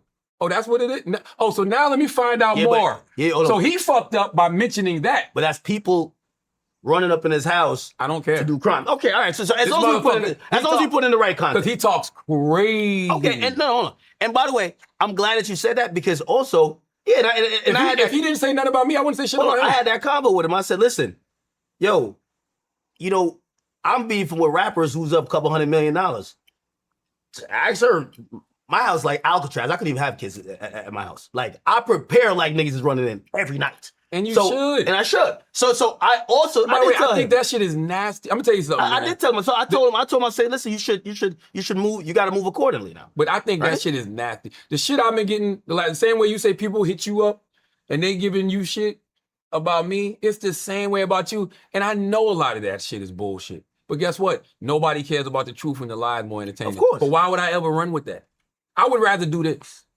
And the only reason I'm doing this on camera is because I don't want either one of us to get on our platforms and manipulate the conversation. We gotta keep it public, because I'm telling you, because you lie. You're very entertaining when you get on that to kill. No. I see it. I be watching like I did not say that shit for you, Ak. What I lie about? You can't name. You said Desiree got me a therapist. No, I said that's what I heard. From who? That just like how you ain't gonna tell me certain sources. I would tell that name, but Desiree looking for that person. And I know for a fact Desiree looking for that person, so I won't say that name. I can't tell. I don't know my sources. And yes, it's in court documents Desiree looking for her. So I would normally tell Charlamagne, but I'm not telling Charlamagne. That's Charlamagne's homegirl right there. Like, nah. As far as Desiree know, that nigga might be dead. Or maybe moved to a different country or planet. The person who's going to tell me that is going to have Desiree investigating them. I'm good. Well, they on Desiree's ass. You said that. You said that the everyday struggle thing when I told you to walk out, that's a little... No, you did. You did. Okay. Again, and you said that I told you I'd never had any affiliation with Roc Nation. That makes no sense when you literally said on your screen yourself, apparently Charlamagne has an affiliation with Roc Nation. No. Desiree got him a therapist or something. He said he's going to get me a meeting with Roc Nation. No. You said business-wise, you basically have no care for whatever. Why would we be talking about business? That makes no sense. Because if I knew you and them have mutual business interests, I'm not telling you certain shit. I'm not calling you to talk nothing about them. But why would we be on the phone? I play this. If you're plotting against Drake, it probably ain't smart to call me to tell me the game plan. You don't think so? So if you're plotting against Drake and you're like, yo, all right, I want to discuss how I'm going to get Drake, don't call me. So let's go back to my original point, Ak. If I'm allegedly working for Roc Nation and Roc Nation is after you, and I know that, me calling you to give you a heads up is snaking them. How does that make sense? And I told you why your call was intended. It's not snaking them because The intent was, I'm gonna be honest with you, I think Akademiks TV, granted a few other pages, been giving Rock Nation belt to ass. If we were talking about approval rating, people look at Jay-Z like a slimy scum on average. So why wouldn't they just sue them pages? Well, why wouldn't they just go after them pages? Well, we gonna sue somebody for their opinion? You just said that they sued some. What you say the girl name was? Yeah. And you said that they were going after other pages. So why wouldn't they just go after them? They're trying. That's why in a deposition. Show me. Charlotte, okay. Go to. I'm gonna send you the video file. So I don't want no more. You're like, nah, I never seen it. You keep talking to me about one deposition. I'm talking about right now. Because to get somebody like even if you watch that case where they sued Milagro, suing somebody for defamation is really hard. Literally, they had to find one obscure thing she said. Her saying every day, Meg the Stallion is a liar. I said in a deposition, that's an opinion. If I said Meg is ugly, if I said Meg music sucks, you can't sue me for that. If I said Desiree Perez to me is a snake, which I do think that, she can't sue me for that. What are we gonna go to court for? I'm not saying nothing that's factually incorrect, that's meant out of malice to put her brand or defame her. So I don't think if she had it, I could be completely wrong. If she had it, she would have been sued. I could be completely wrong. You sound. And here's the thing too. Desiree ain't suing people because the same way how you could put me in front of a deposition, I could put you in a deposition. That's the thing. I don't know if you guys know that. If Desiree sues, she can't duck the deposition too, because part of a civil suit is you depose the one party and you get deposed. Listen to this shit though. Manic. If she had it, she would have been sued. I could be completely wrong. You sound manic. You sound paranoid. I'm not even joking. Like, you sound manic and paranoid, bro. Yo, like, no. If I'm wrong, I promise you, I'll be the first person saying I'm wrong. Charlotte, listen. The reason why you're so wrong about that is because... I might be. No, you're wrong. You're wrong about that because... you are very convicted about this Rock Nation is after me thing. So you think Rock Nation's... I'm not the only person saying it. Okay, fine. I'm manic. I don't know. Okay, cool. If so, I don't know nothing about it. I'm manic. But if I am, Bobby Shmurda is too. No, it's different. Bobby Shmurda had a business dealing that he didn't like. It went wrong. Yours is completely different. You're telling me Bobby ain't on Instagram like, yo, they trying to take me out. They trying to destroy me. They want me gone. I saw you post, Bobby, I'm bringing mad security to sit down with Charlamagne because Des might have me killed. No. Bobby Shmurda. Acknowledge that. Acknowledge that. Nobody's online saying Rock Nation wants them dead except for you. I don't think you're tapped in. I must not be. Bobby Shmurda blames Rock Nation for putting him in jail. You don't see that? You don't see that? Let me ask you a question. All right. No, hold on. All right, no. You're saying nobody's saying it. I didn't see that. Okay, but he's literally saying it. He said the lawyer that was hired, Alex Spear, do you know that guy? That's Rock Nation lawyer, I think, or Jay's lawyer. Okay. Yeah. He says, Rock Nation gave me that lawyer, which basically convinced me and forced me to take extra years in prison. All right. Bobby Shmurda was under investigation. Did you hear Hot Nigga? Charlamagne. No. Did you hear Hot Nigga? Yeah, but you moved the goalpost. No, I didn't. How many confessions were in Hot Nigga that they used against him in court? Everybody knows the public story with Bobby Shmurda. He supposedly turned down a four-year agreement and took 7, and then. But I thought he did that because he wanted the same time as his man or some shit like that. And apparently, what he's now found out, according to what he's saying, is that wasn't necessary, and that lawyer snaked him. That's what I'm telling you. Yo, I don't know anything about that. But but if you know nothing about it, how are you defending it like this? Because I can only speak from my perspective. Same way I do when it comes to somebody like you. But everybody's speaking. There's people that say, how would I speak from my perspective? I'm manic. How would Dame speak from his perspective? He's manic. How would Nicki speak from her perspective? She's manic. Okay, do you think Drake is manic? I haven't heard Drake say nothing. Okay, so all right, so now you're backtracking. I'm gonna be honest with you. You just named 3 people who sound manic as fuck. Who? Nicki, Dame, and you. I sound manic with that. You starting to sound a little manic. I didn't see it in person. I see it online. So online, Charlotte, I'm like, yo, he performing. Seeing it in person is crazy. Like, and by the way, and you can ask Alex. I said to Alex, I just want to talk to Alex, see if he really believes some of this shit. I'm gonna be honest with you. I think this is why we're in this new media landscape. Because this gaslighting, just watch the comments. Everybody's literally, watch the comments. I'm looking down the comments right now. They're all gonna say, yo, does Charlamagne actually think that is working? We don't care if Alex Media over there is like cosign. What you're doing right now is everything you're saying is the majority of the conversation online right now. So everybody is manic then. Sure, but here's the thing. They're only saying that because you're saying it. You're the leader of them motherfuckers. So you're saying they don't have independent thought? No, they don't. The problem is some of them, don't get me wrong. Yo, some of them do, but majority of them don't. Jay-Z and Roc Nation used to be able to affect media. I just heard that dick router, like Rosendweeb, whatever. He was just like, yo, Jay, was it him or E-Bum? Like, it was like, oh, yo, this nigga called me about his hair or whatever. Like, there was a way to affect media to get favorable responses. It used to work for Jay, whether it's a call, whether it's whatever. I don't get none of them calls. Well, what I'm saying that now, I don't think Jay-Z really has any control over any of the places that narratives actually do start and develop from. But I also think, and this is just me, and I'm only basing this off me, I don't give a fuck. I'm not. But he does. That's why he's in office. And by the way, I might be crazy. Every time you make a point, Charlamagne say don't give a fuck, bro. Let me see if there's Red Bull in there. Really like it. When I watched this week, when I watched all of these people coming with this one narrative against me for whatever reason, I was like, oh, that's lit. Do you think Jay-Z liked it last year? I do. Even though he said in the interview, he said that pissed him off. He started his GQ interview by saying he said one particular thing, and that would piss any of us off. It pissed your boy off so much that he sued people. That would piss anybody off, back. You don't like when people reference you like that. That would piss any of us off. But we're talking overall with him. No, he said one thing in particular. So you're saying the rest of it didn't piss him off then? I don't think so. I'm only going off what I saw in that interview. I'm going off the same thing that you saw. Okay, good. So you're in agreement that whatever Grant or whoever is either doing or saying about Jay and Roc Nation online, he should have no problem with. I don't think he does, and I don't know that to be true. All right, cool then. I don't know that to be true. So that's but it depends what we're talking about as well. Like if you posting a man's kids, or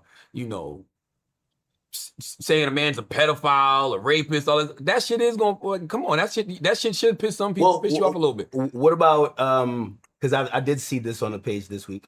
If they mentioned that he was included in the Epstein files. What about that? With no context and the way Akademiks TV does it? But that article, as you mentioned, that is talking about a bunch of civil suits, lack the context of actually saying, does this even make sense? If you read the actual article, it makes perfect sense. No. And it's not accusing anybody of anything. It's just laying things out because for you. Nobody used steak to bot music streams. That's a lie. That doesn't happen. I'm telling everybody in the world it doesn't happen. That's a lie. So the context of acting like that's happening. Steak is a huge company. Nobody used steak to bot music. You don't know that. I'm telling you, I know. The same way the same way I can sit here and say, I can't sit here and say, I don't know if Roc Nation's coming. All right. I say, I don't think so. All right, so why don't you say the same thing about whatever they... He just said that Roc Nation wasn't coming at me. He said it in the whole interview. He said about Jay-Z in them files. Like, I don't know. Because with that, I can actually read and see that it's a freaking hotline number that somebody randomly called in. Okay. And the story don't make no fucking sense whatsoever. So possibly, who knows? Do you think that should be investigated? And you also do know when... Like, do you think that should be investigated? You could be in the Epstein files just by somebody saying, yeah, we emailed Akademiks because we want him to promote our music. You just said you don't know. Steak's a big company. I agree with you. Now, how long have you known Jay-Z? What was he doing back then? He used to be kicking it with Harvey Weinstein, didn't he? Because they had a fucking movie production company together. And there's other Harvey people that... Weinstein produced Paid in Full. And there's other people that used to be kicking it with Jeffrey Epstein just because he used to give them consultancy. You think everybody knows what everybody is into? Okay, all right, so that's what I'm saying. So you believe Jay didn't know about Harvey Weinstein? Right? You said Jay what? Jay wouldn't know. Jay... Wait, hold on.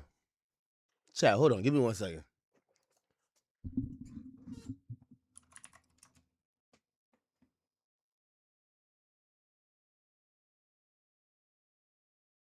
Am I tripping?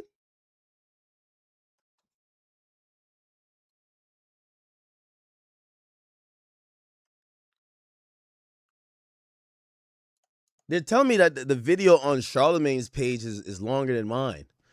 Bro, I ain't doing no fucking editing or nothing, nigga. The fuck? All the media... Nigga, Alex Media sent it to me. Hold on, I gotta check my other computer. Because it took me all night to upload this shit. I was trying to drop it last night at 9. Yeah, his video is so the one on Charlamagne page is 3 hours and 13 minutes, and the one on my page is smaller. And the one on my page is 2 hours and 42. What the fuck? Hold on, let me go. I'm almost. He sent me the link via Dropbox, so I'm gonna go check to see if it was an upload error with YouTube. Does mine cut off or some shit? Is mine cut off? The ones that said they put the investigation. Get an update on. Hey, I did talk to them. They told me this. Wait, hold on. Give me 1 second, John. I'm gonna keep playing. It though. But I know. There's a difference in video lengths. I'm gonna keep playing it though. He was just doing some movie shit with. I don't think he would know that. Why would he know that? Okay, so what about? Trump? Okay, what about Trump with Epstein? Now, what do you think about that? I have no idea. I don't know these individuals. So you see, you've changed your tone. At first, you were saying let's burn it. You said we need the Epstein list. Whoever's on it, it just needs to be burnt down. Now you're seeing a lot of nuance. No. And this is that extreme way of thinking that social media does, where they don't use no nuance. What are they on the Epstein list for? What is being said about them in the Epstein list? If somebody says, hey, I emailed this person because I wanted them to perform at a concert, and that's what put them in the Epstein list, as opposed to this motherfucker was eating the nipples of 14-year-old girls, that's a totally different conversation. What did you think about when his Can you acknowledge what I just said? Is that not different? Yes, I do agree. Okay.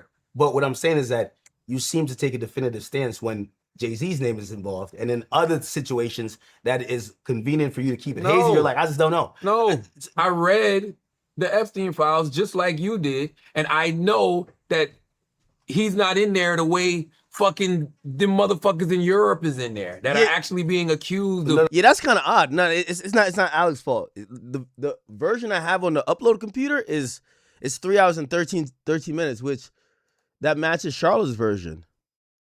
All right, I'm gonna upload the last 30 minutes of it. I don't know why. Yo, the YouTube said it was ready. Nigga, this shit took all night. I've never uploaded. They sent me 190 gigabytes. I've never had a video this big. But he claims he recorded this shit in. With everything. Hold on. He claims he recorded this shit in 6K. I don't know if we can see like quality on this shit, but he said this shit was 6K. It took me all night. Nigga, I tried to stream last night.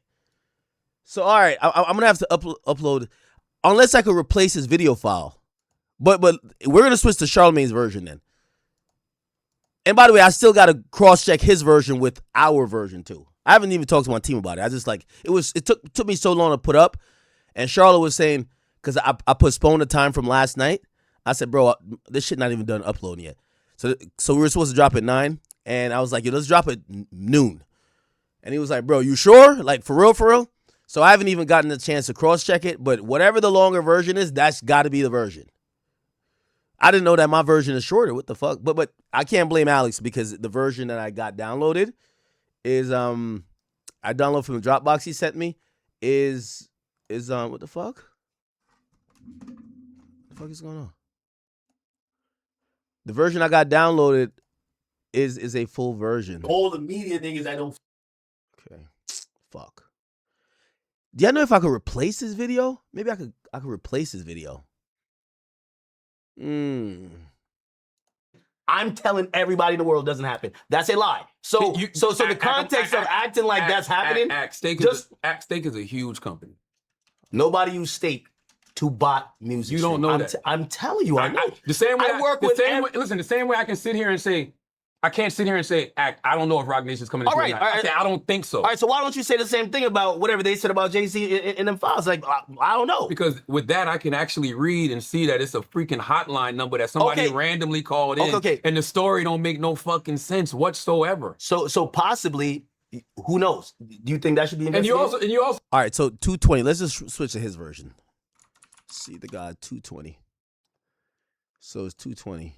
Me about Kanye. Okay, so let's go to 220. Damn, I'm gonna have to upload it again. Yo, this shit is so big, bro. Pause. Look, quality. Oh, why did nigga tell me 6K? It's just at 4K. All right, anyway, cool. I'm gonna upload The rest of it, though. Possibly, who knows? Do you think that should be investigated? And you also do know when, like, do you think that should be investigated? You could be in the Epstein files just by somebody saying, yeah, we emailed Akademiks because we want him to promote our But you music. just said you don't know. Stakes a big company. I agree with you. Now, how long have you known Jay-Z? What was he doing back then? He used to be kicking it with Harvey Weinstein, didn't he? Because they had a fucking movie production company together.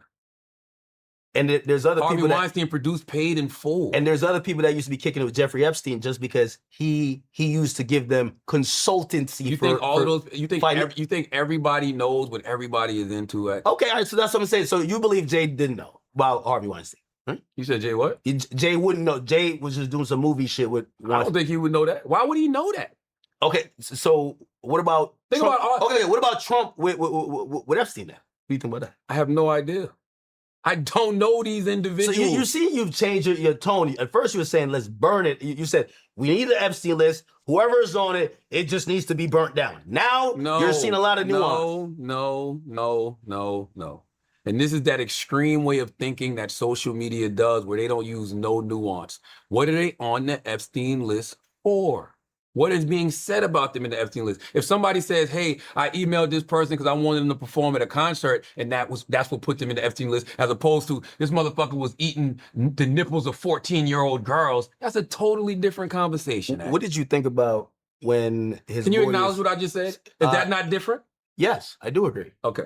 But what I'm saying is that you seem to take a definitive stance when Jay-Z's name is involved, and in other situations that is convenient for you to keep it hazy, you're like, I just don't know. No, I read the Epstein files just like you did, and I know that he's not in there the way fucking them motherfuckers in Europe is in there that are actually being accused of. No, he's accused of some shit in there. Oh, I didn't see that part. Well, yeah, it came from a random tip hotline, but he is accused. A random tip accusations, hotline. accusation. A random tip hotline. So, which means we don't know if it's true. I know that wasn't true. And by the way, I can't say that without a shadow of a doubt, but reading the story, it sounds like some complete bullshit. My personal opinion. Okay, all right, that's fair. My personal opinion. That's fair. What did you think when he publicly denounced having a friendship with Diddy, even after years of them being at brunches, calling each other their brothers, hugging?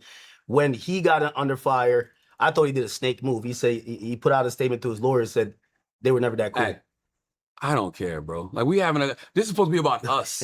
No, like, but why? Like this is what I mean. I feel like I'm sitting versus three chairs. Master Ray right here and Jay right here. That's sad.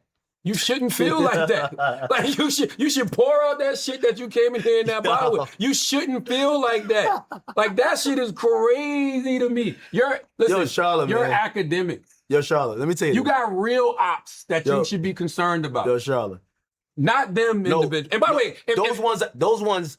And if I'm wrong, I'm very happy with them because I could actually do a countermeasure because I can see them. If I'm wrong, the worst enemy is the one that you don't see. If I'm wrong, who appears and sometimes maybe even friends. You say you see them. You just told me Dad is sitting right here, Jay sitting right here. Yeah, they're you. He's on those guys. He knows that you're invisible. Are you paying for them paper planes? He knows that you're invisible. Hold on. Are you paying for these paper planes? Yes, I do. Like I'm the same. Or every year or every month they drop off like. No, I don't get that. I used to like they'll send some stuff every now and then, but they haven't in a while. Like you want to know because the narrative not working. You want to know my relationship with Rock Nation? My relationship with Rock Nation is there's people over there. If Drake made me pay for an Al sweatshirt, like I'm crashing out. Why? I went to the pop-up store. I like supporting my people. Crashing out. I went to the pop-up store and It's OVO Act now. Like pull at this. It's OVO Act. Yo, y'all finna see me on tour. Y'all gonna see me everywhere. Me and Chubb's gonna be doing the extra screening. Y'all know that be happening, right? Extra screening of the baddies. You feel me? Trust me, it's OVO Act now. Yo, chat, we came from a long way. Remember when I couldn't get some tickets? Now, me and Chubbs were screening the baddies. Straight up. You feel me? I can't wait till tour. I can't wait. I can't wait. Bought mad shit. If you had when you was having them Scorpion t-shirts, I bought one. One of them Academy t-shirts, you probably didn't even know that. I went to your fucking website and bought an Academy t-shirt. And then you started talking too crazy, so I couldn't wear. All right. You started talking. Yo, by the way, can we talk about that for a second? I want people to know this. Okay. Me and Ak have an actual relationship. That's why I be sitting back looking at the TV sometime or the YouTube, and I'm like, what the fuck is Ak even talking about? How many times have I? There was a time I called you. This is the first time I've ever given you harsh criticism. That's not true. But wait, I don't mind criticism. Criticism is fine. No. An attack is different. Criticism is fine. Well, I'm still gonna think it's criticism. Criticism is perfectly okay. Whatever you call this, this is the first time you've attacked. Okay, you could call it that, but you launched an attack first too. No, I didn't. How? Like, I looked at it, I bombed Australia. Nah, no, you didn't. I didn't bomb Jersey. I ain't go to Jamaica. I bombed Australia. I went to Australia because that was the person with the smoke. That was the person who, and I know you now. I know this guy. It's not just some Akademiks TV, so I can't just. All right, let me put you on the phone. Again, it's clearly. I don't see what the point of that would be. I'm gonna tell you why the point is. I think he should see this right now and say, I'm gonna leave him alone. He'll leave me alone. And it's really that simple. Is it a mutual thing like that? Because I don't have no problem with him. The only reason I started calling out George Wynn is because he started going in on me. So why not just have the conversation real quick? It's hard for me to have conversations with people who move like that. I don't have a reason to have a conversation with him. Me and you have a relationship. Me and you have years of cachet with each other. So we could do a ceasefire. We got to talk about shit like politics. Ceasefire. I'm not bombing. I'm only bombing because he's bombing. Okay, every time he bomb, I'm going to bomb back with some shit, especially when articles are coming out and there's ammo. Okay. Yes. So if we get a ceasefire, we could squarely identify, we could put the target, which is that rock. Throw it up. No. Throw it up.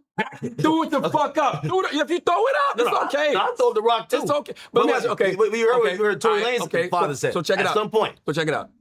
I have no problem with George. The only reason I'm coming at George is because he's coming at me. What if I can make that happen with you in Rock Nation?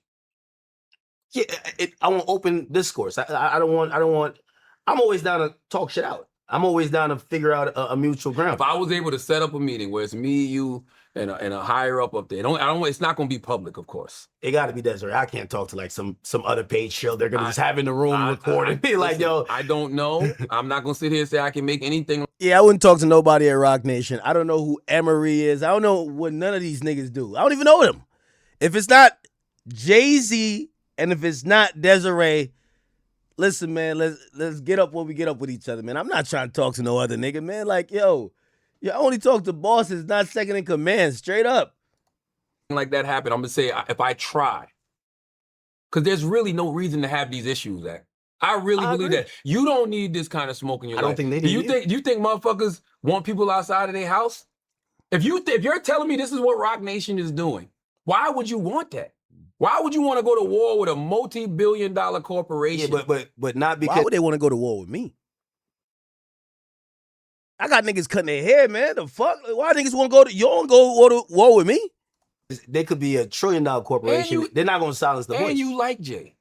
I do like Jay. You from Jersey. I do like Jay. I don't give a fuck how much you act like. And I think Drake make good music too. I fuck with Rod Wave and all of them too. I fuck with Future too. I fuck with some of Young Boy shit too. But don't act like you don't like Jay. No, I do like his music. I think Reasonable Doubt's one of the best albums of all time. So why? Me and you could be at Yankee Stadium this weekend. No, I'm not. In the suite. We could be. You went to Kendrick's show? Yo, I went to Kendrick's show. That was wild. Why would you do that? Why would you do that? Because at that point in a battle, obviously Drake's my favorite, but it wasn't as toxic as it is now. So I wanted to go watch his performance because I go to everybody's concert. But this is when Russ actually started that with me, where I remember the online hate for Russ a lot. I was like, I got to go see it. And when I went to his concert, I was like, gave me a whole new perspective. Kendrick doing these stadium tours, I really wanted to see hip hop in a stadium. But this is when I feel like sometimes you can be a little green. And this is how sometimes I feel like either Act doesn't truly know the severity of the things that he's saying, or maybe he just don't give a fuck and he's just a wild motherfucker. There's no reason for you to be at that concert. And I'm going to tell you why. What happened at that concert? Nothing. What happened at the concert, Act? What happened at the concert? You tell me. Listen, man, I think Charlamagne think he the only nigga who done got swung on, man. Yo, Charlotte, niggas been outside. It's shit's happening. The thing is, I don't make it define me like that. Like, yo, whatever. Like, nigga, this is a contact sport, nigga. Like, fuck it. Nigga might swing on you, might get a little bit active. Like, Charlotte got one swinging video, like a nigga punched on him. And it's the thing that defines him on everything. Now, I'm not no crash out like Tax Stone. That's why that nigga's in jail. But it's like, bro, I know what do you think I'm not gonna go to a fucking show if I think somebody, I go to mad shows where I know niggas don't like me at. Nigga, I know how to move accordingly and shit. If it gonna get there, it's gonna get there, but I hope it don't. Like, I think Charlamagne think he the only one that been outside the house. That's the thing. Nigga, I'm gonna go exactly where the fuck I wanna go. Nigga, I go to another Kendrick concert if I fucking want to. This time I'm coming maybe with like 25 people. Came to find you. Yeah. You're thinking just because. No, let me finish. And you're acting like I wasn't prepared for it. Sure, but you're thinking that just because I don't know what they was gonna do. You should, because everybody not gonna come in peace. Why get you or your team or your security, whoever, why get them in a situation just because? You can't walk around like nothing is gonna happen. It's the same thing with the Lil Baby situation. Lil Baby has one phone call with you, makes you think everything good, and then one of his mans try you. That could have been a gunshot, bro. That's the type of shit I be thinking about. Charlamagne, as you Charlamagne got soft now, man. Hip hop a contact sport, nigga. Like, anytime you give your opinion on these niggas, they all want to fight you. They all want to kill you. It's the reality of it. You either gonna do two things, right? You either just stay in the house and do it, right? Or you get rich enough like me, I'm gonna go anywhere, nigga. The fuck? Like, what the hell? Nigga, I move like the rapper or beyond the rapper. Nigga, I'm gonna go anywhere I want. The fuck? Come on, man. When I call you, I want you to think about time. And it's not being tough. It's just like, bro, the reality is I have no problems with no other person that's not in the rap industry. If I got to go do a job or I want to go see a show, like, I'm going to go do it. You know what I mean? Now, obviously, I'm not pulling up to provoke people, right? Like, I didn't go to that Kendrick concert, like, let me show you these niggas is bitches. Nah, definitely I didn't do that, right? I just wanted to watch the show. But, yeah, the idea, like, yeah, what do you think? Because Lil Baby got a bunch of, like, killers, I'm just going to, like, say his music's good? Fuck that nigga. You know what I mean? I've called you, and what do I always say to you, act? And that's another thing, too. What Charlamagne don't realize is, like, I don't know what's up with what goes on with him. He's been on mental health shit, though. So, maybe, nigga, you know how much mad incidents done happen? Like, y'all just don't hear about it. I wouldn't even talk about the Lil Baby shit if Lil Baby's nigga didn't talk about it. Nigga, win, lose, or draw, nigga, there's mad shit that's happened. Like, you think these rappers like me? I just don't, like, I just keep it real with it. You know what I mean? Like, unless it was some shit that, like, the cops are not involved, like, force, y'all gonna know. But, nigga, there's mad incidents that happen. Mad, like, now, some of the stuff I mentioned, you could joke around about it. Like, I remember I talked about the Casanova shit. But it's mad incidents, you know? It's just, I'm not going fucking, you know, like, Charlotte, like, yo, they swung at you one time at the Breakfast Club, nigga. Whoop-de-doo, nigga. You getting paid $200 million, nigga. You're supposed to have 20 niggas with you. The next time a nigga try that, you punish him. That's it, nigga. This is hip-hop. You made $200 million by popping shit, nigga. That's how it works. When I look at myself, I see the Lambo, the Maybach, the third, that and the third. I see my mama's house, my mama Mercedes, this, that. Nigga, I know I got this shit. You think I'm gonna just, like, cower down? No, I'm not backing down neither. I'm not trying to incite nothing, but I know how I got my shit. And only thing I say to anybody who's in hip-hop, if you are gonna pop shit, get money. Make sure you got some money, because hip-hop is an expensive sport. You're going to have them securities, or you're going to have them crash outs that they might have to do something. You're going to have to bail them out. You have to pay some legal fees. But you can't let rappers punk you. That's what they try to do. They want to punk you out your opinion, this and third. Like, Charlamagne should know that. Don't make the same mistakes I made, bro. Charlotte. Have I not told you that? I agree. But one thing I'll say is, Charlotte also called me I remember when Taxstone got locked up. Charlotte called me and be like, yeah, this dummy just really tricked himself out of his position. Don't do this act. And I agreed. I was like, yeah, I'll make sure that, like, the equivalent of what Taxstone did was showing up to a Lil Baby concert. And I appreciated that call, Charlotte. Yeah, we knew that nigga was an idiot. I think even Charlotte knew he was an idiot. Like, you know, I think Charlotte was just hoping that nigga crashed out and killed somebody that he didn't like too. You know, one of those ones where you know this nigga going to jail, you're like, at least if you're going to go to jail for killing somebody, kill one of my ops as well. You know what I mean? Like, but he knew that, yo, Taxstone was born to be in jail. Everybody knows that. You get what I'm saying? So I respect it. Charlotte called me after, like, yo, Ak, you see what I said? And I was like, yo, Charlotte, you see everything what Charlotte is saying to me? Charlotte was putting the battery and taxes back. And Tax in jail. I'm just like, listen, I'm going to heed your warning. I'm not antagonistical. Now, let me not even say Charlotte was putting the battery in his back, because I don't want to blame Charlotte. That nigga's just a dummy. That's a fact. But Charlotte definitely called me after and be like, Ak, you see? That's what happened. But the nuance to it was, yo, the nigga shows up to a concert. That's what I'm saying. Remember I told you the thing about like Cardi B, I'm about to go to Cardi B's concert in Philly. Me and Meek talked like 5 times on the phone recently. Like, you know what I mean? Like, we haven't had no real smoke on some nigga when I see you, blah, blah.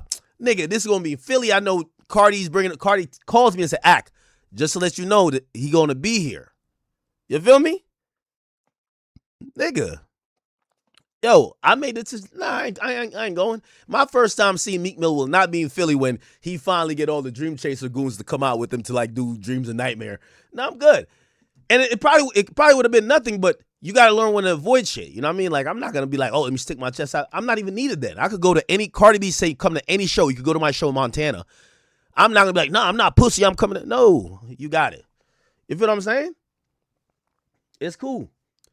When Young Thug, y'all don't even know about it. When Young Thug and Lil Baby was running around Miami playing gangster, Playboy Cardi, not Cardi B, Playboy Cardi invited, like, I was about to pop out to the club, Vendome with him. Nigga, my security and everything be like, yo, bro, they pulled up, whatever, Trav said whatever. Nigga, I said, bro, I'll catch y'all niggas another time. Nigga, what I'm gonna do, go to the club and go have a whole brawl? Nah, that's Taxstone shit. I'm not trying to do that. You feel what I'm saying? Like, I'm trying to fuck with whoever I fuck with, but also move safe. I'm not trying to be dumb. You get what I'm saying? Like, nigga, y'all see where I live. I live way out the way from rappers. I don't live around rappers. I'm selective with them. So, you know, the only thing is, if I got something to do, or if I'm getting paid or something like that, or if I'm going to go out, which I am going to go out, I take proper precautions. That's it. Is that what I've learned about hip hop? And I don't even have a problem like admitting that those situations happen.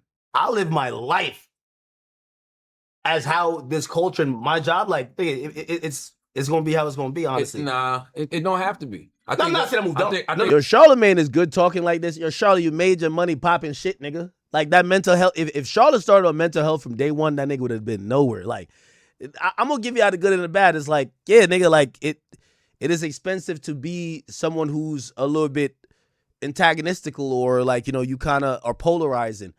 But nigga, you better make sure you're good at your job, that you got some money to like protect yourself. Nigga, that's what it is. To give your opinion, you like, these niggas will beat your opinion out of you.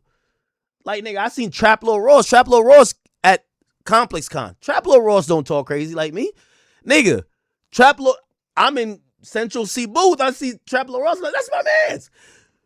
They had some big smoke. Good thing Trap Lil Ross, he already thinking about that mindset. He moving with security. He moving like this. As it, you know, media personalities, they don't, that wasn't their steez. Like these days, I think some of the media personalities, definitely streamers, are bigger than the rappers. So we all should be moving with security, moving with not necessarily an entourage. I like professional security, but yeah, like after they swung on Charlamagne, I think iHeart gave that nigga, Charlamagne was making way too much money not to have security. I'm gonna be honest with you. Way too much money. So like, to keep it real, like the way he was wilding, you should have been at security. You feel what I'm saying? But yeah, they gave him some white man in a suit ready to shoot niggas. Like after that, nobody tried him no more. So it's like, yeah, you're either gonna, I think he kind of gives these warnings like, niggas, he's the only one who ever got swung at. It's like, no, I got swung at too. Okay, nigga, it's not no like stripe. It's like, okay. Oh, what does that mean? Like, now I like Lil Baby? Nigga, fuck Lil Baby. What the fuck? Like, nigga, even if he did punch me, like, you think that was going to stop me? Nigga, I would have went crazy on Lil Baby immediately. Like, you think that one punch is going to stop me? Nigga, the fuck? Get out of here. I definitely don't move dumb. Yeah, I think a lot. I don't move dumb. But the idea, even not moving dumb, there's no need to antagonize situations. No need to kick hornet's nest when you don't have to. No, I'm have your opinion. You can have your opinion. I'm definitely gonna move the way I like. No, you should always Yeah, like, militant. I'm gonna stand on. I'm gonna stand on that opinion. Like I don't care if you getting mad and if you see me, it's gonna be a problem. It's a difference between an opinion and slander, though. It's a difference. Having an opinion about somebody's music, even having an opinion about somebody's wardrobe, having an opinion about somebody's personality, that's one subjective. thing. Let me tell you this, because you could be given an opinion, and if someone looks at you and in their mind, they're like, in reality, I feel like just because you don't like, that happens a lot, where people like, because you don't like me, it's like Kai Cenat and Lil TJ. Lil TJ is saying, because you don't like me, there's so many other people that won't like me. So people sometimes want to force your hand to like them. Yeah, but Ak, I saw you on a scream say, I will choke the shit out of Little Baby. I would. All right. So people around Little Baby that like him are going to feel a way about that and want to do some wild shit. The thing is, I think Charlamagne think I was playing victim in the Little Baby thing. I just thought Little Baby was on some sucker shit. Don't call me to beg me to be cool and lay off your music for you to try to do some snake shit. Like, yo, low key, like if you as tough as you think you are, you would have been said, nigga, it's up for you no matter what. And we could have moved accordingly. That's what it is.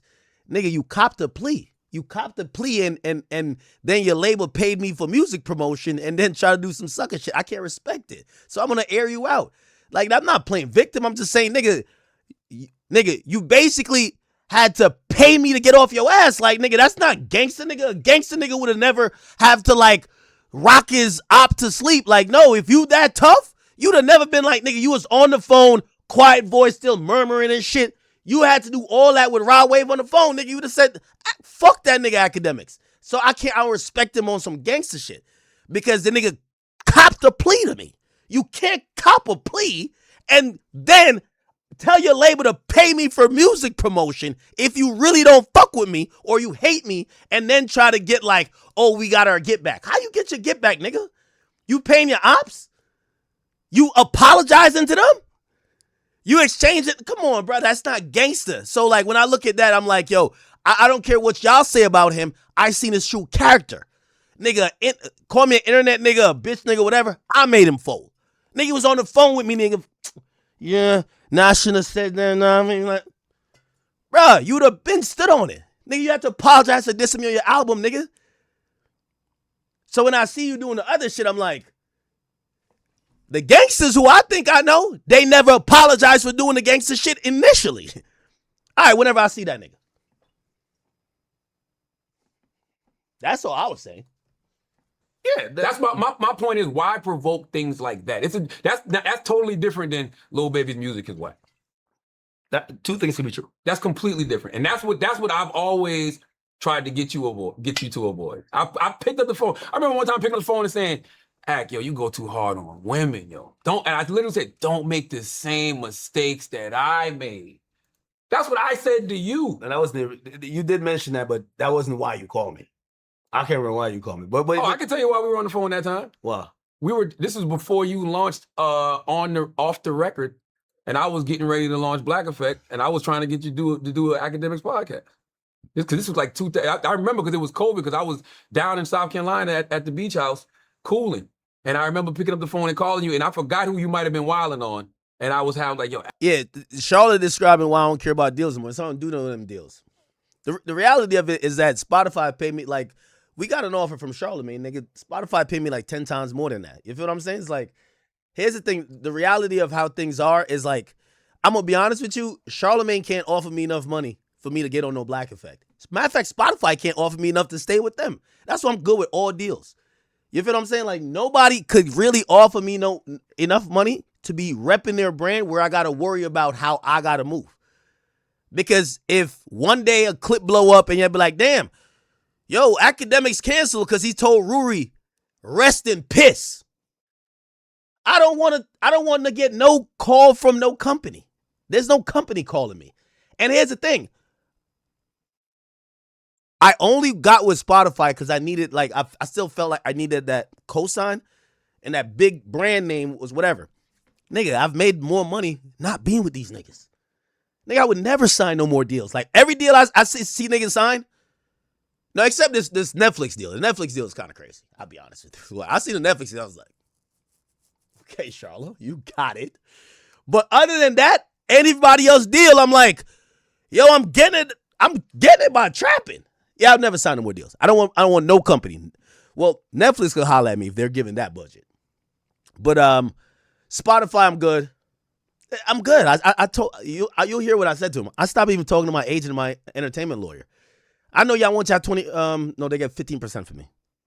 My lawyer get 5% and the agent get 10%. Cool. Like I don't want no more deals. Straight up. Like I'm getting all the money I'm making. Nigga, these companies don't make me Nigga, I'm the bag. So like at this point, I'm like, why the fuck would I even entertain a deal, especially when most of the deals you're getting.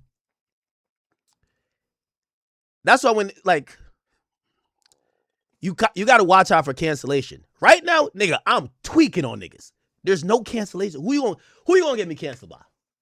All right, even Twitch.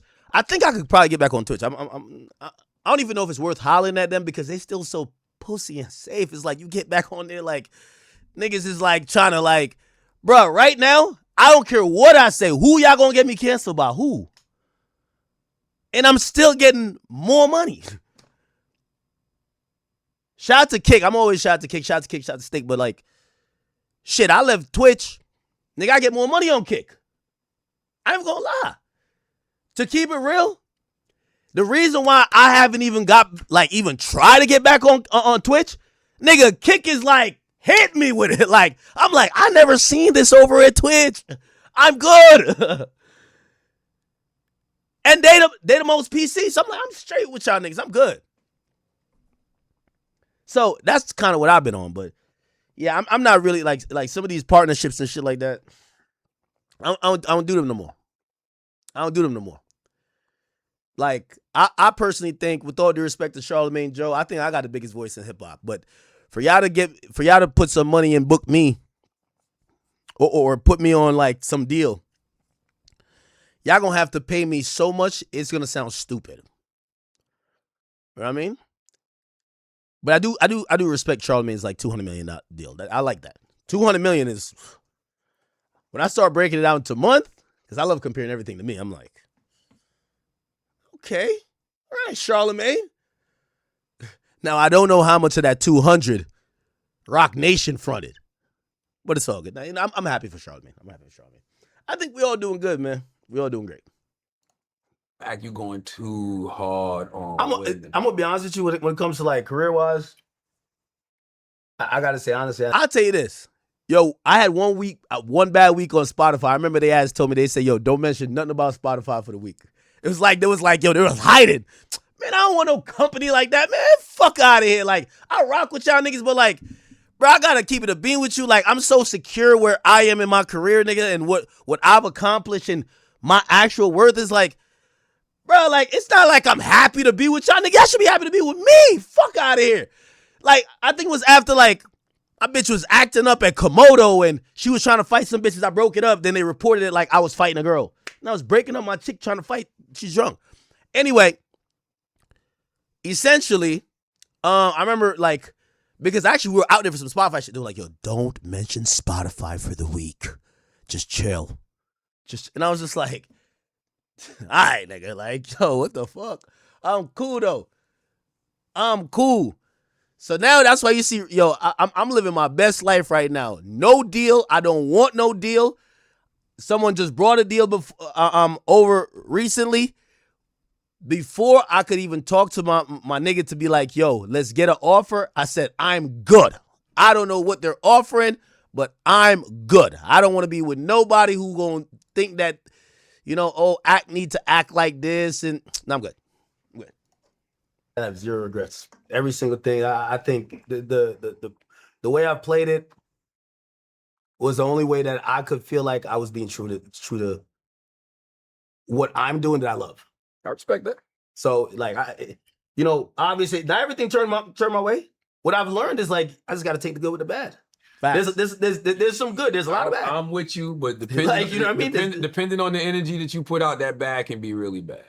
Thank God for me, the bad has only been getting punched in the back of the head and gotta watch a video for the rest of my life with a motherfucker asking me, can I get a drop, right? Then there was another time where I had to, You got to get that. I had to fuck somebody up You gotta across get the video. I don't care about that shit. You've told me this a couple I times. could You have should got have that been dropped the video. video. They had the surveillance video. I don't care about that. Like that's like I can watch the Can I Get a Drop video online and watch motherfuckers call me pussy and say I ran for the rest of my life. I don't care. I don't have anything to prove to any of those people. Like I already know what's gonna happen with this interview. What? If we put it up. We might. I don't know. I really don't know. I don't care. I don't know why you said if. It's like, bro, I'm gonna be honest with you. I like public conversation. Bro, I don't really got nothing to hide from y'all niggas, man. I told Charlotte, I was like, yo, that financial stuff that y'all running around with that Jeremy falsely claimed was whatever, y'all should put it out. Bro, why do I want media niggas to know my business? I'd rather the whole world know my business. Like, nigga, I ain't hiding nothing. Like, nigga, y'all could just put it out. Nigga, it said $400,000 I got paid on PayPal for, like, some music payments or some shit like that. And it was, and those weren't even label shits. Those were just like labels get agencies that holler at me. I'm like, yeah, this is that, that's that. Yeah. Okay. Like, niggas trying to get a gotcha on me is like, yo, it's like, you think Ak is denying it? I put it on both of our platforms. We gotta make sure no edits. Yo, this guy. No edits. But if we put it out, because honestly, I just enjoy us having this conversation. Because we don't get to do that. Like, I don't want to talk on the phone. I was like, you know what? I literally said, I want to sit down, talk to Ak, look him in the eyes, and see if he believes some of this shit. No, you said I'm manic. That's crazy. It sounded a little manic. I think you when told it me comes Desiree sitting here, Jay-Z sitting there. No. You know what I mean? I mean figuratively. But everything I'm saying, Ak, you posted that you was bringing mad security because they was going to have you killed. Slight theater, but I do believe that Rod H will get somebody killed. What? Why? That right there is a wild accusation to put on somebody. Yeah, that's wild. That's a wild accusation to put on somebody. Yeah. So I should believe. I should believe the video about Drake being a mob boss in Toronto, and all of them. I should believe that. I'm not telling you what to believe. I'm just trying to tell you. I'm telling you when it comes to Rock Nation. In that video, they say they got mad bodies, kidnappings. Hold on, should I believe that video about Drake being a mob boss in Toronto? I don't know nothing about what's going on in Toronto. Yeah. But what I'm trying to say is that I don't know. Jay-Z and Rock. Once again, I gotta give you my shameless plug. Y'all go to I Am Akademiks on the gram. We out in Toronto, man. We turning up another notch. Eventbrite.com. Y'all click on this link, man. All right. I'm trying to open more meet and greets. They won't let me do it. We're sold out of meet and greets. And so we can still have some general admission. It's gonna be, I'm gonna be honest with you. I predict it's be my best show yet. It's gonna be my best show yet. Trust me, chat. If you can make your way to Toronto, July 31st, 8 p.m., we're there. It's gonna be my best show yet. Trust me, in every single way possible. Okay. Just know that. Anyway, back to this. Rock Nation, I believe they would put a nigga in jail. If you put a nigga in jail, you would definitely kill that nigga. Like, come on. This is crazy. All right. This is crazy. Not obviously pull the trigger yourself, but you know, this is through means and influences. We're not gonna get anywhere on this conversation. Okay. I like Jay-Z, you like Drake. That don't mean that we should be at odds with each other and making the internet. We should. I just wanted disclosure next time, show. Just be like, yo, I just talked to Desiree just to let you know. That's not what happened, though. If I knew where that information came from, I would have given it to you. And I also told you the information I had wasn't the same information that Jeremy had, clearly. Because I didn't know nothing about that shit he was talking about. No, he just lied. I literally said to you, the only thing I'm seeing I told you on the phone, only thing I'm seeing on this is a bunch of music payments. No, he just lied. That's what it is. I didn't lie. I'm gonna be honest. What you showed me, I think that's what he has. He's just an idiot. So like he looked at a thing that's a payment and he called it politics. He's just stupid. Did I lie to you? I didn't lie to you about nothing. I didn't lie to you. I told you the information I had. I don't know if it's true, but I told you that these guys got pressed by investigators and they said X, Y, and Z. This article that I read to you said the same thing. So clearly, all of these media outlets got the same information. But when you say investigators, we're talking about PIs who are trying to get civil cases. I just said investigator. That's what I said. Yeah, well, it's loaded. It's leaded. It's not, because I never said that publicly. I said it to you. All that information was for you to discern. You got to go take that information and figure shit out. Yeah, but half the information wasn't right. He said he's stealing. That's not true. But you know what was deceptive? And I could be wrong. You might have told me this on the phone, but I don't remember you telling me this. I don't remember you telling me Yeah, you know, one of Kendrick's people, when they saw me at the concert, they said that they had a PI No, on me. I told you that. You didn't tell me No, that. I told you. You didn't tell me there was a scream, which I saw later. No, I definitely told you that. I said, because when I was trying to like unravel this, and I told you that, and then I told you about the deposition thing, and I said, I think this is coming from Rock Nation. You didn't tell me about the scream that you was on, and at the time, I guess it was George, the investigators were at his house, and y'all was listening to it. That wasn't George. Yes, it was. No, it wasn't. I heard Aiden saying they're at Grant's house right now. That wasn't. See, that's what I'm saying, Charlie. You don't have even the info. I don't. But But hold on. The guy on that phone call, his name is Blurry. Okay, he's a streamer. He acted as if he. Yeah, just to clarify, y'all never heard Grand Wizard's voice. Like, there was a time that there's a bunch of private investigators trying to surround a house they thought was Grand Wizard's, and they wanted him to come out the house, right? So they kept leaving cards under the door, or they put stuff on the door. So they're surrounding the house. I was aware, we were aware, and basically we had someone speak to them, and the person who spoke to them was a streamer. And that streamer, we were trying to elicit information about who and where it was coming from, and that whole call was recorded. That call was later played on stream, not only by me, but a few other people. But that was not Grand Wizard's voice. I never heard his voice. So Charlotte's referencing that, but I was aware of this then, and these are my people. So we're actively monitoring it. But it was a streamer talking to him that was trolling the investigator, trying to figure stuff up. Not Grand. He was Grand Wizard, and because they were trying to figure out who does this private investigator work for, right? They believe they're at an address. If you listen to the whole thing, they said, I'll come outside and talk to you. Go get me a burger first. Oh, go get me this. I'm hungry. That's what snitches do. They want to eat. And remember, I told you, that it wasn't just George. Charlotte's still trying to get this up. I told you it wasn't just George that got pressed by investigators. I gave you two other names. I said Carson McCoy. Charlamagne keeps saying snitching, like he's trying to say, my guy snitched. Okay, how would you snitch civilly? And that Alex Ocha kid, man. right? Didn't I tell you that? Okay.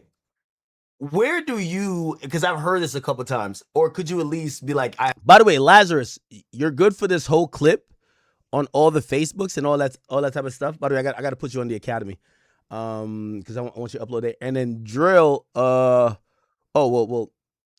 you could clip whatever. I have no proof of it. This idea that Drake runs my page. Could we put that to bed to be like, I never saw that. What I was told, what they said was the Alex you the Carson repeated on Brilliant Idiots that someone told you that, and yeah, they said Alex. Who's they?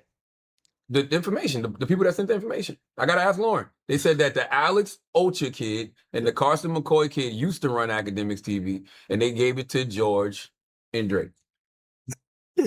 By the way, you told me that Drake and George talk more than you and George talk. Yeah, no, the homies. That's why I keep saying when I first brought all of this to you, you weren't acting like you and George were so close. That's what I meant. Now is Yo, announcement to the internet. Listen, I know y'all hate Grand, but Grand is like NBA Youngboy in the rap game. You see how everybody hate Youngboy? That's our nigga. Drake love him, and I love him too. I'm sorry. Just get over it and move on. All right? You know, No. You wanted me to which, by the way, now I'm thinking about the conversation. You could have Desiree on the other thing. It's like you want me to pick my man out of the lineup. No, nigga, I don't know how he look like. But I never said me and Grand Wizard wasn't cool. You said that Grand and Drake talk more than y'all do. I'll say it unequivocally. By the way, that's true. Grand and Drake might talk more than me and Drake do. Because when me and Drake talk, we talking about some shit. Like, we going to get into some shit. Like, we going back and forth.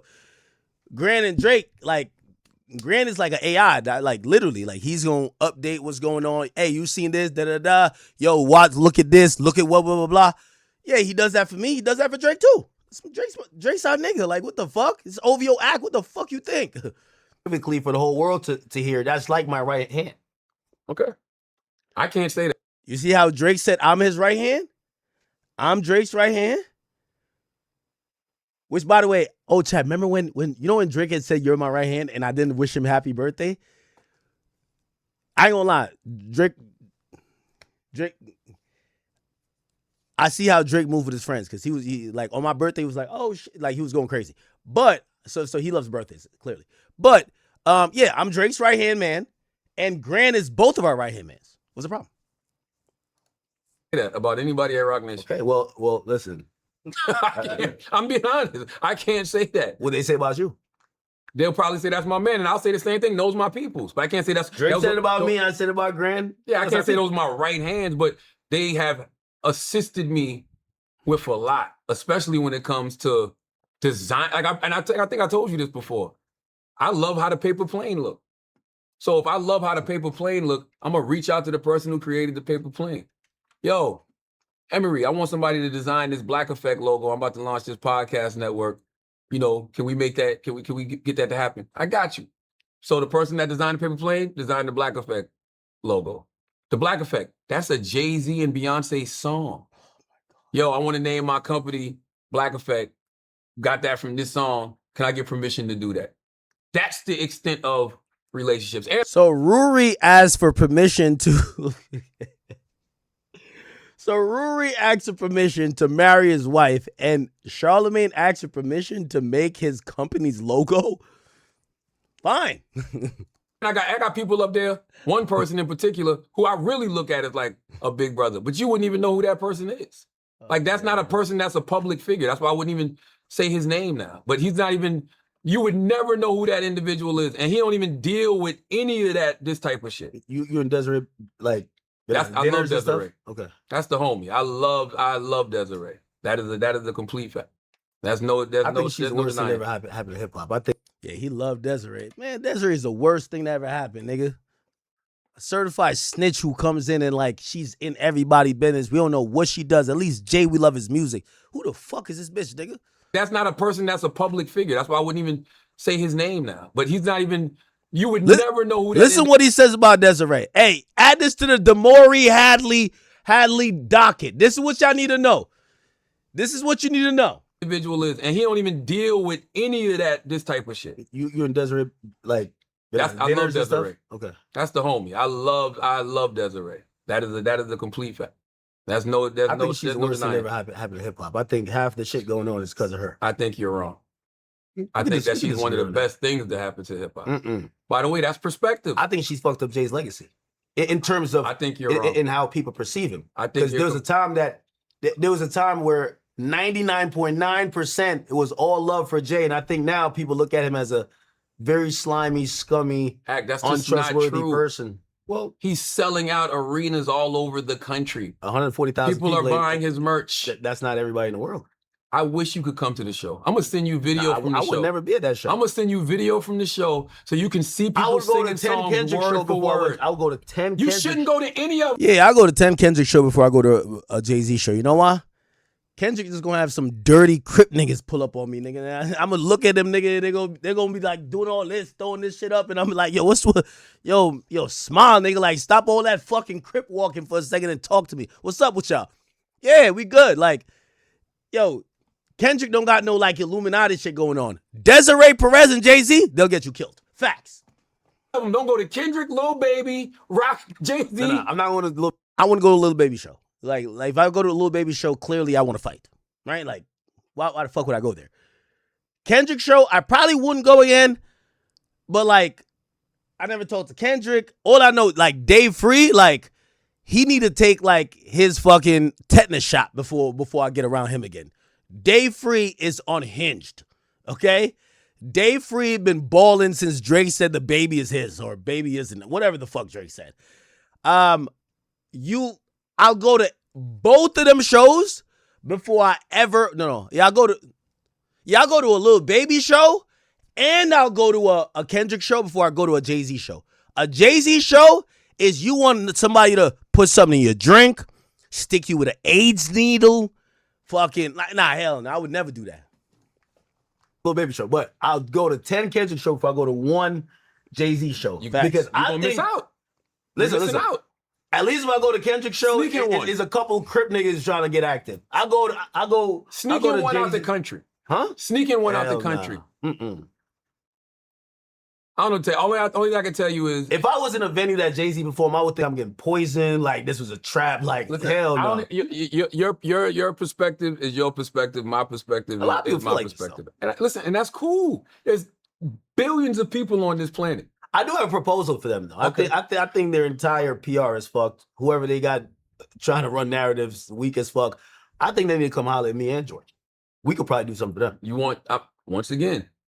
Do you want to have the conversation? Yo, Jay-Z, I got a dollar amount. I won't say it, but if we talk business, you know how, listen, we're like a crisis PR firm, except we did it for the homie Drake on the humble because we love him. For you, the money you spending right now, if you gave us about half of that, you'd be straight. You wouldn't even need to cut that hair. You know, you took like 10 years to grow it. Like, you wouldn't even need to do that. Holla at me. Just holla at me. I'll set the whole play up. You be good. Okay? The belt to ass will stop. You know, we might rock with you. But it depends on how, like, y'all got to have that, because y'all got the money for everything else. Y'all got to come correct. You feel me? Y'all got to come correct. And also, the payment you about to give, none of it could be in incentive hoping that we slime out Drizzy or anybody else. We don't slime out our homies. We don't do that. But if you want to keep selling salt to a snail, you want to keep telling people how your Target deal is great, you want to keep telling people how Colin Kaepernick is an illiterate fool who you had to replace with the NFL, you want to tell people how them fucking people living in Brooklyn where you had to move them out to get Barclays is all in good faith, maybe we could help you with that narrative. Come holler at me. Come talk to Big Ak. Have a good meeting, but that checkbook better be ready and open. And also, here's the thing, my only caveat. Because I'm the nigga, ask about my reputation with the record labels. I rob him and tell people about it. I'm not robbing you in silence like Charlamagne. Charlamagne taking your money and trying to act like nobody knows. I'm taking your money and I'm bragging about it, nigga. You're going to see 10 more Maybachs, 3 more houses, and I'm going to just be like, nah, fuck with Jay. It's all good. All right? Just come holler at me, all right? Whatever you paying Charlamagne, we need like give me 5X. Charlamagne not doing a good job. You give me 5X or whatever you paying him. I don't care if you paying him $2 million. Give me 10. Straight up. Charlamagne not doing a good job. Like, Charlamagne too much in mental health. He not really scrappy enough to get down with this. Come holler at me. That $10 million deal. We're not snaking Drizzy. We're not doing none of that shit. But if you tired of cutting your hair, you're tired of getting that secret or whatever the fuck they keep putting your shit, you're tired of, like, you know what I mean? Yeah. If you tired of that, you want to get down with the squad? And yeah, I'm giving Grant at least $1 million. That's a fact. Come holler at me, man. Come get down with Death Row. Feel me? If I can make a conversation happen. Charlie, you're doing what... I'm going to quote Dame Dash on this. Okay. Because every time you interview him, you'll ask him questions, and you claim you have some relationship with these other people. Tell us what they say. By the way, chat, I'm going to point out this about myself. I know y'all about to clown. I lost so much weight. Could y'all tell? I haven't been back to jewelry in a bit. My bracelet is mad big now, and even my watch. That's why my watch not fitting like snug on my wrist. It need to take out 2 links. Nigga, I lost mad weight. Y'all know what it is? Like, I'm 190 now. I used to be 270. Actually, 277 or 279 in my heaviest. So was that 90 pounds? Like, damn near? So yeah, my jewelry, like, even I got 2 diamond rings. I can't wear them. It don't fit me no more. It's just like it'll just fall off type shit. Because I've said yes to this I answer told already. you what they said, Okay, but you don't want to believe me. Hold on. I've said yes to that question you're asking already. So now, are we going to get an update? I've said yes. Yes. Will I get an update on, hey, I did talk to them. They told me this. Yes. And Charlotte's lying. I'm telling you what I'm saying. He'll never tell you, oh, I talked to Desiree and they said this. That's part of his contract. He'll never tell us that. Has Charlotte ever said I talked to Jay? Like, we know he talked to them at this point. He'll never be like, oh, I talked to Desiree, this is her opinion. You know why? Because she wants to be invisible. he'll just listen to me talk about them and gaslight me. And I'm telling you right now, they're not thinking about you. You don't want to believe that. Oh my God. Yo, Charlotte's good, man. And you don't want to believe that. I know it's good for the internet. Good, bro. Yo, I know it's good for the stream. Charlotte, I know it's good for the chat niggas. Akademiks versus Rock Nation. Let's go. Said, ain't nobody thinking about that, bro. I'm telling you, they not thinking about that. They not. Yo, Charlotte, you're good, bro. They you're not. good. But what I will attempt to do is reach out. Because I want peace. Everybody wants peace. This shit is silly. You don't think it's silly? I do. You don't think it's silly that in this hip-hop media space, guys like myself, you, Joe, we don't do things? Everybody's successful. Like, super successful. Like, what's the problem? Okay. I don't need, none of us need anything. Well, before you were the problem. How was that a problem? Before the new 200 deal, you weren't trying to. Me and Joe have done stuff that I don't know why. That's a fact. Joe gonna do shit with me. I see Joe getting the mix. Charlotte been mad selective. One thing I didn't hold him to the carpet with, but like, you know, we were just talking about too much. Charlotte been only trying to fuck with the losers that he signed on Black Effect. Like, bro, that nigga Luna is a fucking loser. Nobody really gives a fuck about that nigga. Like, Charlotte gonna be on his show. I seen Charlotte with 2 other niggas. I'm like, them niggas losers too. Like, bro, Charlotte, you're the biggest media personality who don't get in the mix with your fucking peers. You're showing up on irrelevant niggas platforms that niggas don't think about. Get in the mix. Get in the fucking field, nigga. Like, yo, at some point, you got to get in the field with your peers. All right, if I think me, you, Joe, we peers, let's get in the field. Let's mix it up. That's how you maintain your status. That's why I think they don't really got Charlamagne no more at the top of the media list. Not that he probably don't care about it because he worried about other lists, but it's just that, bro, you're talking to irrelevant niggas. It's like you're not in the mix no more, nigga. Like, nigga, you too rich. If you too rich, cool. But just sail on off in the sunset and go do your big one, nigga. Me and Joe, we're over here competitive. Nigga, we locking in. Like, it shouldn't be a thing where, like, every year, I don't even think, like, oh, is this going to be Charlotte's year? I'm like, all right, Charlotte's going to be talking to a bunch of weirdo niggas, and then he's going to have the Breakfast Club. Okay, what's Joe doing? It shouldn't be like that. Charlotte got to get in the mix. Mix it up with us, nigga. And it's not, I don't got to be there, nigga. You and, man, there was a time that I felt I was in the J. Cole position, nigga. The J. Cole position is the cuck seat, nigga. I never want to be in the cuck seat. Never. You know what the cuck seat is? Number 3. Number 3 is the guy watching number 1 and 2 getting it in. Pause. I'm not watching shit. Yo, let's get in the mix. Charlotte took himself out of that spot. Charlotte started fucking with the irrelevant niggas. All right, what? Who?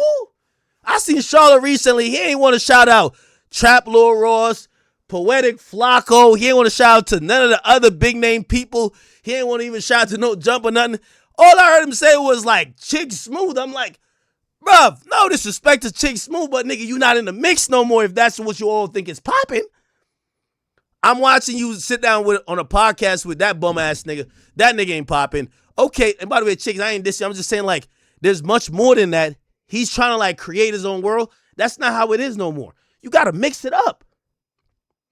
You feel me? And that's what I'm saying, like, I think his moves these days is powered by business ventures. My nigga, you know how much, you know when he was talking about, oh, all these new media niggas start getting at me? I ain't tell him, he thinks I told him to get at him. No, nigga, you just gotta, the same way how you showed me genuine love when I came in the game, nigga, just because you got business deals now, you can't show genuine love. I can't even get a sit down with you unless we in mad beef. You're sitting down with irrelevance. Bro, nigga, if Flacco in New York right now would be like, and he'd be like, yo, I leave tomorrow. I bet, nigga, I'm gonna either be there tonight or in the morning. I'm doing something with you. Everybody know it. Trap lore. It's my nigga. Like, these are people who are up and coming. The same way, and you're gonna hear at the end, I'm like, yo, I do feel pressure because everybody else in the media shit, it don't stop with me. I'm supposed to, like, give them shout outs. I ain't gonna lie to you. I'll even give this nigga a shout out, even though I watch his videos a lot. Like not every time. Matter of fact, sometimes he be killing me. But I do think he be fair. What's this nigga name? And me and Sean Conn cool. Shout out to Sean Conn. Y'all seen Sean right here? Shout out to Sean. I love his shit. Yo, Sean, me and you got to revisit like doing like some Shannon Sharp. Yeah, me and Sean doing a Shannon Sharp Ocho shit. We might have to do it still. Yo, could y'all send that to Sean? Sean, I love you. By the way, Sean's in a group chat with all of us. And that's another thing I was saying about Charlotte. I'm like, yo, all the new media guys have a group chat, bro. We all have a group chat just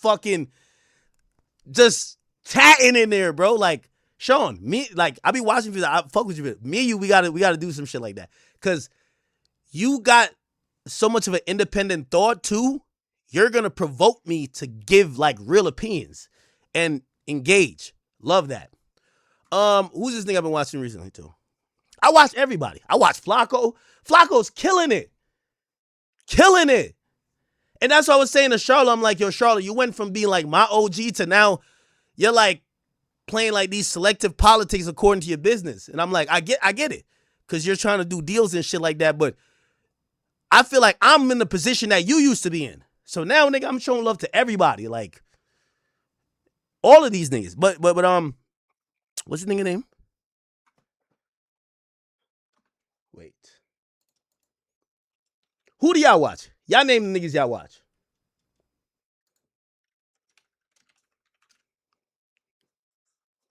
Oh, this nigga right here.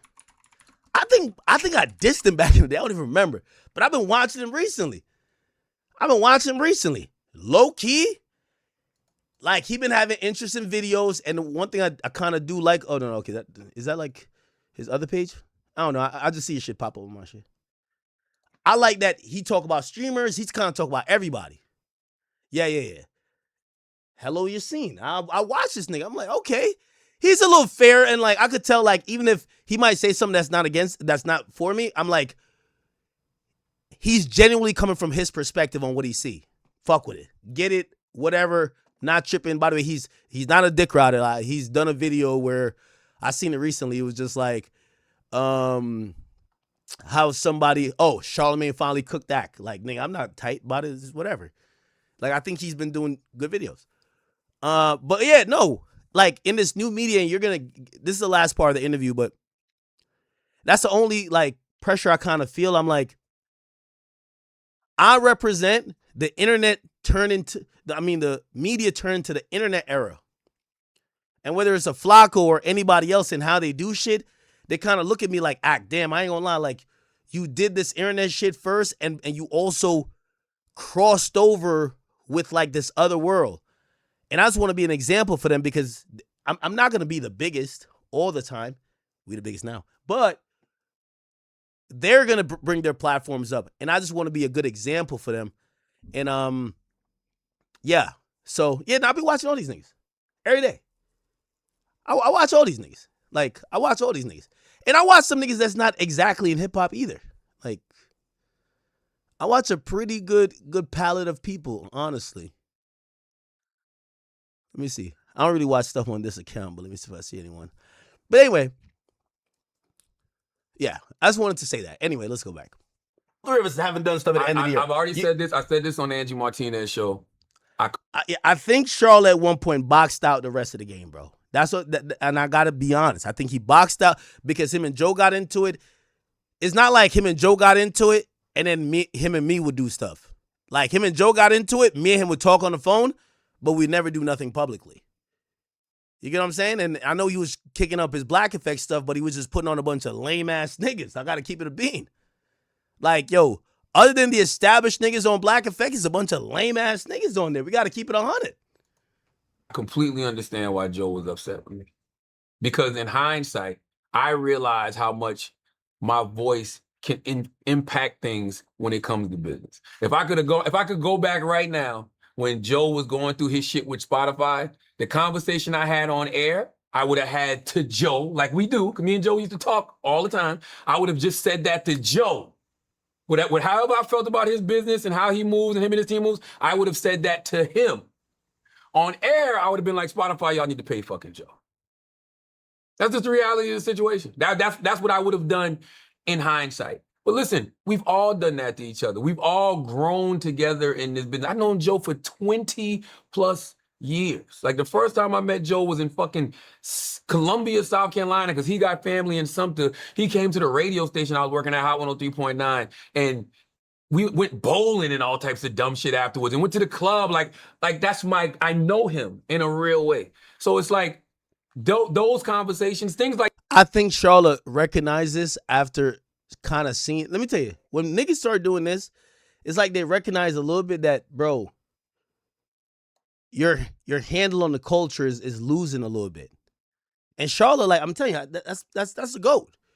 But I think him doing mental health, trying to do politics, him kind of like trying to do these other stuff, he kind of probably also realized in moments like this, because I guarantee Charlotte was probably told Rod Nation, yo, ain't nobody going against me for Akademiks.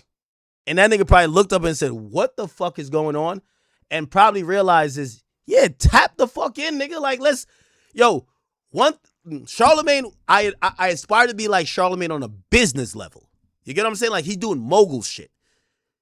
I even give Joe credit in this because Joe's built a community. And like, I know I got a chat nigga community, but like, he's only caring about his community. Like, that's all he does. But I give both of those guys respect in that. But one thing I'll say, when it comes to me, nigga, the current conversation in hip-hop, the current pulse, like, granted, sometimes they say that's not the most lucrative thing. Nigga, it's always going to be me. That's why, I mean, we really only got one topic after, like, I'm done with this, because we're going to do the YB and YB and Future shit. But, nigga, I like being in that tapped-in position. Like that can be, I feel like can be repaired if we need them to be repaired. If not, fuck it. We all good. We go on about our merry way, because the reality is none of us need each other. So when I'm saying what I'm saying right now, I'm only saying it because I think that's the right thing for us to do. We got to make a good example for this next generation. Some of that, by the way, some of this next generation, I'm not fucking with. There's a lot of people on your side I'm never fucking with. What do you mean? You're going to have to make a change. No, and then change some of them. These are some good people over there, man. That's you did with them Legion of Doom ass niggas, okay? Now, Who is he talking about? Niggas is like Teenage Mutant Ninja Turtle villains. Ooh. All of them niggas. Give me some examples. Rocksteadies, Bebops. I wasn't trying to say no name. Shout out to all the guys, man. Shout out to What's the Dirt. Shout out to Trap Lord. Shout out to Flacco. Shout out to, like, there's a million other pages. I be seeing y'all. Like, I watch y'all too. Like, trust me. You know, of course. But I think Charlotte was pleasantly surprised in the last week where he's like, damn, they would actually do a video and have some nuance that doesn't fall my way just out of respect. Because here's the thing. At the end of the day, you're going to see at this end of the interview, nigga, I still look up to Charlamagne. Like, you know what I mean? I didn't just like, I do think that he's a Roc Nation operative still, but I still do look up to him. I'm not going to cap. You got to learn a lot from people before you even get there. This is the example. Go look at Teenage Mutant Ninja Turtle villains, and you're going to be like, yeah, that dude look like my man. Okay? You got a lot of them over there. They all jumped me this week. Flacco and them? They all jumped me this week. You're going to have to... Flacco, good guy. But by the way, as you evolve... I should put... Listen. They got a lot of influences from me. I got influences from you. Listen, we should all be able to follow. As you evolve, so will they. Guaranteed. Same thing with me. As I evolve, so will other people in the culture. If we're the leaders in this space, let's really lead. Like, let's show people. Even when it comes, and I'm only bringing it back. When it comes to even people like Jay and Roc Nation, man, that's a 30-year career. That's somebody we watch go from just a rapper to being one of the, multimedia moguls, richest black people on the planet. He's literally the richest musician. A rapper is the richest musician. You don't get a Drake, a Kendrick, a Cole, Kanye, any of those guys who have the aspirations they have now without that bar being set. And this is something that I had to learn. I learned this a long time ago. I'm not tearing that down. I know for a fact that there was a lot of OGs. When I was first got on Breakfast Club, I was like, fuck everybody. I tore down a lot of legacies, or shitted on a lot of legacies. And that makes us as a culture look fucked up. Do you have the same opinion of that with Kanye? Yes, 100%. The thing that disappoints me about Kanye is Kanye did that to himself. Kanye made a lot of self-inflicted choices that didn't have to happen. So that's what hurts me about Kanye. That Kanye is one of the most saddest stories to me ever, because Kanye would have been the new bar. If Kanye would have kept on the trajectory he was going, music-wise, and the way he infiltrated the world of fashion, you know how hard it is to get people to wear your sneakers and you don't got no jump shot? You don't run no ball? I agree with that. Yo, and he had everybody, all races, all ages, everybody. You're giving him that chance to, At the end of this interview, by the way, this is like 20 minutes left, you're going to see Charla exhibit something that I believe that Jay should exhibit. This interview, to me, by the time we got to the end, was Charla realizing that no matter how great he is, and he is great, Charla is one of the greatest media personalities of all time. He realized that there was a generational change start happening in media, and that even he needed to humble himself in a way where he's like, yo, I need to tap in a little bit more. And, you know, for what people look up to me for, I should try to use it to better shit. And that's the difference between him and Jay. Jay's not doing that. Jay's still trying to just dictate and just like, no. If anything, you know what, you see what this convo was? This is what Jay needs to do. Jay should have been like, figure out whatever that's with him and Drake or Nicki and go deal with that behind the scenes. And then pop back out with both of them. That's the Jay move. This Jay shit where he's just rapping a bunch of bullshit on stage. He's looking weird. Like, nigga, you're 60, gang. You can't compete no more. You can't compete with Nicki. You can't compete with Drake. Bro, what you're supposed to do as the OG, whatever wrongs you did, whatever wrongs they did, nigga, you gonna handle that shit because they do love you. They do look up to you because you're Jay. I do love Charlamagne. I do look up to him. But not if you're gonna be on some shit like, because you know what it is? At the end of the day, Drake is like, nigga, I got the people now. You don't got the people now. I don't care how many people show up to Yankee Stadium. Them niggas is not going to dictate what's going on in hip-hop now. Drake is. Nicki is. Ye is. So what you do is what Charlamagne did. All right, Brett, let me try to repair my relationship with Akin, blah, blah, blah, blah, and then I could move. That's what I'm saying Jay needs to do. Jay, I don't care what freestyle you spit, nigga. Like, bro, they ignored your ass because they felt you was a bozo. If you hollered at Drake, though, I don't know. But I think Drake might be receptive and like, whatever y'all issues are, fix it, nigga. Whatever your issues with Nicki is, fix it. Have them at least be like, you know what? Yeah, me and Hov was in a bad place, but we not in a bad place now. Bro, you're never going to win by going against the current. You can't win. Just figure it out. Charlotte just gave you the blueprint. Charlotte could have been on some shit like, all right, well, fuck Act. I don't want to sit down with him. Nigga, I was cool off of not having to sit down last week. Y'all ain't see how shit been going? I've been good. But you know what Charlotte did that was smart? Yo, Act, come on, man.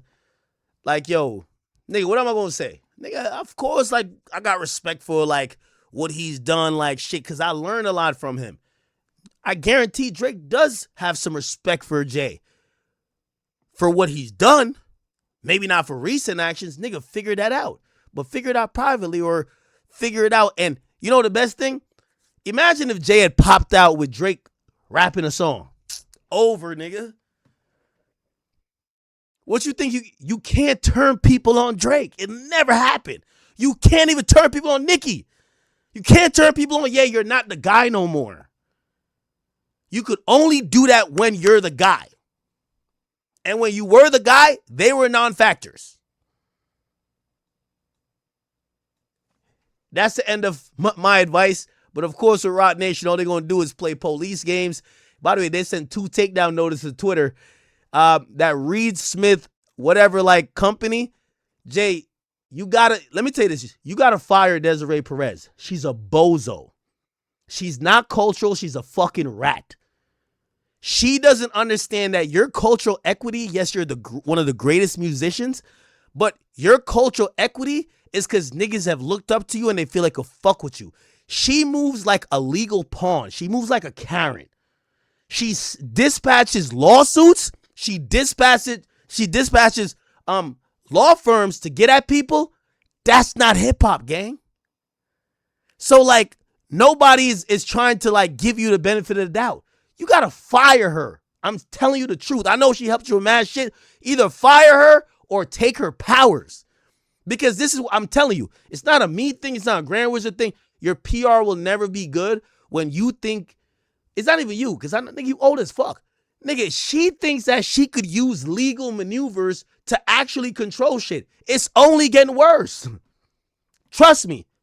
Jay-Z, you need to either demote her from CEO or get Desiree Perez out the way. She's a fucking moron. You don't deal with shit like how what's been going on by literally saying, if you like, put it like this, somebody does a documentary about Jay-Z and it's some not good shit. She files 20 copyright strikes saying you used a picture from his blueprint photo shoot because they want it down. Corny. What you think that's gonna stop the internet? You gotta be old as fuck if you think that's gonna stop it. That's not how you stop it. You know how you stop it? At least Charlamagne was a little smart. Yo, let me go holler at him. Let's sit in front of each other. Let's try to show people we not enemies. So I'm telling you right now, Jay-Z gonna keep getting belt because he hired a fucking rat as his goddamn CEO. And I'm telling you, it's all coming from her. I don't even think it's coming from Jay-Z, nigga. Nigga, because I can see how they... Yo, Grand hit me 2 days ago. Yo, Ak, we got a strike. Could you check who he's from? Rock Nation. Reed Smith, LLP.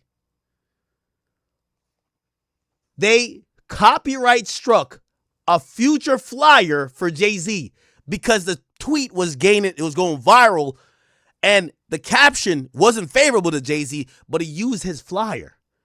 They copyrighted. Like, bro, you think that's going to stop niggas? Like, yo, you dumb. But anyway, it's all good. Like, again, at the end of the day, these people are fighting history. They're fighting the future. You can't fight the future. Because it don't matter what AI websites y'all make up, it's never going to work. Y'all telling Charlamagne to big up an AI website, that's just not going to work. Nigga got exposed today. Y'all either going to have to deal with the real people, and if it's not me, it's going to be a nigga after me. But we'll see. You know, because I think he's going through a plight right now where he's trying to right some of his wrongs and also kind of rewrite history that the last page on the book isn't, yo, they just wiped him out the history books. Yo, I called one of Kanye's mans a couple months ago. And I said, I think I'm gonna reach out to Ye, yo. Just because I wanted to see where he was mentally and emotionally. That's it. I don't need nothing from him. I just want to reach out and see where his head at. You know what? This is one of his mans. His man said, wait a minute. Let's see how he acts when his album comes out. Meaning, he thought that Kanye was going to come out with his album and be up to his usual antics, wilding on people, shitting on people, dissing people. He said, just wait and see. And so we waited to see. And I haven't reached out, but he's clearly found some new form of peace. I think so. So I'm all about, yeah, man, like let's put our arm around that brother. He got to repair a lot of relationships, right? Not the black community, the Jewish community, but he got to do that. He got to go out there and do the work. But yes, that's a sad tale. I don't want to see the legacy of Kanye West ruined, but that's something that I had to learn. I shitted on a lot of people's legacy, especially older rappers, because they weren't hot like they used to be anymore. That don't got nothing to do with what they did. Because we see it now. All these older rappers can make so much money off their catalog. We should both hope that we create bodies of work that when we're in our 50s, close to 60, we can still eat off. We're going to have this same conversation in about 3-4 years, whenever fucking, what was Drake's first shit called? I Left You Home or some shit? What was the shit called? So Far Gone? That's the first one? Yeah. So Far Gone. When So Far Gone is 20, Drake's going to be celebrating that, and he should. You should celebrate 20 years in the game of your first project that put you in position, and nobody should be shitting on that. Hopefully there's not some new screamer who's like, fuck Drake and OVO. That's going to happen. It's always going to be that. It's always going to be that, but it shouldn't be. It don't have to be. Because some of this shit is like screaming into the ethos. Nobody's hearing you anyway, bro. He's too big. But it's part of the rite of passage. There's going to be a time that a media person is going to be like, this old nigga Ak is out the way. And that's normal because they have to own their generation. I do believe that's always a thing. Like, there's gonna be a time when a niggas own his generation, that if his generation ain't getting enough credit, he's gonna have to be like, man, fuck this nigga act like this old ass nigga like still think it's a Drake type of thing. Nah, fuck that. We ain't on that no more. Nigga, that's normal. It's normal to me. Can I tell you? Can we? They talk? gotta own their generation. And by the way, I'm gonna understand it. I anticipated it happening, and it's supposed to happen because the thing is, while Jay's gonna be nostalgia for a lot of people, Jay can't own this generation. He's not trying to. There's an old New York Times interview where Jay-Z says, "You're only that you're only that white hot person once. After that, it's just about being consistent. After that, it's just about longevity." And he's absolutely right. When was that for him, you think? Huh? When was that for him? Jay? Yeah. I would say Hard Knock Life Volume, was it 1? Yeah, Hard Knock Life. When the Hard Knock Life album came out. Hard Knock Life, when he dropped It's a Hard Knock Life, that's when he sold 5 million records. That's when he went on, did the Hard Knock Life tour. He took DMX out, Redman, Method Man. That's when he was red hot. That's when he was at his peak. That's the most albums he ever sold. And by the way, that's where I think that's healthy conversation. Like, we do it with LeBron and Michael, right? We do it like, all right, look at LeBron's stats compared to Mike. That's where I've seen a lot of discussion initially start from. And I like that because I do believe when we put Jay-Z stats on the paper and we put Drake stats on the paper, I see why most people, like, in my opinion, I'm like, I don't think they really compare. But also I know other people would be like, nah, you had to be there. And obviously it's a change at the times, but it always has to be that for a different generation. You know what I mean? Yeah, like, Chat, I'm gonna tell you this. There's gonna be a media personality that I'm gonna be big dog. And if part of clearing the way, they might have to be like, fuck act. Because this is a new wave, a new generation. I'm gonna be disagreeing with certain shit that they do and how they rock and who they like. And they're gonna be like, nah, nigga, like, yo, nigga, you're just old. You're done. Like, you're just, yo, rep your era and move on. That's going to happen. So when y'all be like, yo, like, even when like Wayne don't mention, no, nigga, y'all niggas is time trapped. I know what's going on. Y'all time trapped in a different era. I know for this era, and as soon as there's another era, there's gonna be a nigga who's gonna say to me. And when he say to me, nigga, like, you know what I'm gonna do? Like, I bet. Let me just focus on like my shit and try to work within that or adjust. But this idea that, yo, part of a new rapper coming in is kind of telling the other generation, nigga, fuck y'all niggas. When Wayne came in, how Wayne started rapping? Wayne started rapping like, man, y'all niggas on Jay-Z dick, nigga, I'm the new one. You kind of got to do that to let people and signal to people like it's a change in the times. But we're supposed to be the people that tell folks better. Like, when So Far Gone comes out, and that shit's 20 years old, you lived it, I lived it. If somebody... By the way, I think Room for Improvement is 20 years old. That's the first mixtape ever. I think it's 2007, 2006. Yeah. tries to shit on it, you gonna be the first person like, nah, bro, you bugging. Whoever little MC such and such is that's out right now, he wasn't hot as Drake in whatever year that was. Like, nah, you wasn't around for that Drake run. That Drake run was crazy. That's how we are with Jay because we lived it.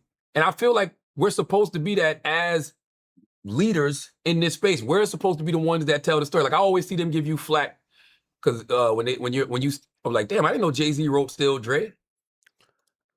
Again, you know what's funny? I just don't care about that crowd to like, whatever. I don't care.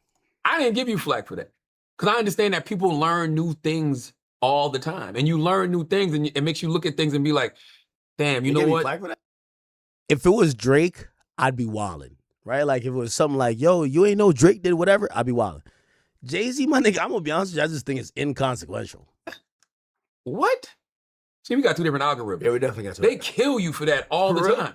They kill you for discovering something. No, really? There's nothing wrong with you discovering You know what's so things. funny about that clip? I knew he wrote it. Like, that's clip for him. Like, I'm talking about Jay in a certain tone. I'm not giving him that much credit. I don't believe you. Okay. But hold on. I don't Hold on. believe you. Here's You need the, more. no. As a wise man once said, we don't believe you need more people. right, but here's the thing. I don't even care to clear it up because those people who think that, that's not even my target demo. I don't give two fucks about what they said. So like that was to me. Hack, you got to stop talking like you don't have a birthday. No, you're not getting what I'm saying. I'll never be the biggest media personality with Jay-Z fans. Like, I'm going to always be the king of the Drake, the Kendricks, the whatever, even though I'm not saying necessarily with Kendrick audience, but like, that's the era that me as the media personality dominated. So when niggas is telling me about Nas and Jay-Z and DMX, nigga, I'll give my opinion, but I don't give a fuck if y'all think I'm the aficionado or not. Like, I am intertwined from Drake and Meek start beefing up till now. That's 10 years. Like, I'm mentioned by pretty much every consequential rapper.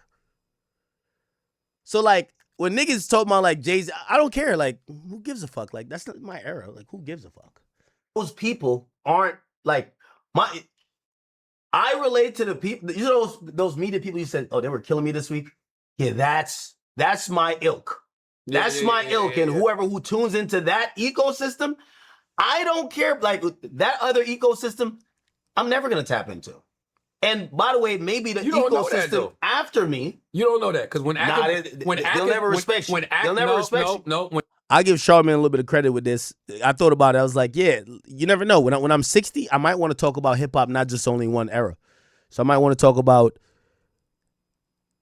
this Drake, Kendrick, Cole era, and I do want to talk about the 50 era, and I do want to talk about the, you know, and I feel like I do still talk about the Tupac, like that's just a historic era, but like even the DMX, Eminem, J era, like yeah, no, I get that. It's just I'm not there right now.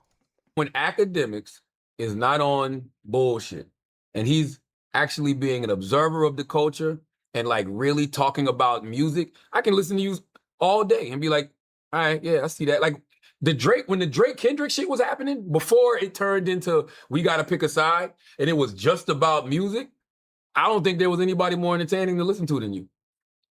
That's just my personal opinion. But that is you actually being a person that's a fan of culture and the music and the shit that we should be discussing. It's when we start getting on all this personal shit, which I've learned the hard way. All I'm ever trying to get y'all to do is not make the same mistakes that I made. And I want you see what I've done, right? You've seen it from the very beginning. Huh? And listen, at this point, a lot of mistakes you've made in your career in one way or another when it comes to me. I remember having a conversation 15 years ago, would you ever think I'd be on the front of a Forbes? Be honest. Yeah, I did. Yeah. Nah. Charlotte, you was Howard Stern back then. You was you see, that's the thing with Charlotte. No matter what's going on, nigga, I've acknowledged that. Let me tell you this. There's a few, when it comes to this microphone, to this day, I still look at me and I say, if I was on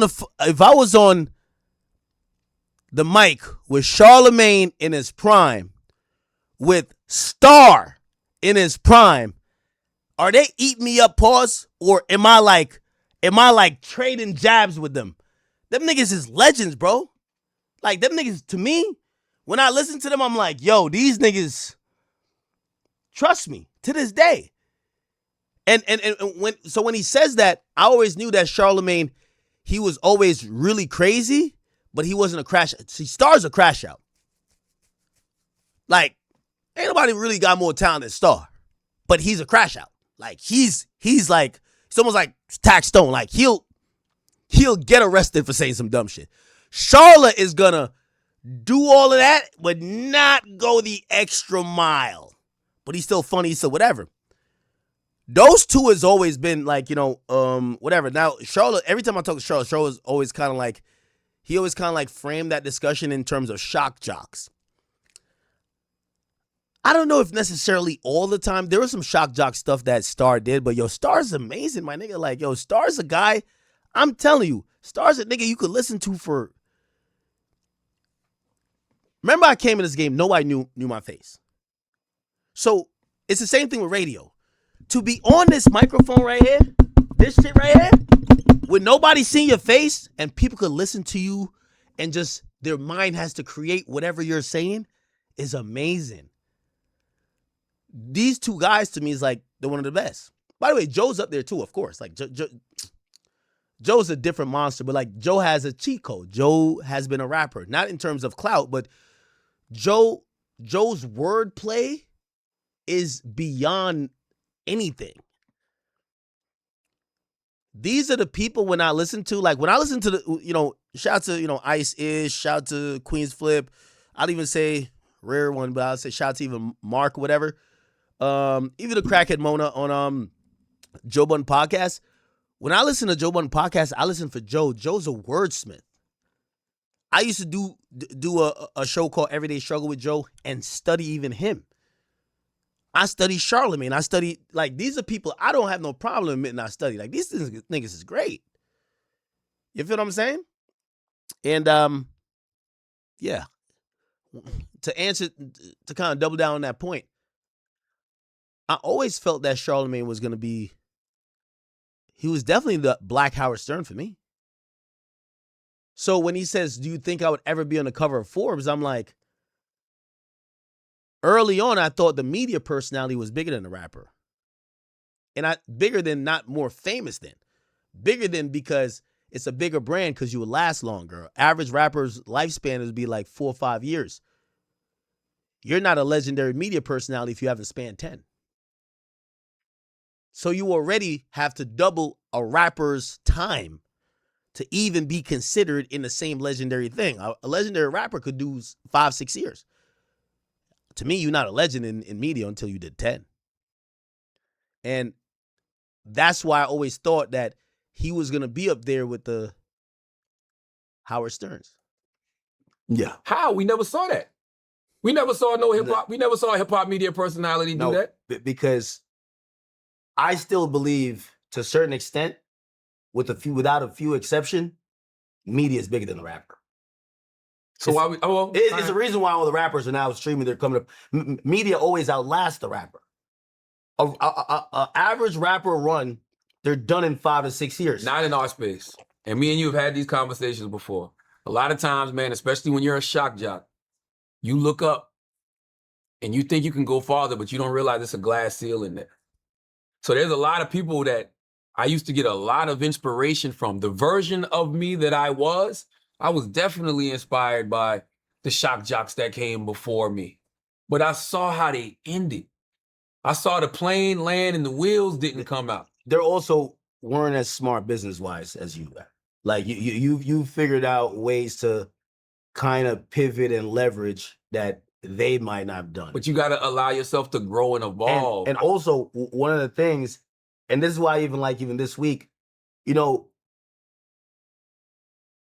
was proud of one thing, not that you were getting attacked, but I remember watching you during your, like, I don't know, call it prime, but it's like, there's a bunch of people, you had an ilk. I'm like, yo, these are people that are like, yeah, there was a time Charlamagne was surrounded by a lot of media personality who kind of ate off the fruit of his tree. You got the Angela Rise, you have the Taxstones, you have the Deeces and Miro. You had a bunch of those people, and I ain't gonna lie, shit has changed a bit. Deeces and Miro, irrelevant. Taxstone, lifer. Angela Rye, I haven't seen her in years. All don't even gotta say nothing.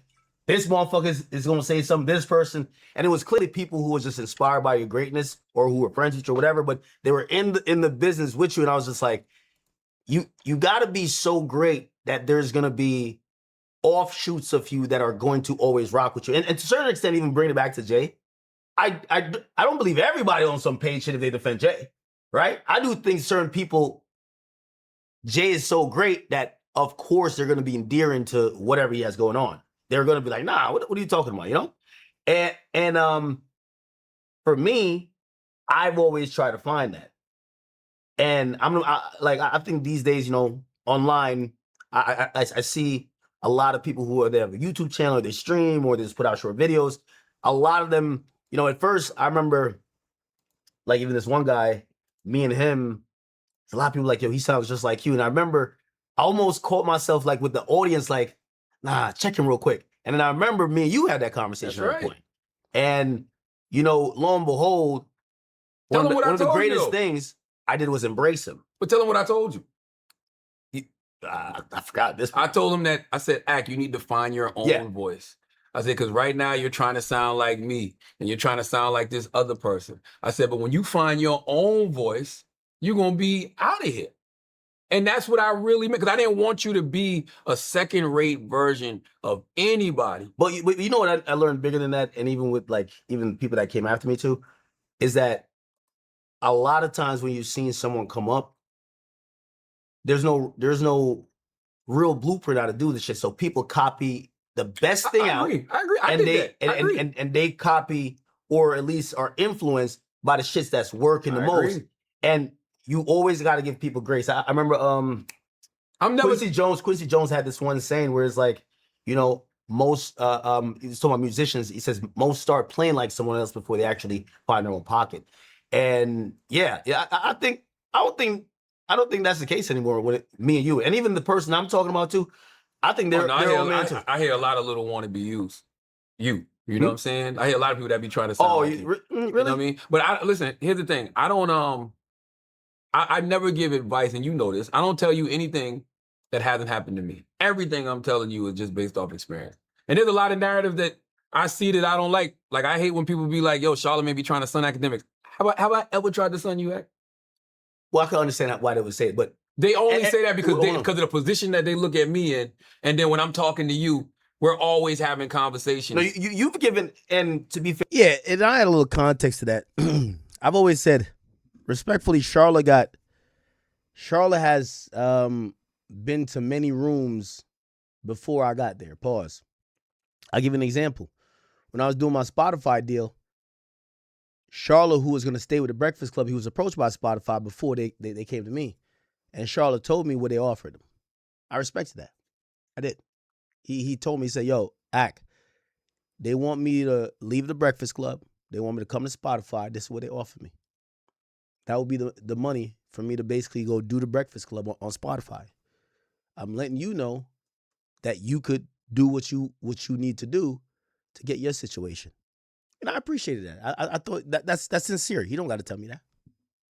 Fair. You've given advice in terms of, you've called me at moments where other people fucked up and said, Ak, see what I was telling you? Got to avoid this. And I've always appreciated that. You've also called in moments and be like, Ak, yo, right now you killing, but you got to make that more. It's also inspiration, right? So like, I told you that during the Drake Kendrick shit. I was like, yo, Ak, now is the time for you to make your pivot. I literally said that to you. I said, that shock jock shit you was doing, fuck all that. This is where people want to see you at. Like, you could be doing this, breaking the music, you know, because I learned about so many new artists from you back in the day. All them dudes that never had tattoos on their face and they dreads was this long. The Uzi Verts, the Young Boys, I didn't know any of them, but they used to be on your shit back in the day. I said, yo, you should make that pivot right now. And I think that that's what I feel like even this conversation is about. I think this is a pivotal moment even for you. Like, you can decide to say, you know what? I'm a pivot. My only retort to that is that, let me tell you this, and I think this is where this conversation lies for me. This conversation is a bigger conversation needs to be had. That's why I said I would rather more a round table, because tell me what the conversation is. The conversation, hip hop media and fandom is broken. Everybody, this is sides. And it's whack. It's our fault though.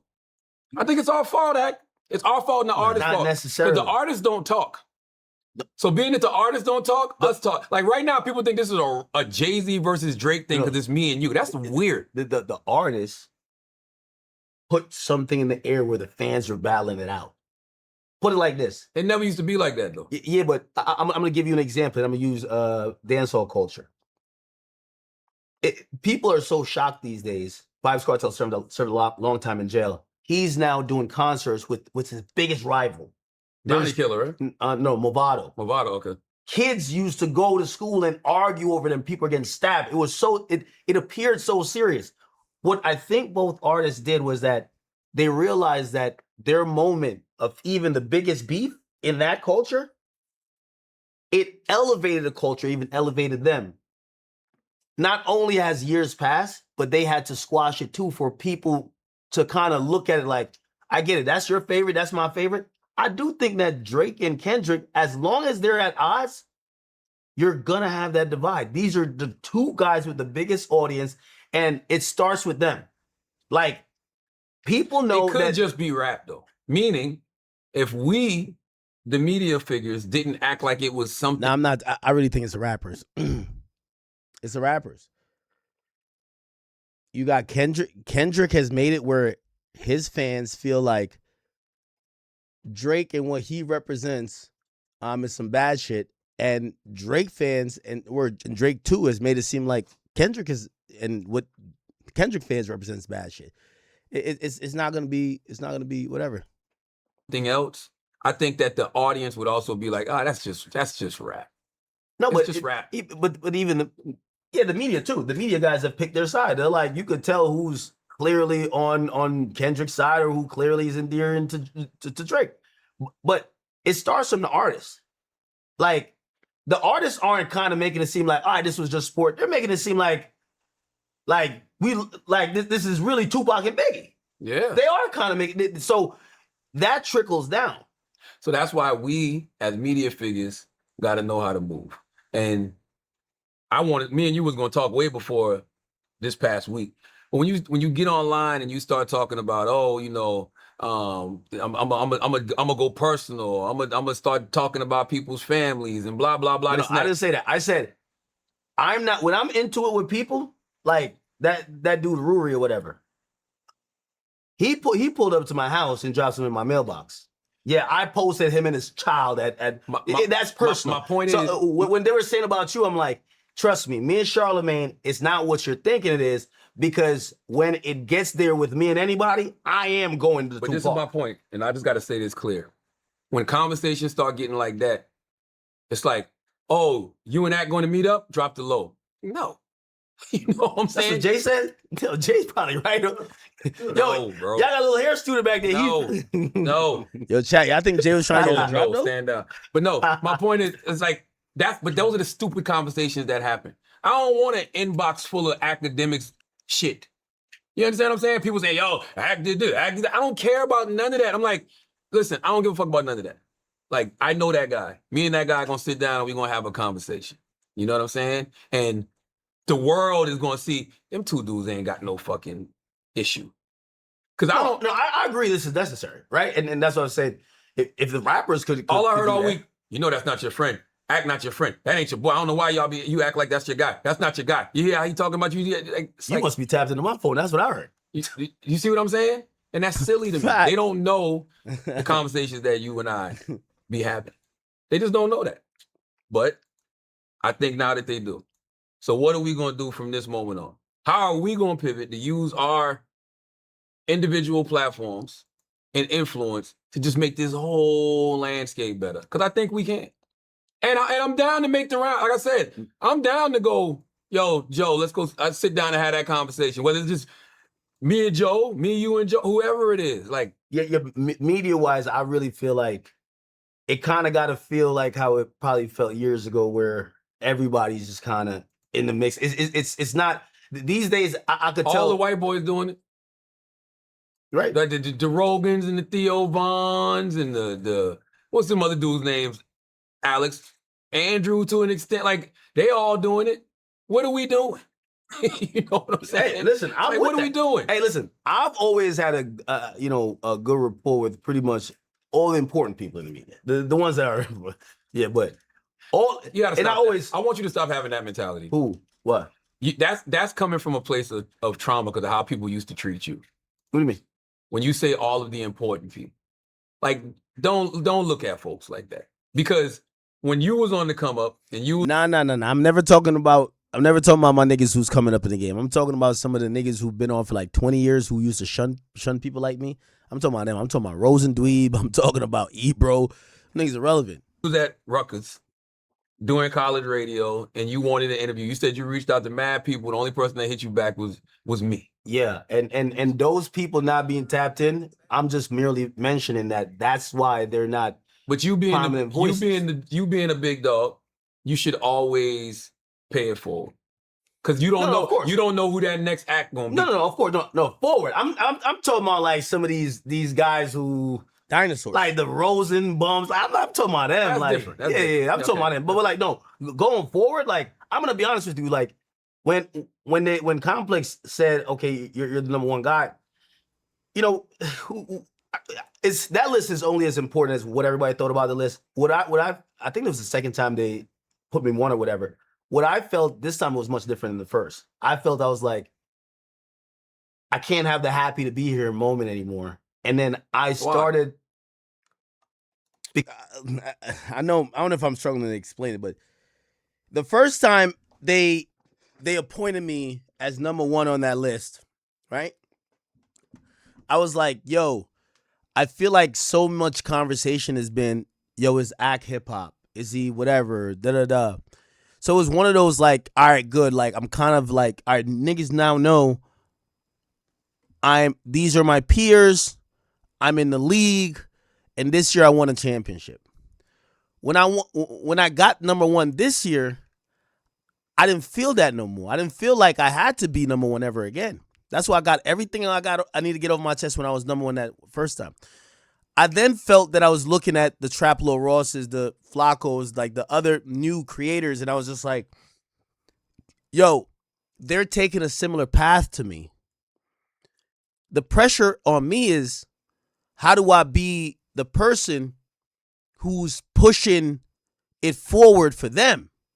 Who's being the voice that, you know, like when they do these lists nowadays, they're still like giving some of the same traditional people like the look. There's a lot of great people on YouTube that's coming up like in a realm or route that I did. I'm like, they're not. So I'm like, I feel pressure for that. I'm like, yo, you got to keep pushing the line for your people. That's how you got on, nigga. Like, so you can't just be happy with being on the list by yourself, even if you're number one. How you number one on the list and Trap Lord don't get on the list? Like, Flacco don't get on the list. There's a lot of other people. These people you listen to. You don't listen to this other shit. Like, they gave a list and they bringing people. I don't listen to them niggas. So that's where I feel the pressure. I'm like, yo, I either got to help elevate these people or I got to help push the line to be like, this is where new media is living. Y'all got to tap in. Tap in over here. So that's my pressure, right? Like, you know, it's bro, at this point, I'm the only person who got put on that list twice. Only person. So I could be like, oh, I'm good already. Like, you know, I'm the first person to 2 championships. I'm good. But now I'm looking at, I'm like, well, if I'm on the list, I can't just be happy that I'm competing with Joe and Charlamagne and like, what was it, Vlad? And no, I got to be like, yo, what happened to the, I always told people this, when y'all get rid of me, there's 1,000 more of me coming. And there is 1,000. They're there already. So me, the pressure I feel like for next year, I want to see more representation of people like me. That's it. Just give me like 5 of them. 5, 10. Give me, I really wish half the list was people like me. Like, that's kind of in my realm. Like, I bet we good. I don't like when they just take me and be like, oh, yeah, Ak is kind of crossed over, because they're not acknowledging the route I take. Okay, that's it. Because you're in it. Like, you know, there was a time that I was just like, yo, I'm happy to be mentioned among people. Gotcha. This time I felt responsibility. I'm like, yo, there's a lot of people who they're running their race right now, and they look at you to be like, I'm doing it this route that Ak did it. And that made me feel like, okay, I gotta lead with some, you know, I said it. I said on stream, I said, man, I gotta do better. Because I do know that there's a bunch of people who are looking at me and I'm their blueprint. And I looked at a bunch of people and I looked at them. That's the biggest thing. Man, when I was watching Charlamagne, nigga, I was trying to do every blueprint. Nigga, there was up until 2016, nigga, I was trying to get to radio. Nigga, I was trying. You know what I mean? So I know people are looking at me as a blueprint, and I want to make sure that if you spend the last 2 years of your life kind of like, oh no, I look up to Ak, I fuck with Ak, I'm trying to model my content like him, that you know that my greatness ain't gonna be just like me being who I am, but I'm gonna open a lane. That's my thing. That's the pressure. I gotta open a lane. I gotta kick doors open. I gotta open a lane for somebody who's gonna come, and he's gonna be greater than me. It's gonna be probably a mix of me and a Kai Cenat type nigga. He's gonna be like the biggest, but he love hip hop. And I want to make sure that when that person gets acknowledged, when he's doing his speech, he's like, yo, and last but not least, man, shout out to Act, man. Like, yo, I grew up watching him. Like, he kind of gave me, you know what I mean, some tips or whatever. Like, he inspired me to get here. That'll be good. I'll be 60. I'll be fucking just talking to, like, you know, I'll still be talking to y'all. But, of course, you know, again, you can't be the most relevant always. So, and I'll be happy. I'll be happy. So, that's only the pressure I feel. When they were doing their thing to be like, all right, whatever you do and whatever, how you carry that you know, that position is how I think I need to carry myself to get there and go somewhere else. So, you know, that's the only thing where I kind of look at, because I do see a lot of people. You feel pressure? Yeah. You should. You shouldn't. No, pressure and because whether you're Yeah, I feel pressure because I don't want my career to be kind of like finished, or like not finished, but like 5-10 years from now, niggas said, yo, academic, like I do think I'm a 101, but nigga, I always thought I was trailblazing. I always thought I was trailblazing for a generation. I don't want nobody to be like, yeah, nah, but Act the only one who could get there. Nah, nigga. I want everybody who has ever watched an Akademiks video, who got inspired by me, who, listen, whether you're a clipper now and eventually you kind of parlay that into like you being a creator, I want you to be like, nah, Act help open up that lane for us. I'll fuck with that nigga. number one or not next year or the next year from now. No, I don't care about being number one. I just care about the lane, because I feel like they've bestowed this like title of you help create this lane. And that's the pressure. Being a leader in the lane.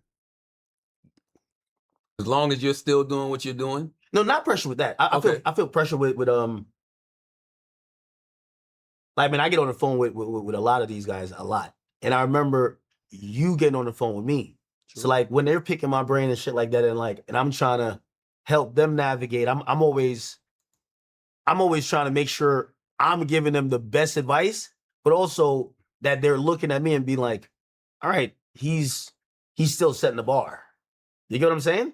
Like You'll always be the bar. If I don't do what, probably one of the biggest fears is not becoming or doing what I think that guy who's going to represent that shift. Because after me, I know where a lot of this media shit's going. Like, I don't want to be the person who's like, yo, yeah, I did it. Like, no disrespect to Soldier, but I ain't trying to be the soldier. Like, nah, it sounds like I'm dissing. I don't want to be the person like, nah, I'm the first nigga who did this, but nobody gives the credit. Right? Like, in a sense, when it comes to like even some shit with streaming, they do it now, but I didn't really trailblaze streaming for streaming. I might have did it for hip hop. But when it comes to hip hop media, I know I'm trailblazing this shit. So that's what I'm saying. I don't want niggas to be like, where I got to be like, yo, nah, I was the first nigga who da-da-da-da. Nah, I want niggas to be like, yo, man, yo, it's like when niggas told my IRL or like, you know, dating streams. Niggas do dating streams or e-dates. You can't mention that lane without saying, man, shout out to Rice Gum. Nigga, like that nigga Rice Gum was on that. See? That, if you understand that, you understand me. If I don't set the bar of, okay, this is where I need to go, it's either going to be just a lost generation of media people, or there's going to be somebody else that says, this is what I should have done. Well, my bar is not even hip-hop media no more. My bar hasn't been that for probably I feel like the last 5-6 years. I don't even think it's just politics. Because I'm not trying to be a political person. I'm just a grown-ass man who pays attention to things that go on in the world. You know, I would rather shine that light on somebody like Angela Rye, using the platform to shine that light on, you know, people like a Tesla and Figaro. Respectfully, I haven't seen Angela Rye in like 3 years. Like, I haven't seen that. But you know what? I think that's a byproduct of the Democrats not being in power. Like, you don't see people like that when the Democrats ain't in power. And I mean, even Charlamagne Hill, who's I believe is a Democrat, bro, he's on Joe Budden's podcast. Like, we haven't seen a lot of these like Democrat political pundits in a while. And I don't know if we're gonna, maybe we see them after Trump gets out of office, but I haven't seen it. I used to see Angela Rye everywhere. I don't see her nowhere now. Or, you know, whoever that political pundit may be in that space. Like, that's not something I want. That's just something that happened. you know? But I'm looking at media titans that are doing things across all landscapes, the movies, the television shows, you know, podcasting is our world, the books, the audio books. Like, that is the type of content I'm looking to create. These new micro dramas. It's like, yo, do you really want to be the person that's just talking all day? Like, that can't be the only content we create. Yeah, That can't be the only content we so create. many different ways though. Like when I look at you, I feel like, okay, I'll use you and Joe. Like, I feel like you, there's a lot of top level business stuff that I think you are putting your tentacles in that does help the overall situation. Absolutely. And then when I look at Joe, I think I'm not gonna lie to you. I just talked to him a couple of days ago. I said, man, yo, the way that you have kind of, you know, you're helping reinvent once you have that solid foundational audience, you just need to build your city. Because I also kind of believe that he's built his city, and like I could tell like he probably doesn't care for certain stuff. Like, you know what I mean? Maybe if Netflix hit him up, he would get, but I don't think he cares. I think he's like, he's always wanted that though, but that's his personality. And then I even think of myself and I'm like, I feel like I'm navigating some even these new spaces where, you know, I remember my agent hit me up and he said something about like a deal. And Talk about Oren? yeah. Shout out to Oren. And Oren from yeah, UTA, like, what I up? haven't been the most interested in it because like I do feel like a lot of the things I'm doing is like, How many times have I talked to Oren about you? True. no, you have. No, And about things that I think you should be doing. yeah. No, I People agree. don't know that. I agree. Like- but I did.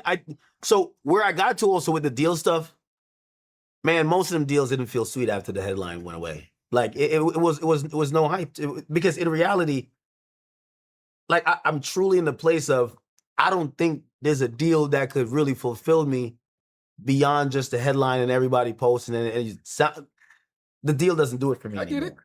That makes perfect sense. And I also finally got past the point of I felt like I need to stand next to a big brand. When I was Spotify, that was it. Like I took less money from I think I took either a mil per year, but I took definitely a mil less to go with Spotify over Apple. And for me, I seen Joe go there and I was just like, yo, that's the ultimate cosign. I'm leaving everyday struggle. Like, shit, this shit. And how I think my career is going, I need them to stand next to me. And like now it's like, I don't feel that anymore. Listen, the world, my world has always been that world, but I do both, right? So if I end up doing a deal with a Netflix, great. But Brilliant Idiots is still an independent entity. You know, if I do a production deal and this film comes out through a studio, cool. But I got another film over here that I'm going to come out of pocket and film. So you can always do the inside-outside game. That's the shit I learned from like guys like 3 6 Mafia. That's the shit I learned from guys like Rockefeller, right? Like you can have This is the best version of Charlamagne, right? If you notice, like, you're seeing a different side of me. It's not combative. It's also me trying to learn.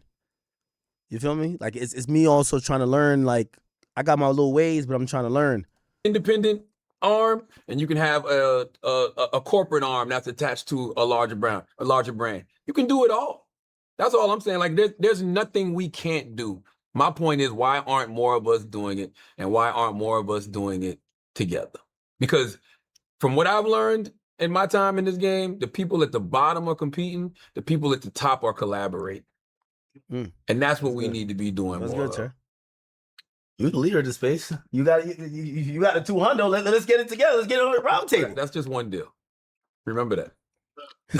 The subtle flex by Charla. He ain't tell me the Rock Nation deal yet. Let's get it together. Let's get it on the round table. That's just one deal. Remember that.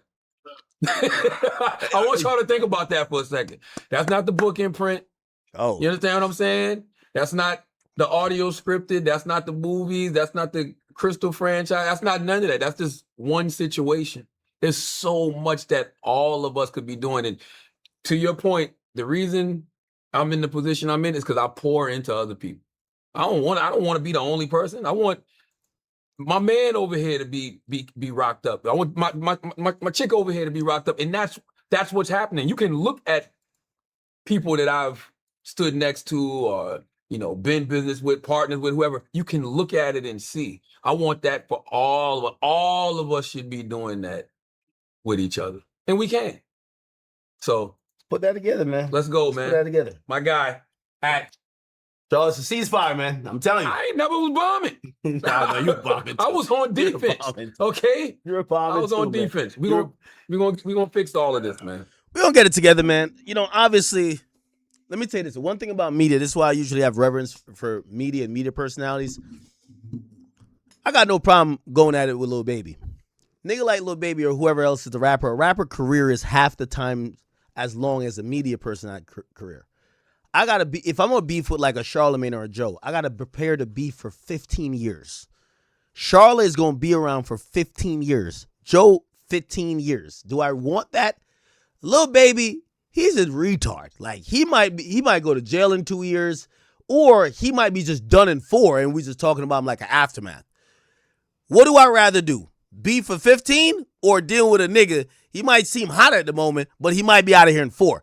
A rapper is like, I don't want to call no rappers names, but there's a couple rappers like 2 years ago, we're like, oh my God, they're so on fire.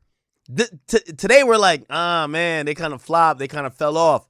It's really quick with that. So, I try to deal with media a little bit different. Anyway,